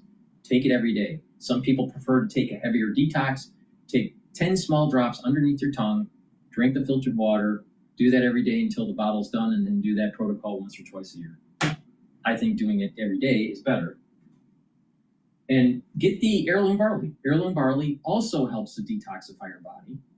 So you can stack these two together. All right, the zeolite and the heirloom barley, or you can take them separately. But heirloom barley will detoxify your body, bring down inflammation, and soak up free radicals through superoxide dismutase. It's a powder. It's a high-density protein. Take it every day. This is a month's supply. Mix it with soft foods, filtered water, a smoothie, or even with milk. But take it every day. And by bringing down inflammation, you're helping with your joints, you're helping with your vascular system, you're helping with brain function. Why? Because if you have less inflammation at the cerebral level, your neurons are healthier. If you have a lot of inflammation at the cerebral level, your neurons start to die. So please go to my store, the-studio-reykjavik.com, and get the heirloom barley. And don't be a fucking crazy liberal.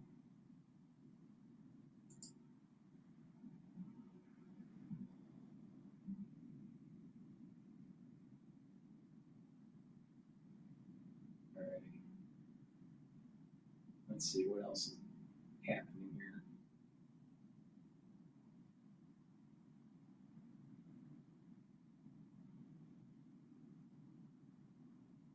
I'm not really sure what the issue here is, but I'm going to listen to MSNBC. They're talking about the justice. Download the app and get 50% off your first Wonder order with code 50Google. I got her a little something. A little something, Dad? Hold up. Walt rolled his 401k accounts into an Empower IRA and planned for times like In a recent interview, Supreme Court Justice Amy Coney Barrett, who has a new book out, said we are not in a constitutional crisis, adding, quote, I think our country remains committed to the rule of law. So nothing to worry about here. Here's the thing. Lower court federal judges across the ideological and political spectrum appointed by presidents of both parties have been pretty committed to the rule of law these last 9 months. In case after case, they've been telling the Trump administration, no, you can't do that. They just issued the video of this individual, so let's play live now here. And we're going to continue to monitor as they do share more information on perhaps an hourly basis, and we perhaps might be hearing a little bit more from them later on today. We're going to be bringing you all of these updates as they happen, as we are anticipating perhaps more information. We did want to share these surveillance photos with you, just coming from the FBI in Salt Lake City. This is the person of interest in Charlie Kirk's murder. We are going to be stepping away briefly right here on Live Now from Fox, continuing our coverage after that. All right, let's go to. All right, let's go to Bloomberg. They're talking. It looks like they're talking about Charlie.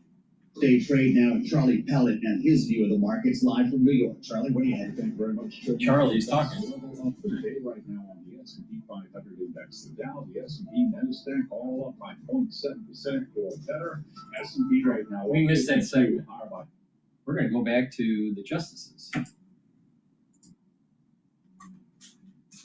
And then, time after time after time, the Supreme Court has been blocking those rulings, telling Trump, yeah, you can. No explanation given, just to kind of go ahead. Perhaps the most shocking example is their ruling yesterday that allows masked ICE agents in California to arrest people solely on the basis of whether they, and I'm quoting Justice Kavanaugh's words here, work or appear to work in jobs such as construction, landscaping, agriculture, or car washes, and do not speak much of any English. Sharon Eiffel writes that the decision, quote, is a watermark in the dissolution of what we had come to believe we had a right to expect as citizens in a democracy. Joining now is Sharon Eichel. She's founding director of the 14th Amendment Center for Law and Democracy at Howard University. She was previously president and director of counsel at the NAACP Legal Defense Fund. It's always great to have you, Sharon. I want to just start at sort of this level that we've seen district judges with challenges, whether statutory or constitutional, before that, whether it's cutting off funding or it's deportations or it's show me your paper searches based on race, saying, no, this violates the law and the Constitution, you can't do it. And again, Trump appointees, Reagan appointees, Obama, and then the Supreme Court time and time again, often with no justification saying, we're going to let it go. What is this doing right now to the law in this country? Well, thanks so much for having me, Chris. It is, first of all, demoralizing district courts across the country. These are federal trial court judges.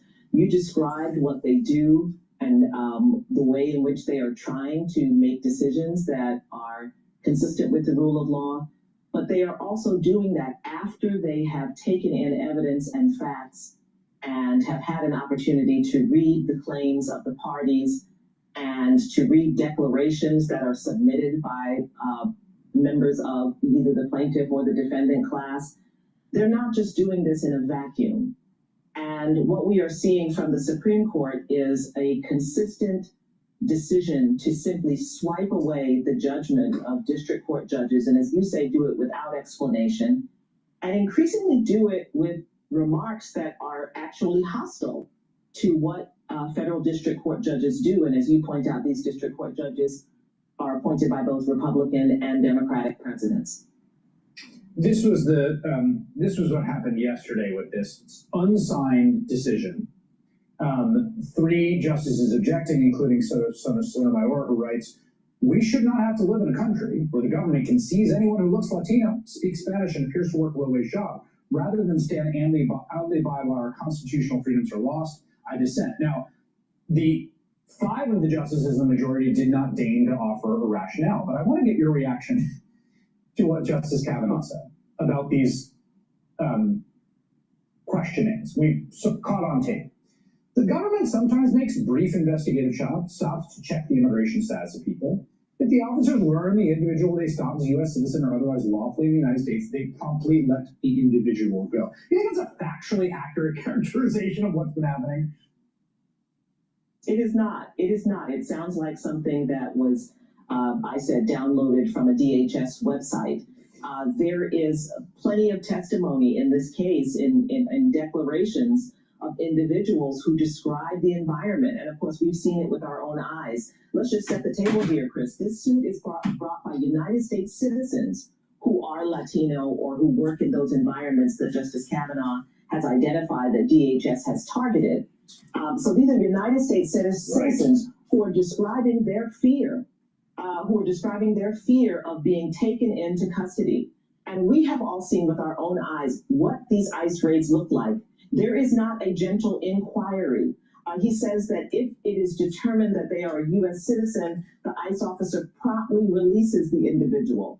We have seen cases in which the colleagues of individuals who have been grabbed by ICE are telling ICE, this person is here legally, or this person is a U.S. citizen. And we have seen U.S. citizens detained in ICE custody for up to 3 months. So we understand that what he is saying is some sanitized, fantastical version of what every citizen has a Social Security number. All right? But so do legal non-citizens. When you type in that Social Security number, the government knows if you're a citizen or not. So all you got to do is just give them your Social Security number, and you'll be fine. So what's the issue? Look like. And it's so shocking because, of course, we're watching these raids happen on television. We're seeing it online. We're seeing what they look like. And we basically have a Supreme Court justice who's offering this fantasy that we are all supposed to go along with because the Supreme Court is the 800-pound gorilla, and who's going to check them? But it is really shocking. We just had the situation this past weekend of the raid on the EV battery plant in Georgia, where South Korean nationals who were here legally, engineers, were taken into ICE custody, shackled about their waist, their legs, handcuffed, and taken into ICE custody. Did that sound like a brief moment and an inquiry as to whether they were here legally and then a prompt release? No, the South Korean government had to negotiate their release with the United States. So this is a justice who's describing something that patently is not true and is contrary to the evidence and contrary to the evidence that was pulled in and evaluated by the district court. And then he says, let me tell you who the judiciary is. We're not allowed to put our finger on the scale for one policy or another. It's a gaslighting that I find so appalling. And for Amy Coney Barrett to say we're not in a constitutional crisis means that she is essentially calling her three colleagues, Justice Ketanji Brown Jackson, Justice Sotomayor, and Justice Kagan, all of whom have described the critical constitutional consequences of the way this conservative majority is behaving as rising to the level of constitutional dimension. They are profoundly concerned about our democracy. So even to dismiss it in the way she did in her book talk is disrespectful of her colleagues. There's something really unfortunate, frightening, scary going on the Supreme Court right now.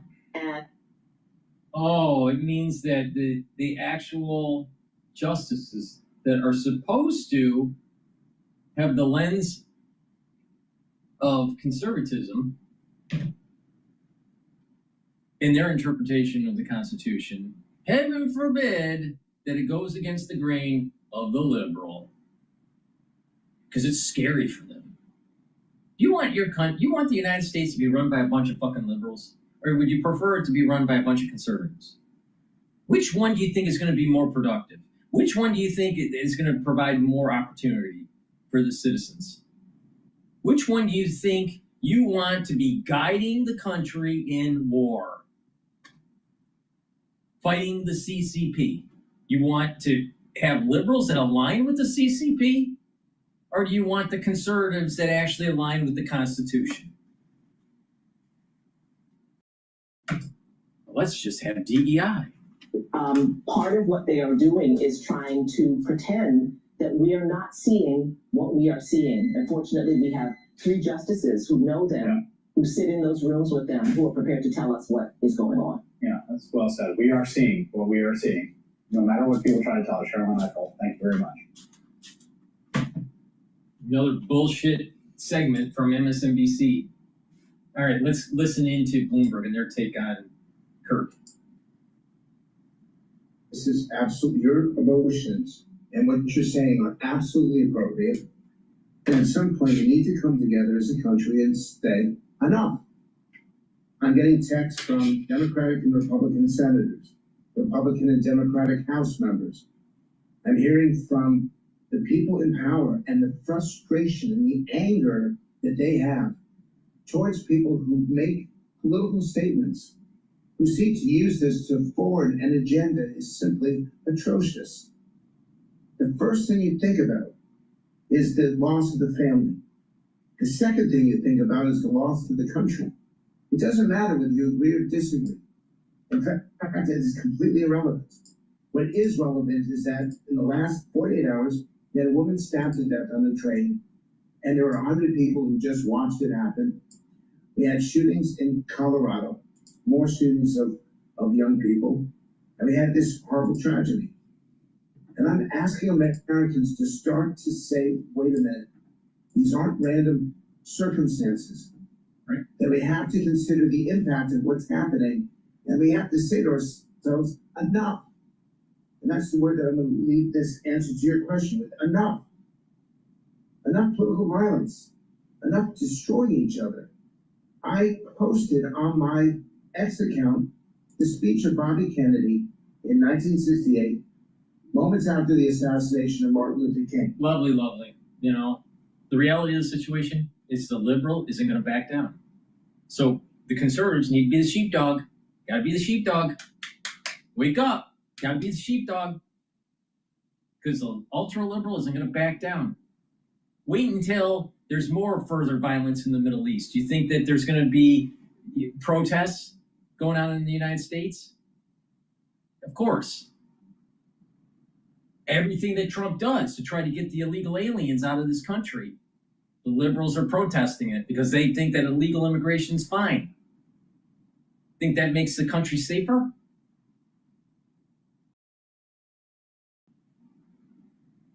Just imagine what we have to do if China invades Taiwan, like tomorrow. You think the liberals are going to be aligned with Trump's defense strategy? Probably not. See, the problem is ever since the Vietnam War, the crazy liberal has just been gaining ground.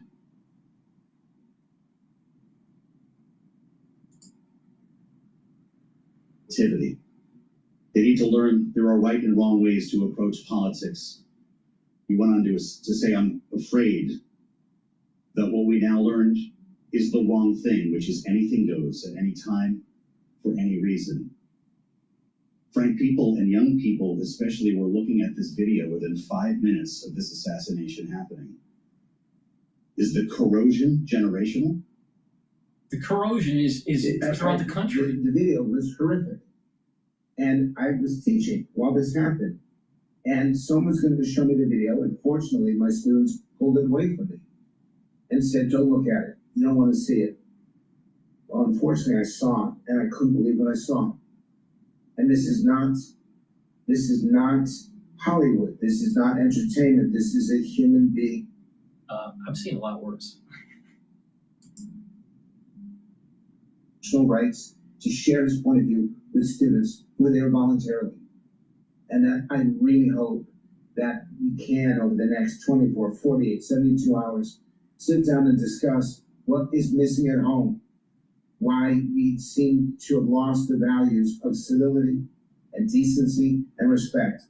I'm hoping that we will look at what's missing in our education system, because our kids are not being taught to celebrate each other, they're being taught to condemn each other.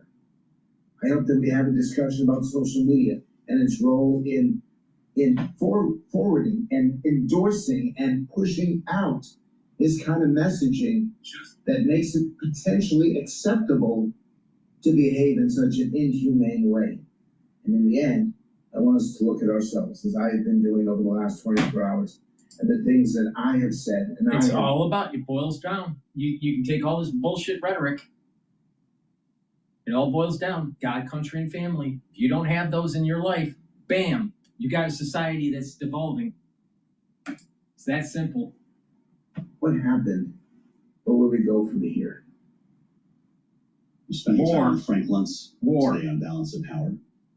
What are your thoughts about what the president said last night? Radical left political violence has hurt too many innocent people and taken too many lives. The framing of this. Remember, you got to take the stance. The Constitution is more important than your life, period. It's more important than my life. The Constitution is more important than your kid's life, your family, period. The Constitution, making sure that it stays, making sure that that Constitution goes from one generation to another to another. If you are egocentric and you just care about your own life and not the Constitution, then eventually there will be a generation that does not have it. It's that simple. And the liberals want to erode the Constitution. So what this really means, and our founding fathers saw this in the future, that we will be tested, and we are either going to uphold the Constitution even with force, or we're going to lose it.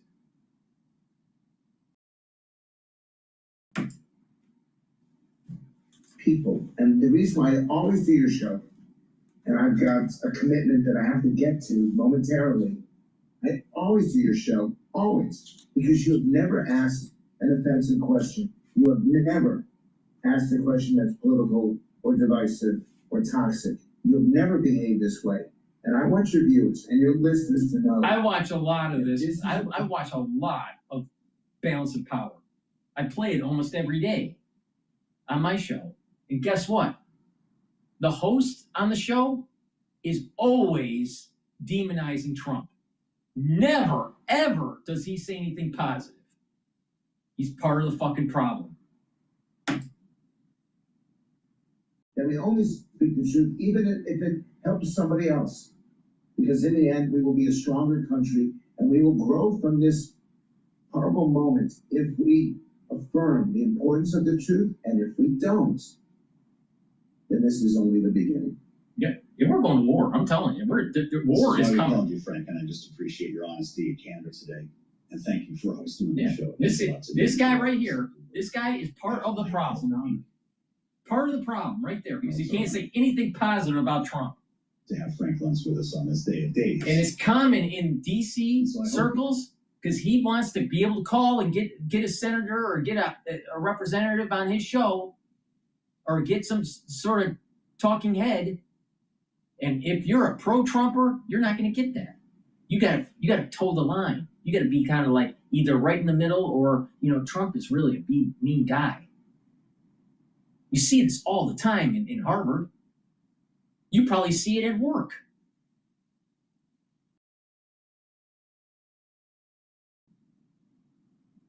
It's a microaggression in what they do, using their terminology. Well, conservatives need to push back on the microaggression and maybe be a little bit microaggressive. We'll agree on this, as a matter of fact, and we'll talk with our political panel a bit later on today as well. Well, with Rick Davis, the dipshit. Joins us with us too. And our dear friend Charlie is also with us. He's live in New York with a look at Wall Street. We're going to do that first and get to the Thursday trade with Charlie Pellet. Hey, Charlie. Thank you very much. 9/11, always a tough day on Wall Street, brings back a lot of memories. The Dow, the S&P, Nasdaq, all advancing right now. Up 54, 65, 86. We're looking at a gain of 0.8%. We did get that relatively tame inflation reading combined with more signs of job cooling that is spurring the rally that we're seeing right now amid speculation that the Fed will be slashing interest rates for the first time this year. That, of course, meets next week. Right now, the S&P, as I mentioned, up 0.8%. The Dow up 1.3%. Nasdaq up 0.7%. The 10-year 3.99% on the 10-year, with the 2-year currently yielding 3.51%. Gold just about flat on the day right now at 36.38. Please go to my store at bud-studio-reykjavik.com. And since we're going into Civil War, you might as well build some muscle. How are you going to do that? Go to my store and get the Gladiator Barley. It's a high-density protein. You do some resistance training, and guess what? You build more muscle. This stacks really well with the Myotrol, because Myotrol helps with the gene expression to build muscle, especially if you're age 40 or older. But take Gladiator Barley. This will help to build muscle. It'll bring down inflammation, detoxify your body, and soak up free radicals through superoxide dismutase. It's very powerful stuff. Take it every day. And you can stack it with Boomer Boost or just take it separately. But again, this is important to take. And by taking it, you're detoxifying your body. You're bringing down inflammation. That's important for multiple systems like your cardiovascular system, your immune system, your endocrine system, and even your cerebral. So please go to my store, the-studio-reykjavik.com, and get the Gladiator Barley.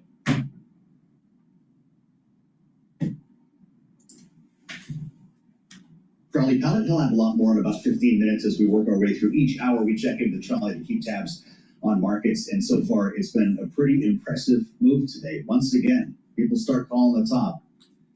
Just hold your breath for a moment as we consider the aftermath of the assassination of Charlie Kirk. We're going to be talking about this a lot today on the program, as we just were with Frank Luntz, one of the first people, and certainly the first lawmaker I had a chance to speak with after this news broke last night. Senator Mike Rounds, the Republican from South Dakota, was coming on to talk about any number of issues, but not this one. And we got into the prospect of political violence and what some believe is the real need for additional security for members of Congress. Here are his thoughts. It is an opportunity for us to once again tell the rest of America and the rest of the world that we can have different points of view and not be violent about it. And so anything that any of us can do to offer as an example the way that we should treat one another with respect, that's a positive thing. I think that's what Charlie Kirk would have wanted to have had happen. And most certainly that's something that I think we should continue to carry on, which is peacefully discuss and have your different points of view, argue it, debate it.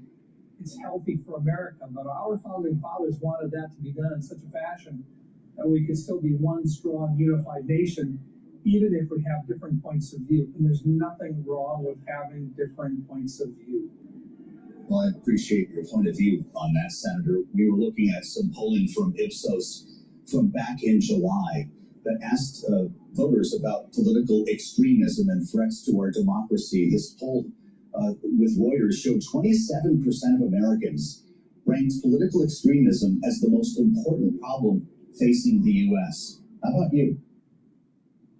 I can just tell you from personal experience here in Washington, we work across some of the most polarized areas in terms of ideas and ideologies. But if you talk to members of the Senate, Republican and Democrat alike, we get along with one another. We have visits with one another. We go to lunch together. We have a prayer breakfast together. We have Bible studies together. We are not enemies. We may have different points of view, but that doesn't get across very often. And so the example that we should be able to offer is one of unity in terms of making America better than what it is today. Our founding fathers said that they wanted to create a more perfect union. They didn't say our union was perfect to begin with. They wanted it more perfect. But that's what we should be focused on here. And sometimes in the middle of our strong emotions here, we forget to finish with that particular part of the message, which is regardless of our points of view, we're Americans first. And we treat each other with respect and with dignity. And here in the Capitol, and in the offices that we have, I can tell you personally and that behind closed doors, Republicans and Democrats alike get along. We respect one another. We consider each other as colleagues and friends. And we would hope that across America, whether it's a coffee clutch or whether it's a political meeting, a city council meeting, or a state legislative body, that we remember that we are all Americans and that we have a whole lot more in common than we'll ever disagree on. Make rounds. No. The camel's back is broken. Because if you're not here in Washington, you may not realize that, yes, these guys and gals work out together in the gym on Capitol Hill in the morning. They might have their private quarters, but they come together a lot. A lot of them are friends. They play on softball teams together. Sometimes they're targeted together. Now, I mentioned that research. This is a fallacy argument here. You have both parties captured by lobbying groups, by the same lobbying group. Do you think oil only goes to Republicans? The oil lobbying group also goes to the Democrats. What about Big Pharma? Both. Get real. So it's not about what's happening in Congress. It's what's happening on Main Street. And Main Street, the problem is that the people's wishes aren't being upheld within Congress. And that there's a division within Main Street. And that's the ultra-liberal and this conservative stuff that's happening.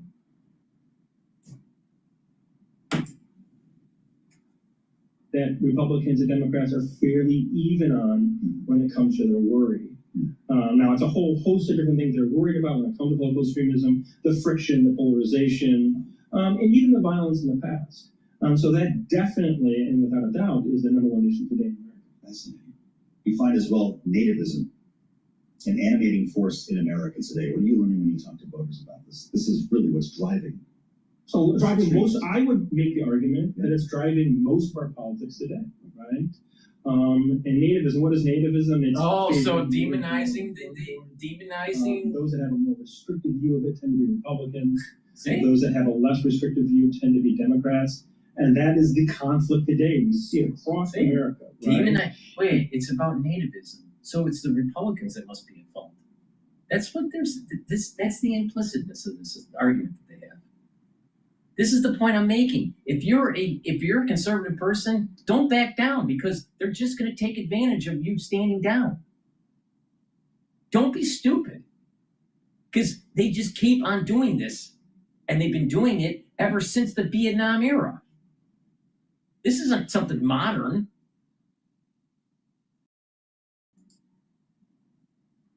A bomb. You say horrible things about the guy you just worked out with in the gym. Maybe that's not the case. Maybe they don't get along. But the fact of the matter is, the contrast that you see across the country is born of a perverted vision of Washington, is it not? Well, I think it's a function of distance, social, cultural, political, right? I mean, indeed, we are very polarized, and we have been over the last few decades, and it's only gotten worse.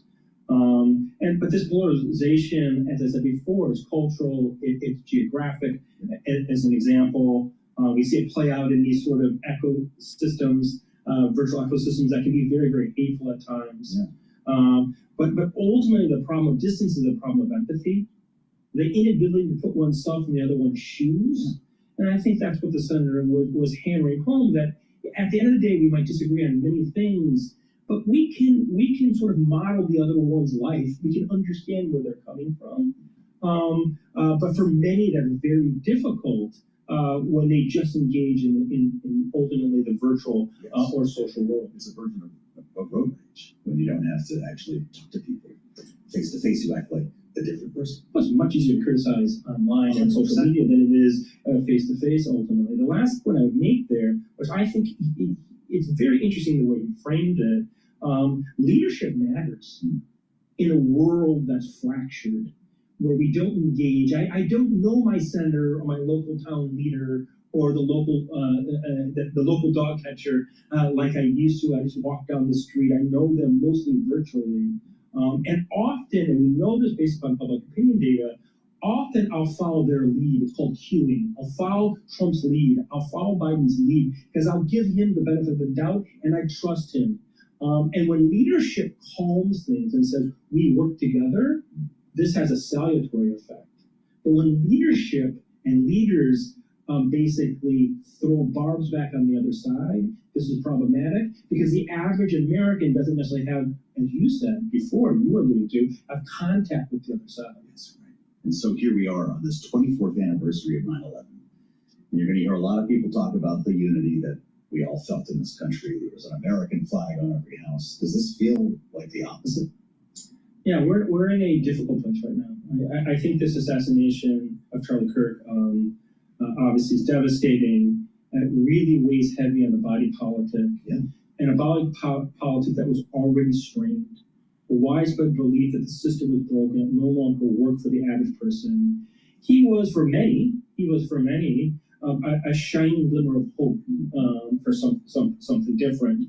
9/11 at the time rallied the troops, moved public opinion immensely. I think Bush gained 30 or 40 points in the end. But ultimately, we're in a place where people no longer trust the system. It's interesting to think that this president of the United States is also headed to a Yankees game this evening, and we'll see what kind of unity he can strike while he's there. Cliff Young, great analysis and great insights from our friend at Ipsos. Thank you, Cliff, for being here. This host on Balance of Power, and I've watched a lot of it, he hates Trump, and he doesn't say anything positive. Please go to my store, the-studio-reykjavik.com, and get Boomer Boost. Boomer Boost has 68 nutrients. It has a very comprehensive profile for the powder. This is a month supply. You mix it with soft foods, filtered water, a smoothie, even with milk. I take it with soft foods like hummus. Take it every day, and it'll target multiple systems. It'll target your heart and your vascular system, brain function, rev up your energy levels, and improve your metabolism. So it's a great way to get healthy. Now, take it once a day. And if you're trying to lose weight, this is also a good way to lose weight by using this as your meal. So like you put it in soft foods like some yogurt or some applesauce or hummus, right? And then have a calorie restriction for your second meal and your third meal. And then you do your exercise, primarily resistance training, more resistance training than cardio, because you'll lose more weight when you build muscle.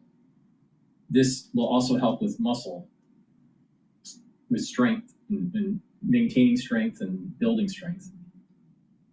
And so over time, you're going to start to lose weight safely. And then once you reach your target weight, then you can go back to your maintenance calories and then take this every day. For ones that don't need to lose weight, I mean, obviously I don't need to lose weight, right? So I take this every day. I just mix it with soft foods, and I just have my normal number of calories per day. And this is a great way to fuel my body with the nutrients it needs to improve these different systems. And over time, what you will notice is that you are slowing down the aging process. You'll notice the benefits of this within 72 hours. You'll start feeling that you have more energy and that you have more vitality and you want to be more active. And then, so within 72 hours, you'll notice that you're taking this. Now, I used to have chronic headaches, all right, going all the way back to when I was a kid. I mean, going all the way back to 6 years old. Migraine headaches. I've suffered them my whole life, all right? And just by accident, when I started taking Boomer Boost, the number of migraine headaches has drastically gone down. I used to have at least 3 to 5 migraine headaches every week for decades, all right? I don't know what's in this that causes it not to have a headache, but for me, the headaches went away, and I noticed it within 1 week that happened. So the point I'm making is that there may be something that is problematic for you, that it's just been chronic and you just don't know how to, it just doesn't go. Try this. It might actually reverse the issue. So again, you'll notice that you're getting benefits of this within 72 hours. It targets multiple systems, and you take it over a long period of time and you'll notice that you're actually slowing down the aging process, and it stacks really well with the Gladiator barley or the heirloom barley. When you do that, you're even controlling your A1C levels even more. So please go to my store, the-studio-reykjavik.com, and get the Boomer Boost. This is great stuff. I mean, I wish I had this when I was in triathlons.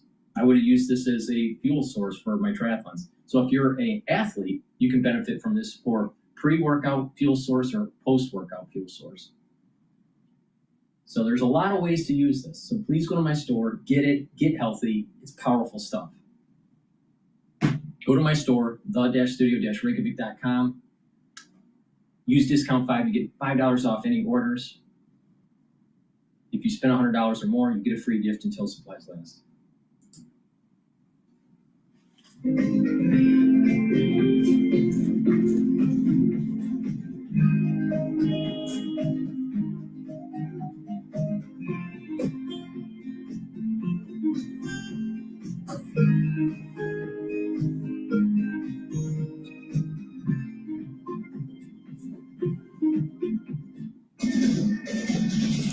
It's globally on Wall Street. We do check markets all day long here at Bloomberg. Stocks and bonds rise as this morning's data seal a September Fed rate cut. S&P up 51 now to 65.82. We're looking at a record there, up by about 0.8%. The Dow up 585, up 1.3%. S&P is off session highs, but still holding close to a record. We've got NASDAQ up 0.6% right now. Our Mag 7 index pushing higher by 0.8%. The 10-year after this morning's data, 4.00%. The 2-year, 3.51%. Gold down $5 the ounce, down 0.2%, 36.34 right now. And West Texas Intermediate crude is down 1.9%, 62.46 a barrel. Bitcoin at 114,577, up by about 0.8%. Again, S&P 500 index up 0.8%.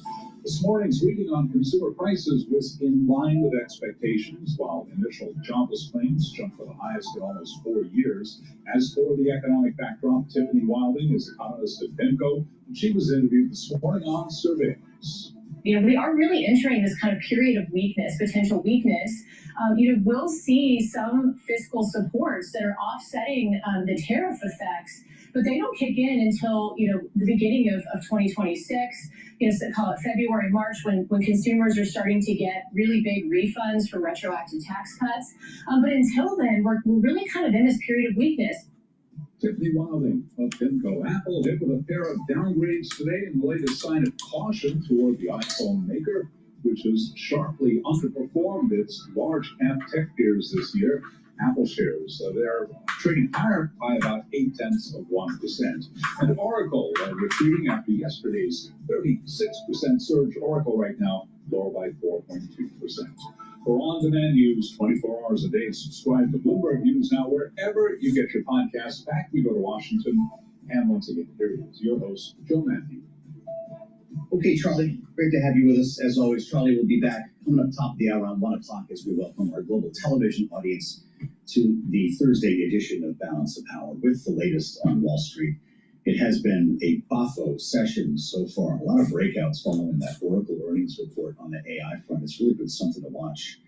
We are, of course, consumed with politics on this program, and today in Washington it does feel a bit different coming off of the news last evening in the assassination of Charlie Kirk, now moving into the stages, of course, that we walk through each year on the 11th of September. There was a ceremony held, as we do each year at the Pentagon. President Trump attended that ceremony, and he's going to be making his way to New York a little bit later on today to attend the New York Yankees game. Of course, recalling former President George W. Bush's triumphant night at Yankee Stadium, when the nation felt like it was in a very different place than it is today. The unity that followed 9/11 is something that many wish they could duplicate. As we've heard more than once, and following this assassination yesterday, I think to many it seems even further out of reach. There'll be much more news to follow, and we'll update things with the help of Bloomberg and CBS News along the way throughout the day here on Bloomberg. We're focused on seeking context and perspective. It was a briefing held last evening, and it was stark to listen to on Bloomberg Radio. Doug Krisner was on the air, and I was driving home from the late edition of Balance of Power when the governor of Utah, Spencer Cox, started speaking. And I think you might remember the headline that I'm referring to. Let's listen to the governor before we bring in our panel. Here's Spencer Cox. I want to be very clear that this is a political assassination. We are celebrating 250 years of the founding of this great nation. That founding document, the Declaration of Independence, that this great experiment on which we embarked together 250 years ago, that we are endowed by our Creator with certain unalienable rights. The first one of those is life. And today, a life was taken.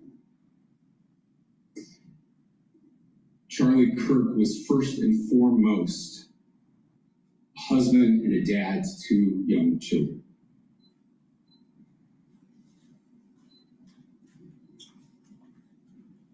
He was also let's just replay it. Very much politically involved.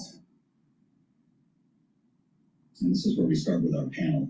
I'm glad to say that Jeannie is with us today, Bloomberg Politics contributor. Jeannie Shanzano is Democracy Visiting Fellow at Harvard Kennedy School's Ash Center, joined as well by Republican strategist Greta Joins, Policy Director Brownstein Hyatt. Greta, welcome back to our conversation. It's great to see you. And Jeannie, I want to start with you here. With so many questions, most of them are pretty simple. I think people are asking this morning when you talk to somebody in the office. I got a couple of calls from friends earlier than usual today because they wanted to get me before I left the house. I was really happy to hear from them. Questions like, how did we get here? And how do we move on? Some folks are very worried, in some cases, about the rhetoric that we heard from President Trump last evening, some of the blame game that has followed. But Jeannie, they haven't even found the shooter yet. And I wonder what you think the proper conversation is to be having right now. What questions are you asking?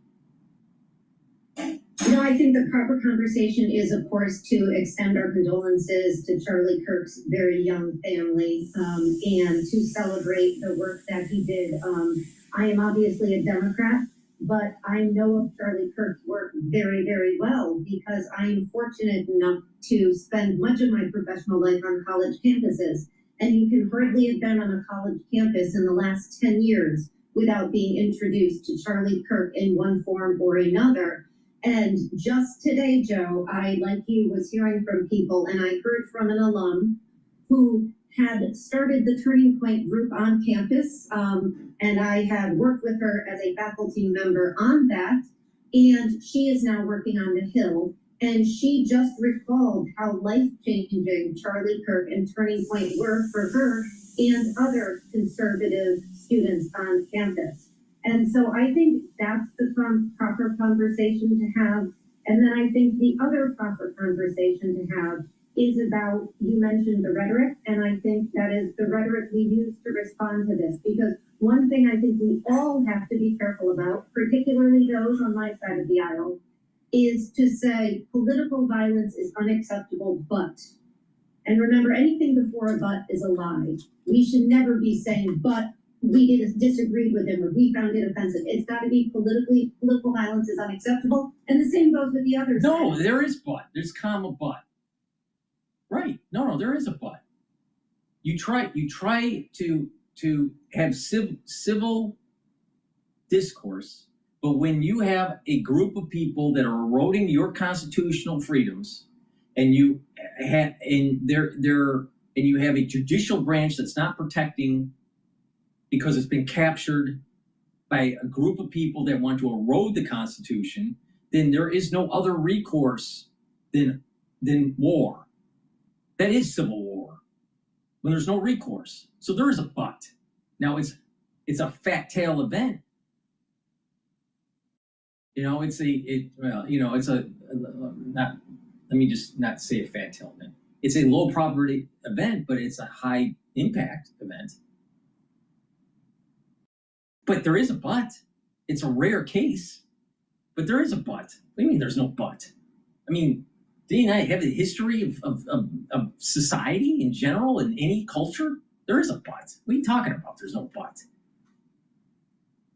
So the question is, how much are the Constitution to be protected? When he was basically a teenager, to the engagement and the movement that he started.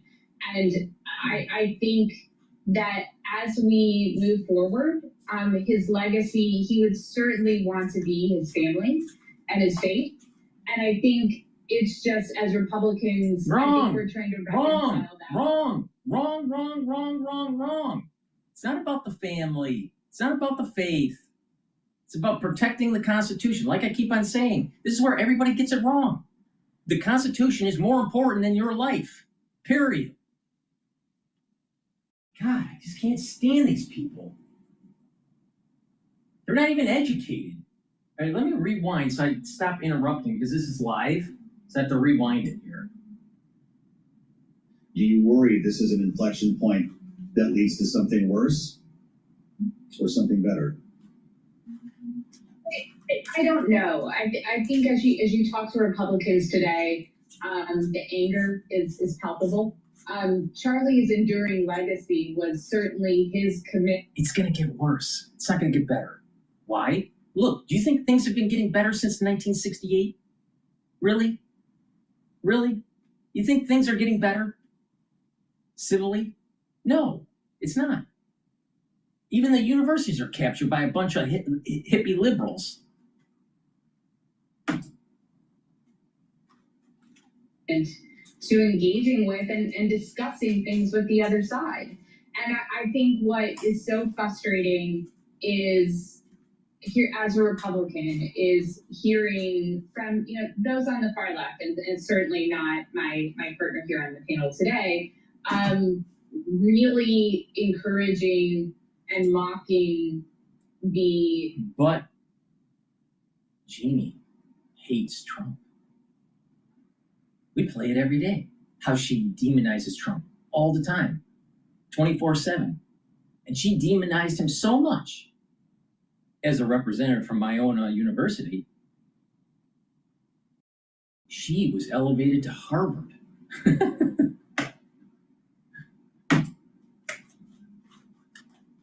The tone and tenor of what Charlie did from when he was basically a teenager to the engagement and the movement that he started. And I think that as we move forward, his legacy, he would certainly want to be his family and his faith. And I think it's just, as Republicans, I think we're trying to reconcile that with how frustrating and vilified I think we feel that Charlie was unfairly for many years. Let me prove to you why your family and you and all that isn't as important as the Constitution. If that was the case, then every single soldier that has died in war, in protecting this country, and moving the ball forward, has died in vain. Because they're just doing it for their family. They're not doing it for a higher purpose, to allow for another generation to have a document and a government that is for the people, by the people.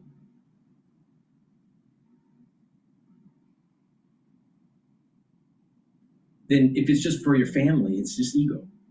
It's just ego. Now, it is important, God, country, and family. That's true. The pillars are God, country, and family. But the most important thing here is not your life, but it's the life of the Constitution. And when people stop having that kind of mentality, and people don't have that in their ethos, then it's so easy to just, when going gets tough, don't worry about the Constitution, erode it. Take away the civil liberties. Oh, just erode it. See now the reason why egoism doesn't work in terms of long-term protecting the Constitution.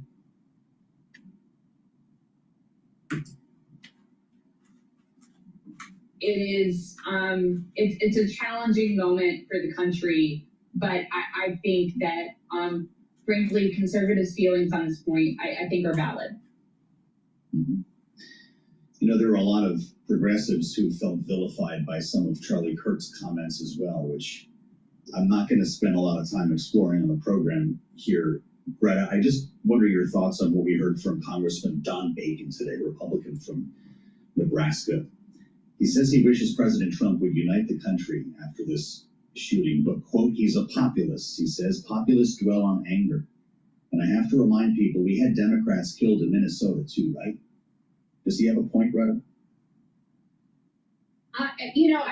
Frankly, I don't know Congressman Bacon well enough to sort of comment on like where his thoughts are and where his feelings are in this moment in time. Just on the fact that Democrats have been targeted by political violence as well. I think, the comments that we're hearing on both sides that political violence is a terrible thing are accurate. I think what has been challenging in particular in recent weeks for Republicans to see is certainly it's the magnitude and the frequency. Like Gavin Newsom post mocking pictures of the assassination attempt on President Trump. Right. And, that I think the more insulated that we become from the seriousness of all of these conversations, and I think, really aggressively using terms like fascist and Nazi, and we are at war with our opponents, as we heard Senator Murphy say just a couple of days ago. I think that emboldens those who are attacking Charlie Kirk, who are attacking President Trump, and are certainly going after any political stripe out there. This is the point I'm making. This is exactly the point I've been making for like 2 hours. Don't back down. If you're conservative, don't back down. Because if you decide to back down, then they're just going to continue moving forward. These liberals will keep on demonizing you and trying to pigeonhole you. And the less power you have, the easier it is for them. But the more power you have, the more that you actually stand for the constitutional rights for all citizens,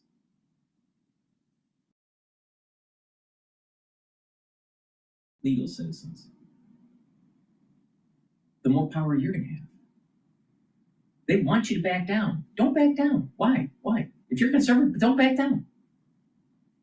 Because every time you back down, you're capitulating and giving up ground. And believe me, the libtards, they're going to take it.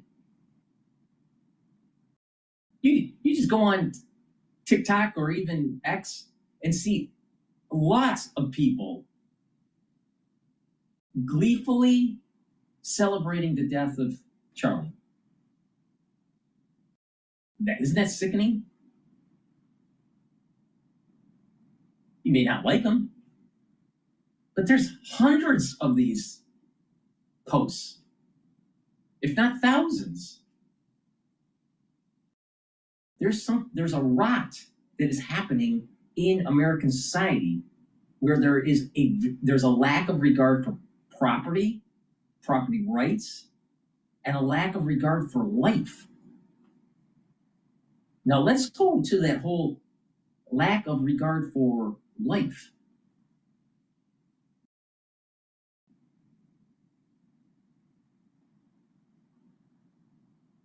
You have the liberals continually pushing for,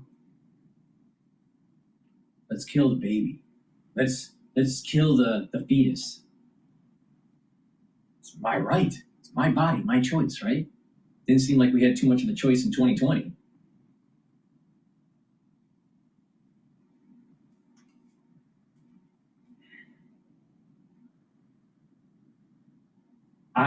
There are certain things that are not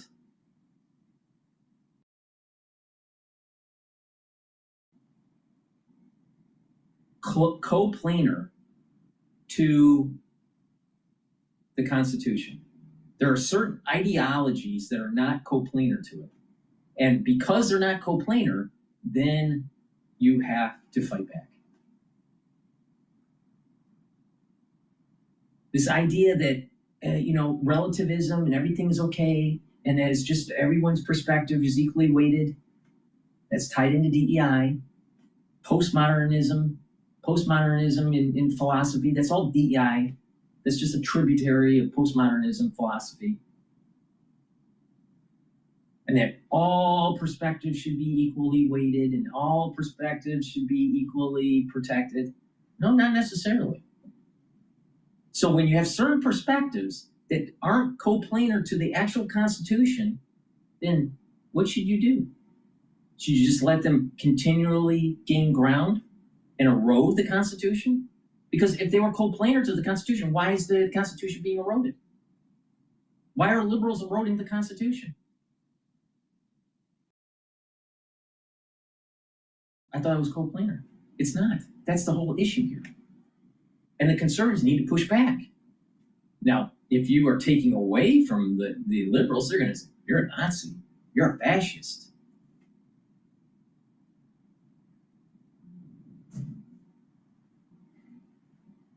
Ultra-liberalism needs to die in this country. That is a challenging moment, for sure.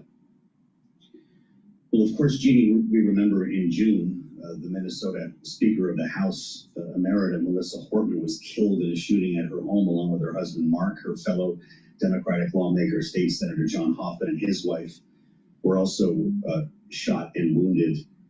I could go through, of course, a list like this, but I recall the president's remarks last evening when he sent out that video from the Oval Office and referred to radical left political violence hurting too many innocent people. Are we going down a dangerous path here with blaming one side or the other? There's more to this argument here. Right? It's important that he's bringing this question. It's not just the liberal and the conservative polarization. It is representative government not representing the people because they've been either captured or they're on the take by the lobbying groups. And when the people don't feel that they're being represented in government, both sides, conservatives and liberals, are going to have anger that boils up, and a fringe group within these different subcultures will end up going after the representatives. This is a microcosm of what was happening during the French Revolution. The French Revolution was obviously more violent. You know, the guillotines, you remember that?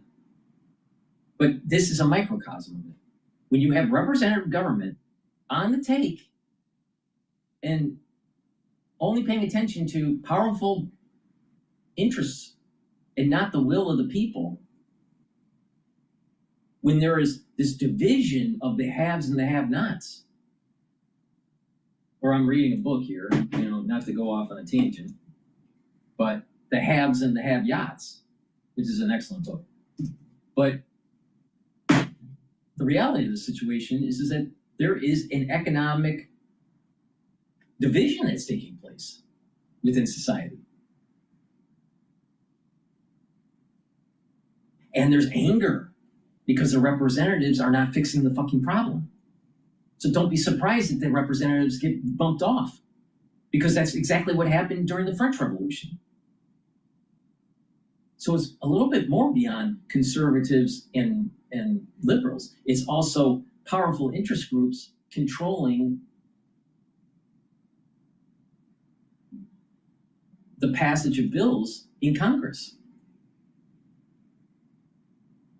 We're not reaching a Nash equilibrium. And so the only way to deal with this is either just to cut off the power of the lobbying group and to have the representatives be beholden to the will of the people. The ones that actually vote, not just give them money. Or there's going to have to be a civil war. And our founding fathers saw this. They saw that there will be a time that you're going to have to do this. And on the other side, you're either going to lose the Constitution or you're going to strengthen it.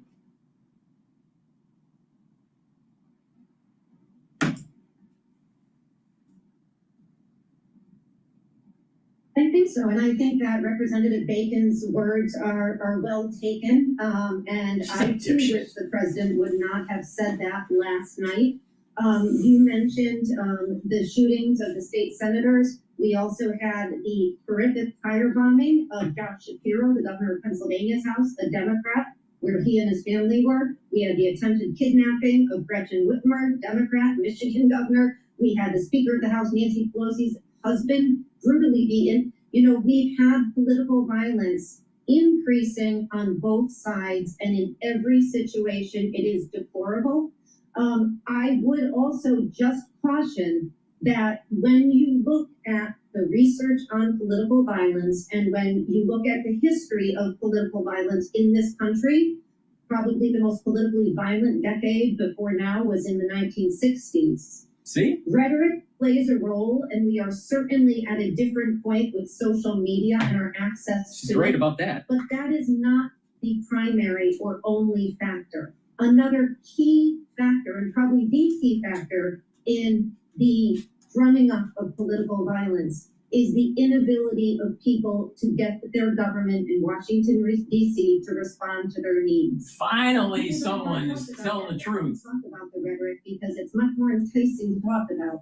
But the reality is we have structural problems in the government which drive vast amounts of political violence in this country. And Exactly. that needs to And be our founding fathers said that when the government is paying attention to we the people, it's we the people with the endowed rights of our creator to force it to happen. Now, how do you think that's going to happen if you don't have the Second Amendment? So maybe what Hamilton and Madison and Jefferson were saying in the Federalist Papers were right. Maybe their wisdom is a little bit way beyond the rhetoric that we have today by the representatives that are a bunch of dipshits. This country will have to go to war with its representatives if they don't follow the intent of the Constitution. If they're going to be beholden to interest groups, special interest groups, if they're going to be beholden to powerful lobbying groups and not we the people, don't be surprised there's a revolution. And this revolution is not going to be an American revolution. It's going to be like the French Revolution. And people are going to be building guillotines.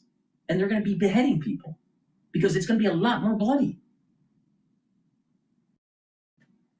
So the the people that have money that are running the show, telling the representatives what to do, because you think you and I are telling the representatives what to do? Of course not. Those powerful people, until they lose power, lose their money, lose their tentacles into government, until that happens, they're going to continue to gain more power, and that we, the people, are going to lose. So what happens is they're like this gigantic parasite that ends up killing the host, and the host is this self-governing apparatus. So what are we going to do? What are we, the people, going to do? The only, history just proves it. The only solution isn't just more talk. We've been talking since 1960s. Talk. It's just getting worse. More debt, more foreign wars, more income inequality. Talk. It's going to eventually boil over to the point where, boom, there's a war.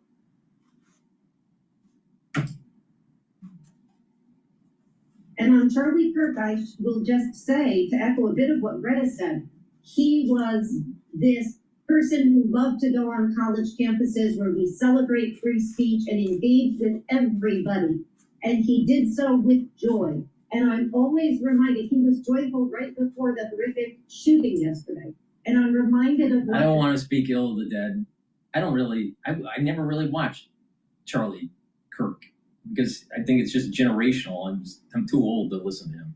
All right. But the thing is that he was also doing it for fame. He was also doing it. He had one foot was to try to do the right thing and try to build the conservative movement. All right. But there was also a point where it was monetized. So don't pretend that he wasn't trying to monetize this.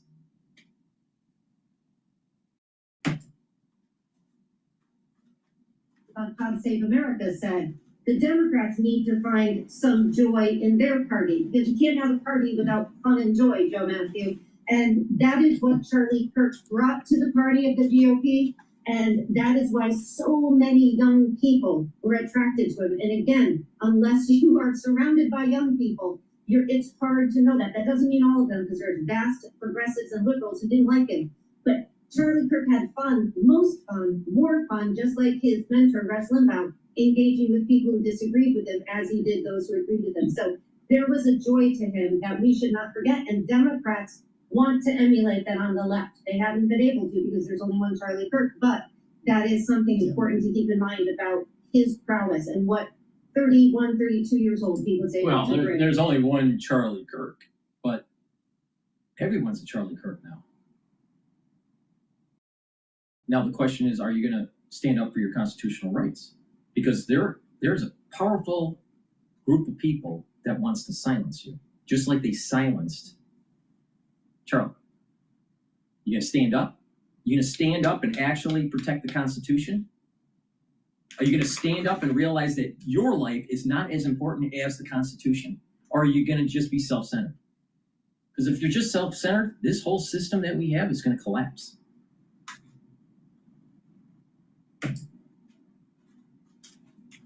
That's a great point. I was talking to producer James about this. I'm not sure there is an equivalent on the left, which is why people have been looking to lawmakers in the Democratic Party to respond to this. Ginny Shanzano, great stuff, and Greta joins. Thank you so much for your honesty and your analysis. Our panel will be back in our second hour. As I mentioned, we'll welcome our global television audience to the conversation. Congressman Brian Stile will join us. Just remember, this guy has said almost every day that he's on Bloomberg that Trump is a bad guy. Now, he'll say it with a little bit of class, but he always insinuates it. He's a very condescending individual.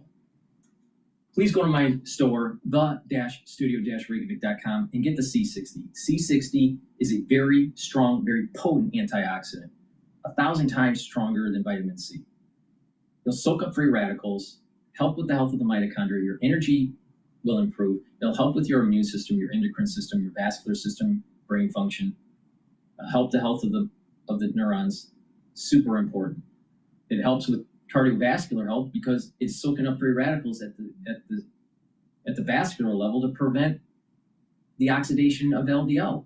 And if you prevent that, then guess what? You have less plaque buildup. So please go to my store, take a teaspoon a day, every day, preferably on an empty stomach, but take a teaspoon every day. You can get it in extra virgin olive oil, avocado oil, or MCT coconut oil.